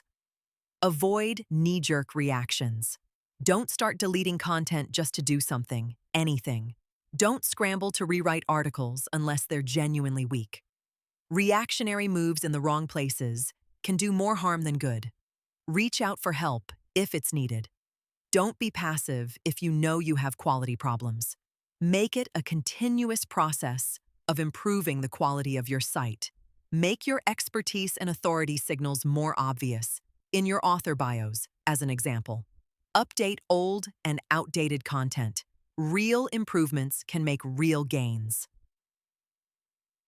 Final thoughts. The March 2025 update wasn't random. Google is redefining its definitions of quality, trust, and helpfulness, and which websites deliver it. AI summaries are accelerating, and traditional search listings are now sharing the stage with AI results. Regarding Google's core updates and your website, the June 2025 core update was a shakeup with a message. Unlike the March core update, the June 2025 core update didn't feel like a bulldozer ripping through the SERPs. It was quieter and more precise, but not in a nothing happened way. It was the kind of update where offending sites didn't see the sniper coming until they checked their rankings in the morning. This was an update that makes sense when you actually look at the websites that went up and websites that went down. The story isn't chaos. It's a clear set of signals Google is rewarding and punishing right now. The theme, authority plus immediate value, wins. Clutter and misdirection lose. Forget the idea that this was just Google tweaking stuff that doesn't affect most sites. The sites that climbed had something in common. They were the obvious, trusted answer in their niche, whether that niche was Marvel movies or Macy's.com. They got to the point raw main content front and center. No guessing, no walls of ads before you see anything useful. No more cookie notices that don't have a no option and layered over the main navigation. The losers. They have too many hoops to jump through. Or they were in verticals where Google decided, we've got better sources now. Winners and losers. What the winners looked like, the big guns in entertainment. YouTube, IMDb, Rotten Tomatoes, Letterboxd, AO. All saw significant jumps. They're not just familiar brands, they're also default destinations for that type of search. Pages are loaded with direct, relevant info above the fold. No wait for it and ow. You get what you came for instantly. Long-lived hobbyist sites, colormeanings.com, explainthatstuff.com, DIYvideoeditor.com, adadao, sites that are niche, human-written, over 1 decade old, and offer tremendous value. Key trends included Clear human authorship and expertise. No fluff, no obvious SEO padding. Deep focus on one topic, not trying to be a kitchen sink site. Retail comebacks. Macy's.com saw a sharp recovery after years of decline. The difference? Their category pages are leaner, cleaner, and more clearly match buyer intent better than some of their competitors. What the losers had in common: retail with friction. Amazon, eBay, Best Buy, Target, Nordstrom, Wayfair, Edouard, all dipped. In several cases, category and product pages are buried under pop-ups, login prompts, cluttered designs, and impossibly complicated menus. The direct, "here's the thing you're searching for" experience isn't really there anymore. YMYL volatility. Patient.info, betterup.com, and other health/finance adjacent sites dropped hard. Google's bar for trustworthiness here keeps going up. HEHWO. It's not just about citations, but whether you actually look and feel like a safe, authoritative choice. Corporate pages losing out. LinkedIn/company/pages got hit. Static, shallow content isn't cutting it when searchers want richer, more current and more detailed info. Why it makes sense, and what the heck is Movera anyways. Surrounding this update, Google announced some advancements in new search technology it has been developing. Starting with Movera. Google's new Movera retrieval system helps Google focus on the most relevant results and cast aside the less relevant.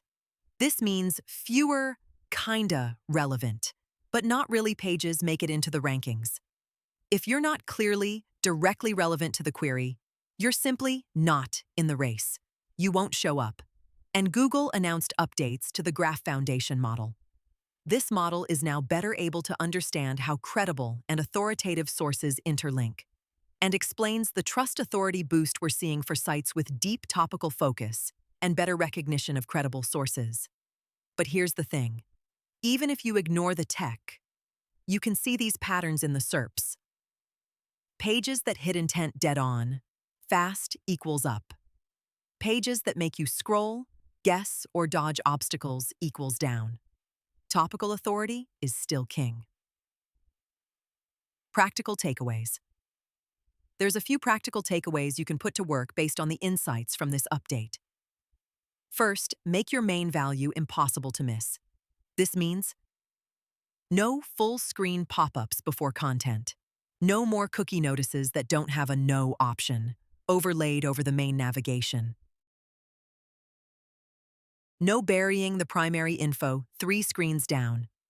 Tighten above the fold relevance. Lean into niche authority. Don't try to be all things for all people. If you're in a niche, own it.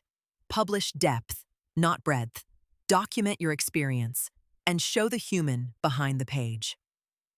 Respect YMYL standards. If you're in health, finance, or legal, check your site like a nervous regulator is reviewing it tomorrow. Credentials, sourcing, presentation, and user trust signals matter more than ever. Audit your clutter. Ads, cookie banners, forced signups, buried content, impossibly complicated menus. The losers in this update had them in spades. The winners didn't. The bottom line. The June 2025 core update wasn't about chaos, it was about clarity. Google's gotten better at telling the difference between "this is the page I wanted" and "this is a page trying to make me want something else." If you're in the first camp, you probably moved up. If you're in the second, you've got work to do. And if you're still not sure which one you are, your rankings will tell you soon enough. Keeping up to date with Google's updates. As of the last couple of years, Google updates have become more frequent.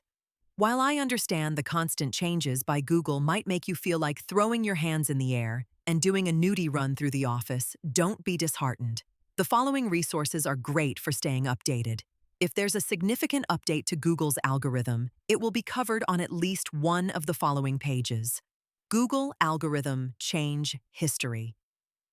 Google PageRank and Algorithm Updates. Google Search Central Blog. List of Google Search Ranking Updates. Google Search Central. Google's 2026 Updates. What's on the horizon? You don't need to be a psychic to get an idea of what changes are coming up. By taking a look at Google's past updates, we can get a pretty good idea of what changes are just around the corner. Historically, Google's updates have focused on two main things: reducing spam and creating a better user experience. In recent years, integrating AI and a focus on user privacy are initiatives that have been visible in Google's activities. This is why Google is likely to focus on the following areas in the near future, and you should too. First, AI continues to take over. AI is becoming a bigger part of Google search.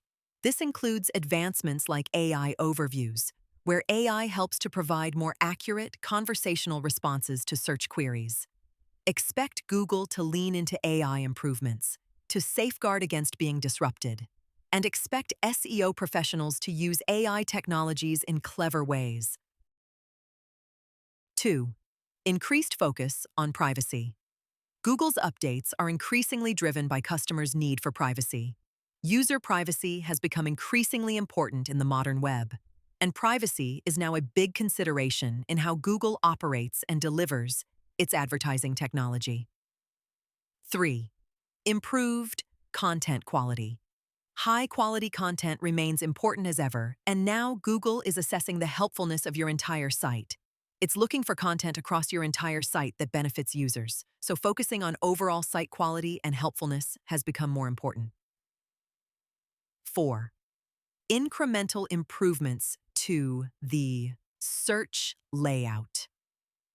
Google is always making incremental improvements to the search results. That's why leaning into technologies like structured data, schema markup, is a solid move. It can increase the different types of search features you're eligible to appear for, potentially increasing your visibility as a result. All of these insights are based on Google's trends. Work them into your SEO efforts. By doing so, you'll align with where Google is headed and improve your site's performance. And you'll reduce your chances of being overtaken by competitors, or worse, hit by a Google update. Guide to pay-per-click advertising with Google Ads.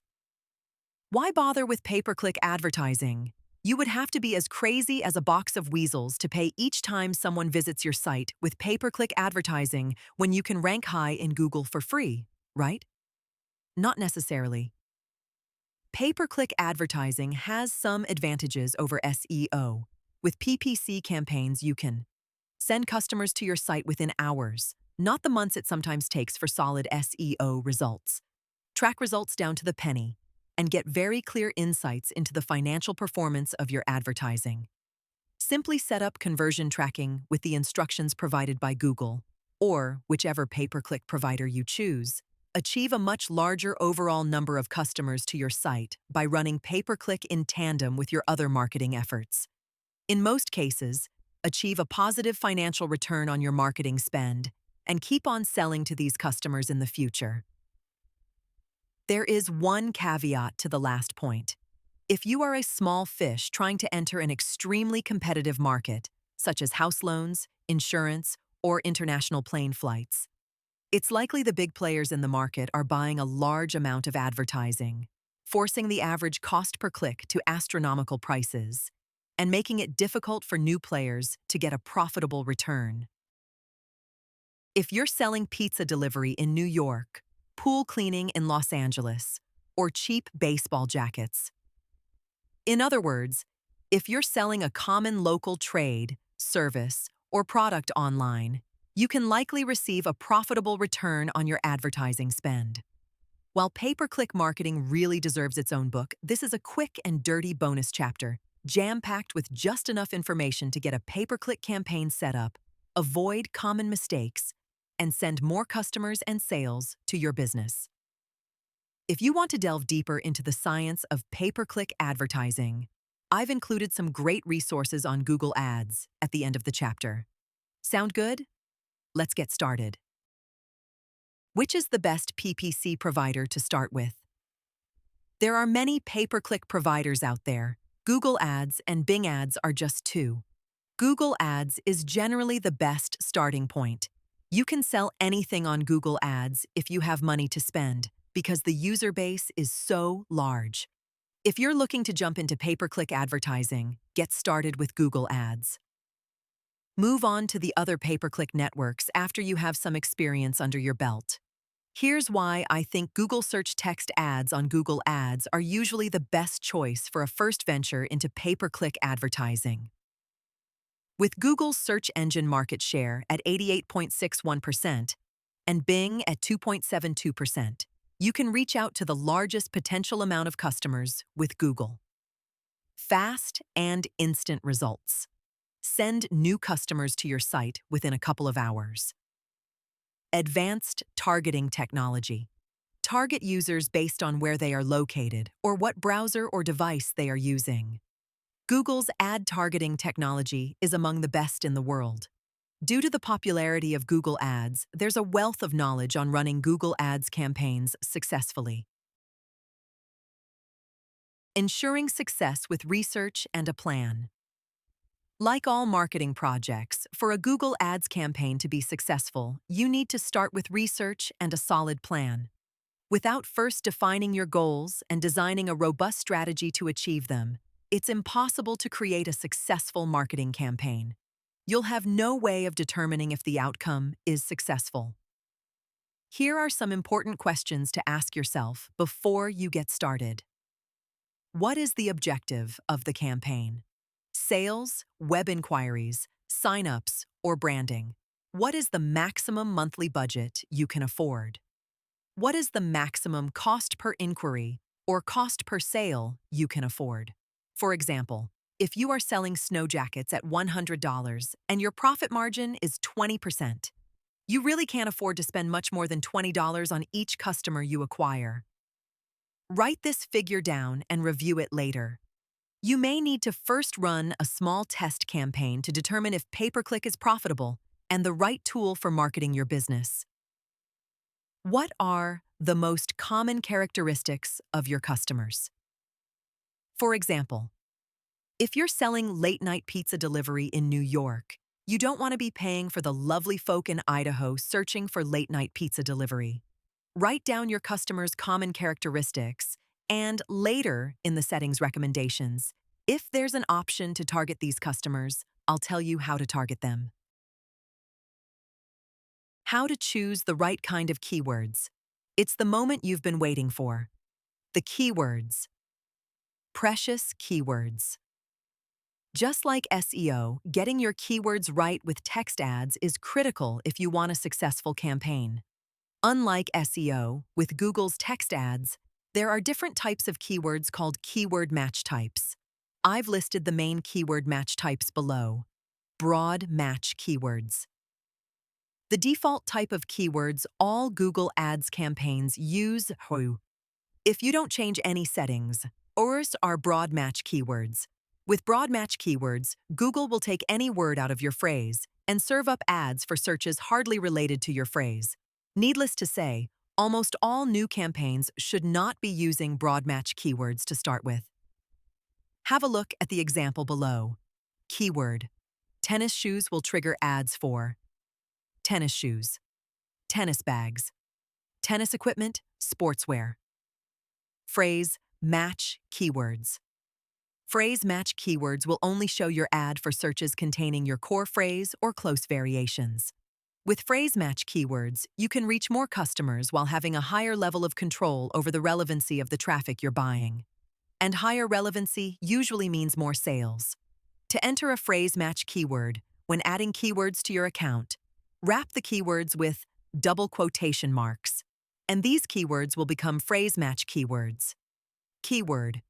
Tennis shoes will trigger ads for shoes for tennis, buy, tennis shoes on sale. Red tennis shoes, comfortable tennis sneakers will not match for tennis store shop for sneakers. Exact match keywords. Exact match keywords will trigger ads for the exact phrase you enter and phrases with the same meaning. Needless to say, with exact match keywords in your campaign, you can have a high level of accuracy and achieve more sales. Exact match keywords are indispensable for every Google Ads campaign. To enter exact match keywords, wrap the keywords with square brackets when adding keywords to your account, and they will become exact match keywords. For example, keyword, tennis shoes, will trigger ads for tennis shoes, tennis shoe, shoes for tennis. It will not match for men's tennis shoes or women's tennis shoes.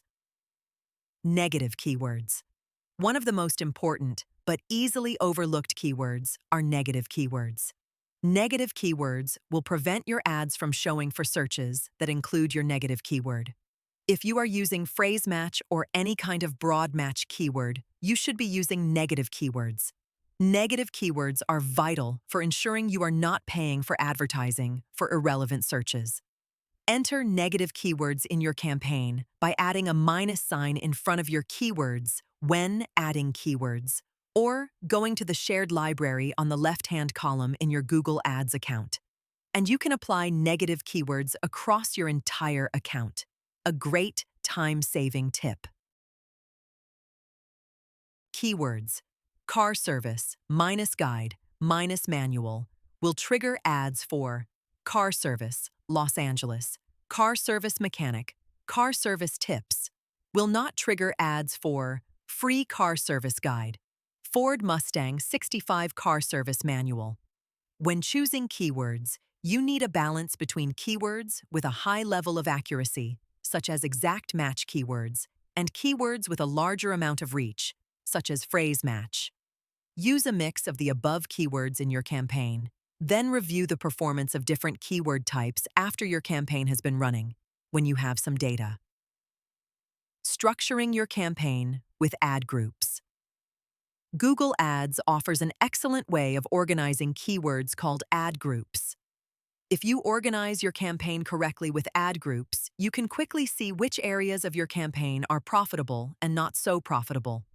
Let's say you have a Harley-Davidson dealership with a wide range of Harley-Davidson gear from bikes to accessories and clothing. Below is an example of ad groups you might create. Harley-Davidson motorbikes, Harley-Davidson parts, Harley-Davidson accessories, Harley-Davidson jackets. With ad groups, you can create multiple and separate ads for each product line. Great for testing. Have a select range of keywords specific to the ad group. Set a specific bid for the ad group. Great if you have higher-priced products or services you're willing to pay more for. Get detailed data on the performance of your ad groups and different products. Structure your campaign with ad groups with a very clear and simple sense of organization when you set up your campaign. You'll get clearer performance insights, and it will make your life easier when you want to make improvements later on down the track. How to crush the competition with killer text ads. Writing a killer text ad is essential to the success of your campaign. Poorly written ads can increase the overall costs of your campaign, sending less traffic to your site for more money. We don't want that. With your text ads, you want to attract clicks from interested customers, not tire kickers. Include keywords related to what the user searched for. Encourage a clear call to action and benefit for the user. Text ads are made up of the following components. 1. Headline. Your headlines have a maximum of 30 characters. With your headline, you should include the keyword the user is searching for or capture the user's curiosity.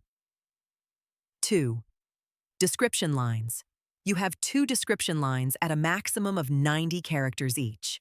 Your description lines should make it crystal clear what you are selling, the benefits of clicking through to your site, and a call to action. 3. Display URL.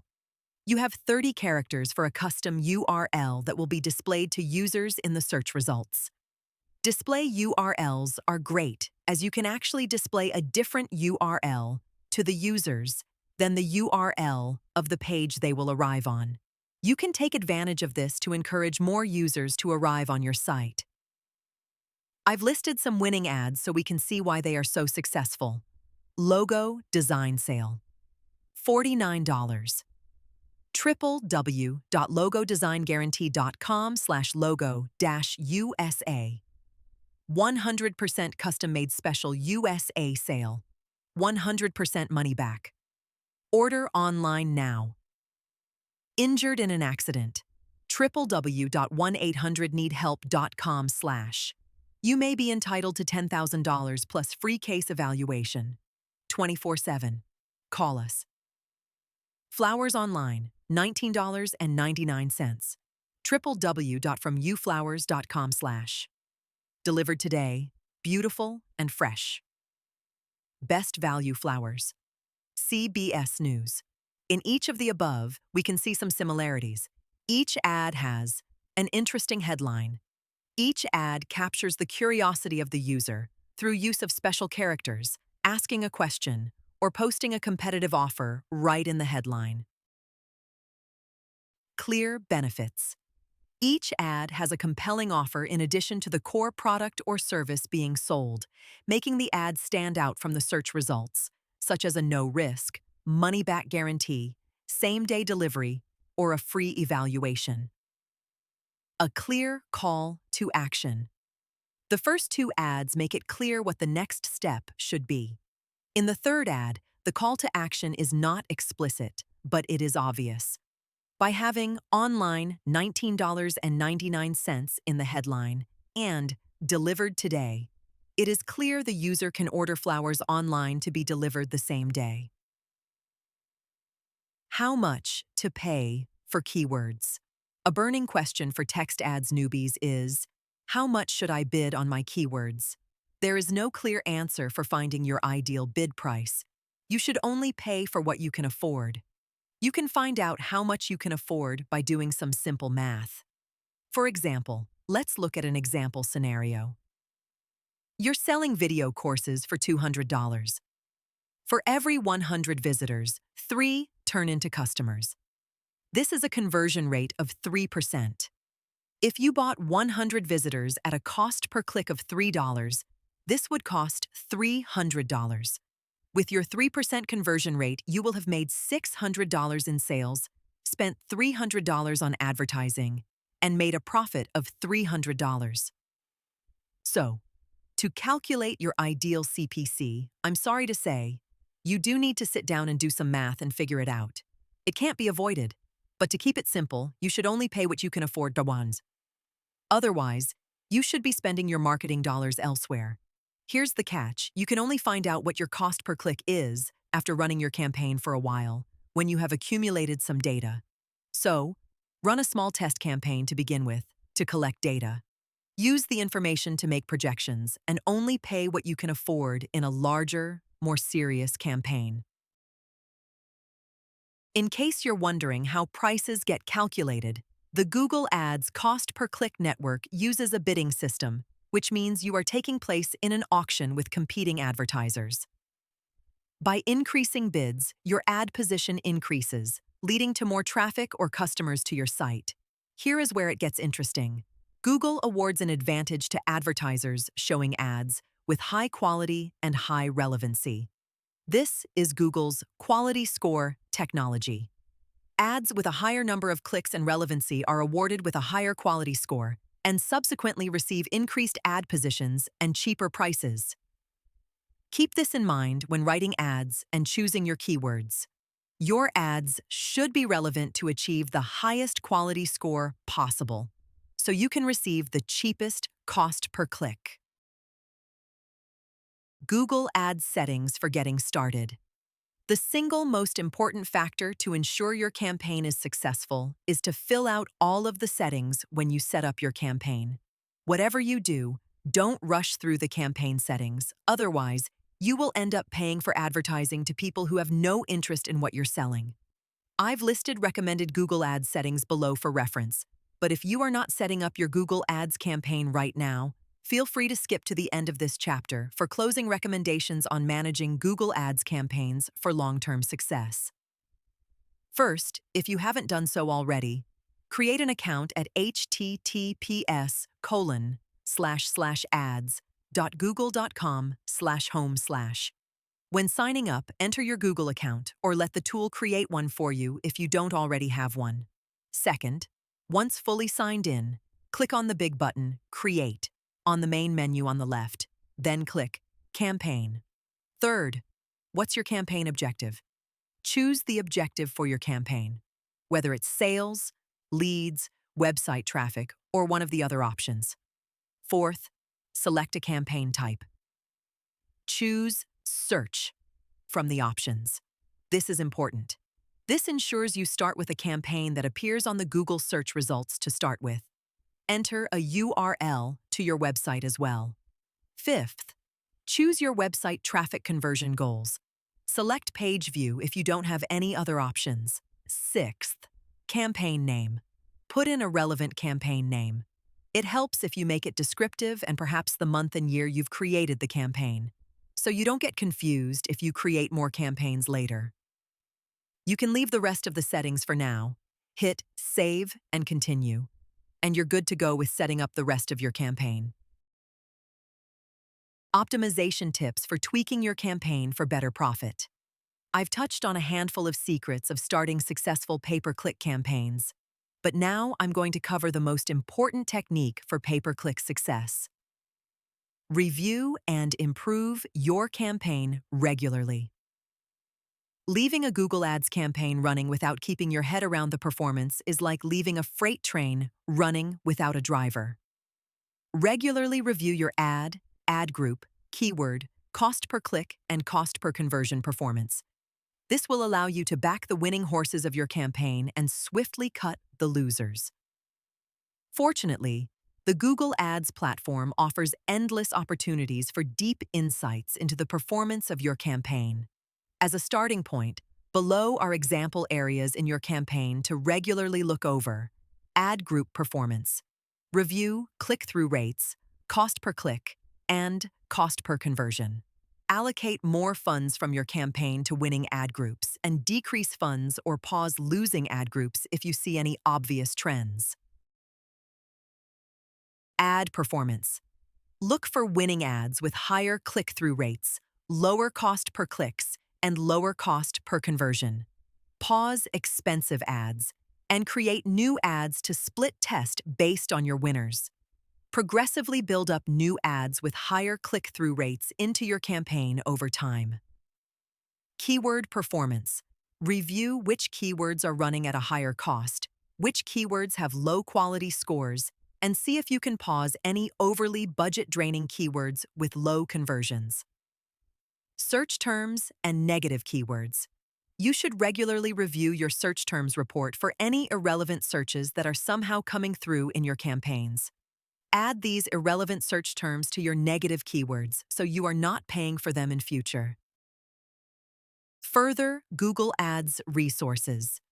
If you want to delve deeper into the pay-per-click rabbit hole, the resources below are a great starting point for anyone starting with pay-per-click advertising. Ultimate Guide to Google AdWords, Perry Marshall. The Ultimate Guide to Google AdWords by Perry Marshall is often the starting point for many professionals starting with PPC, offers a great overview of Google Ads, and delves into the inner game of successful Google Ads campaigns. Great for beginners, but for more advanced techniques, check out the following resources. Advanced Google AdWords, Brad Geddes. If you want to be a pay-per-click guru, then look no further than this fantastic guide to advanced Google Ads management, great for both agencies and business owners running their own campaigns. Brad Geddes' magnum opus on advanced Google Ads pay-per-click advertising has been the secret treasure of many successful pay-per-click consultants and readily available in Amazon and many other bookstores. PPC Hero. PPC Hero is loaded with free advice on the latest Google Ads tricks and tips, but also covers fundamental pay-per-click methods that never change, updated regularly. Google Ads and Commerce Blog, Google's official blog for Google Ads. Great for the latest Google Ads news direct from the horse's mouth. That brings us to the end of the last bonus chapter of SEO 2026 and almost to the end of the book. Make sure you download the SEO checklist available on the following page, as well as read through the final chapter for some final tips in ensuring your overall success in ranking high in the search results. Watch the complimentary free SEO for Beginners video course. As a small thank you for reading this book, I've created a free video course, SEO for Beginners, that you can access instantly on the following URL. Privacy-minded folk who don't want to join my SEO newsletter can just simply click on "No thanks," take me directly to the resources at the following page. But I highly recommend joining my newsletter if you want to keep updated with the latest changes in SEO Complimentary SEO for Beginners video course. You can find it at simpleeffectiveness.com/SEO videos and checklist. Get the free SEO checklist, link building resources, and more. Get the free SEO checklist PDF, link building resources, and more. I've uploaded the following resources to my resources page for readers, including SEO checklist worth $99, SEO for Beginners video course worth $99, SSL upgrade checklist to hand to your developer, Google review request card for local businesses, guest post opportunities for building links, and much more. You can check it out here. SEO checklist, videos, and resources. Again, that's simpleeffectiveness.com/SEO, videos, and checklist. And join my exclusive SEO newsletter. I often get emails from readers asking when I will release new content, if I have other technical guides in simple language, and a heads up on Google updates. So I put together an SEO newsletter. If you want to get a heads up on super important changes to Google, new SEO techniques, discounts on my premium courses and training, some extra, secret updates for readers, you can join my newsletter on the same page. We've covered a lot of ground. This book was written in a positive, light, and conversational style in the hope of making a sometimes difficult topic readable for readers from any background. If you've read to the finish line, you've covered a lot of ground, including the basics of how Google works, Google's current ranking factors according to industry studies, AI and how it is changing the industry, keyword research, semantic keywords, and entities, improving your site's load speed, optimizing keywords into your pages, essentials for supporting mobile users, optimizing user behavior, Google's official quality guidelines, link building, examples of beginner and advanced strategies, link building, how to get featured in the mainstream news for free, link building, content-driven link building, social media and SEO, web analytics basics, fixing common SEO problems and solutions, local SEO essentials, targeting rich snippets, steps to secure your website with HTTPS encryption, Google's core web vitals, AI SEO and optimization techniques for the major LLMs, major Google updates such as the March 2025 and June 2025 core update, staying ahead of future updates, basics for Google Ads campaigns, and much more. Congratulations on being a positive and proactive reader and finishing this book. The knowledge we've covered is more than enough to get started in SEO. It's also enough to increase rankings, traffic, and sales if you already have moderate levels of success. Don't forget why we learn SEO in the first place. Details are important, but don't get bogged down in them. I often see many readers, business owners, and marketers lost in endless articles, forums, and blog posts on SEO, and not making any progress with their projects. If there is one thing I want you to take away from this book, it isn't an appetite for details. I want you to finish this book with a propensity to action. Of all the readers I encounter, the most successful are those with a positive and proactive attitude who put their new knowledge into action. Remember, what matters most is that you optimize your site well enough to beat competitors, make sales, and grow your business. If your site shows stronger signals to Google than competitors, you will win in the rankings. Most importantly, have fun with it, make it your own, and be positive and proactive.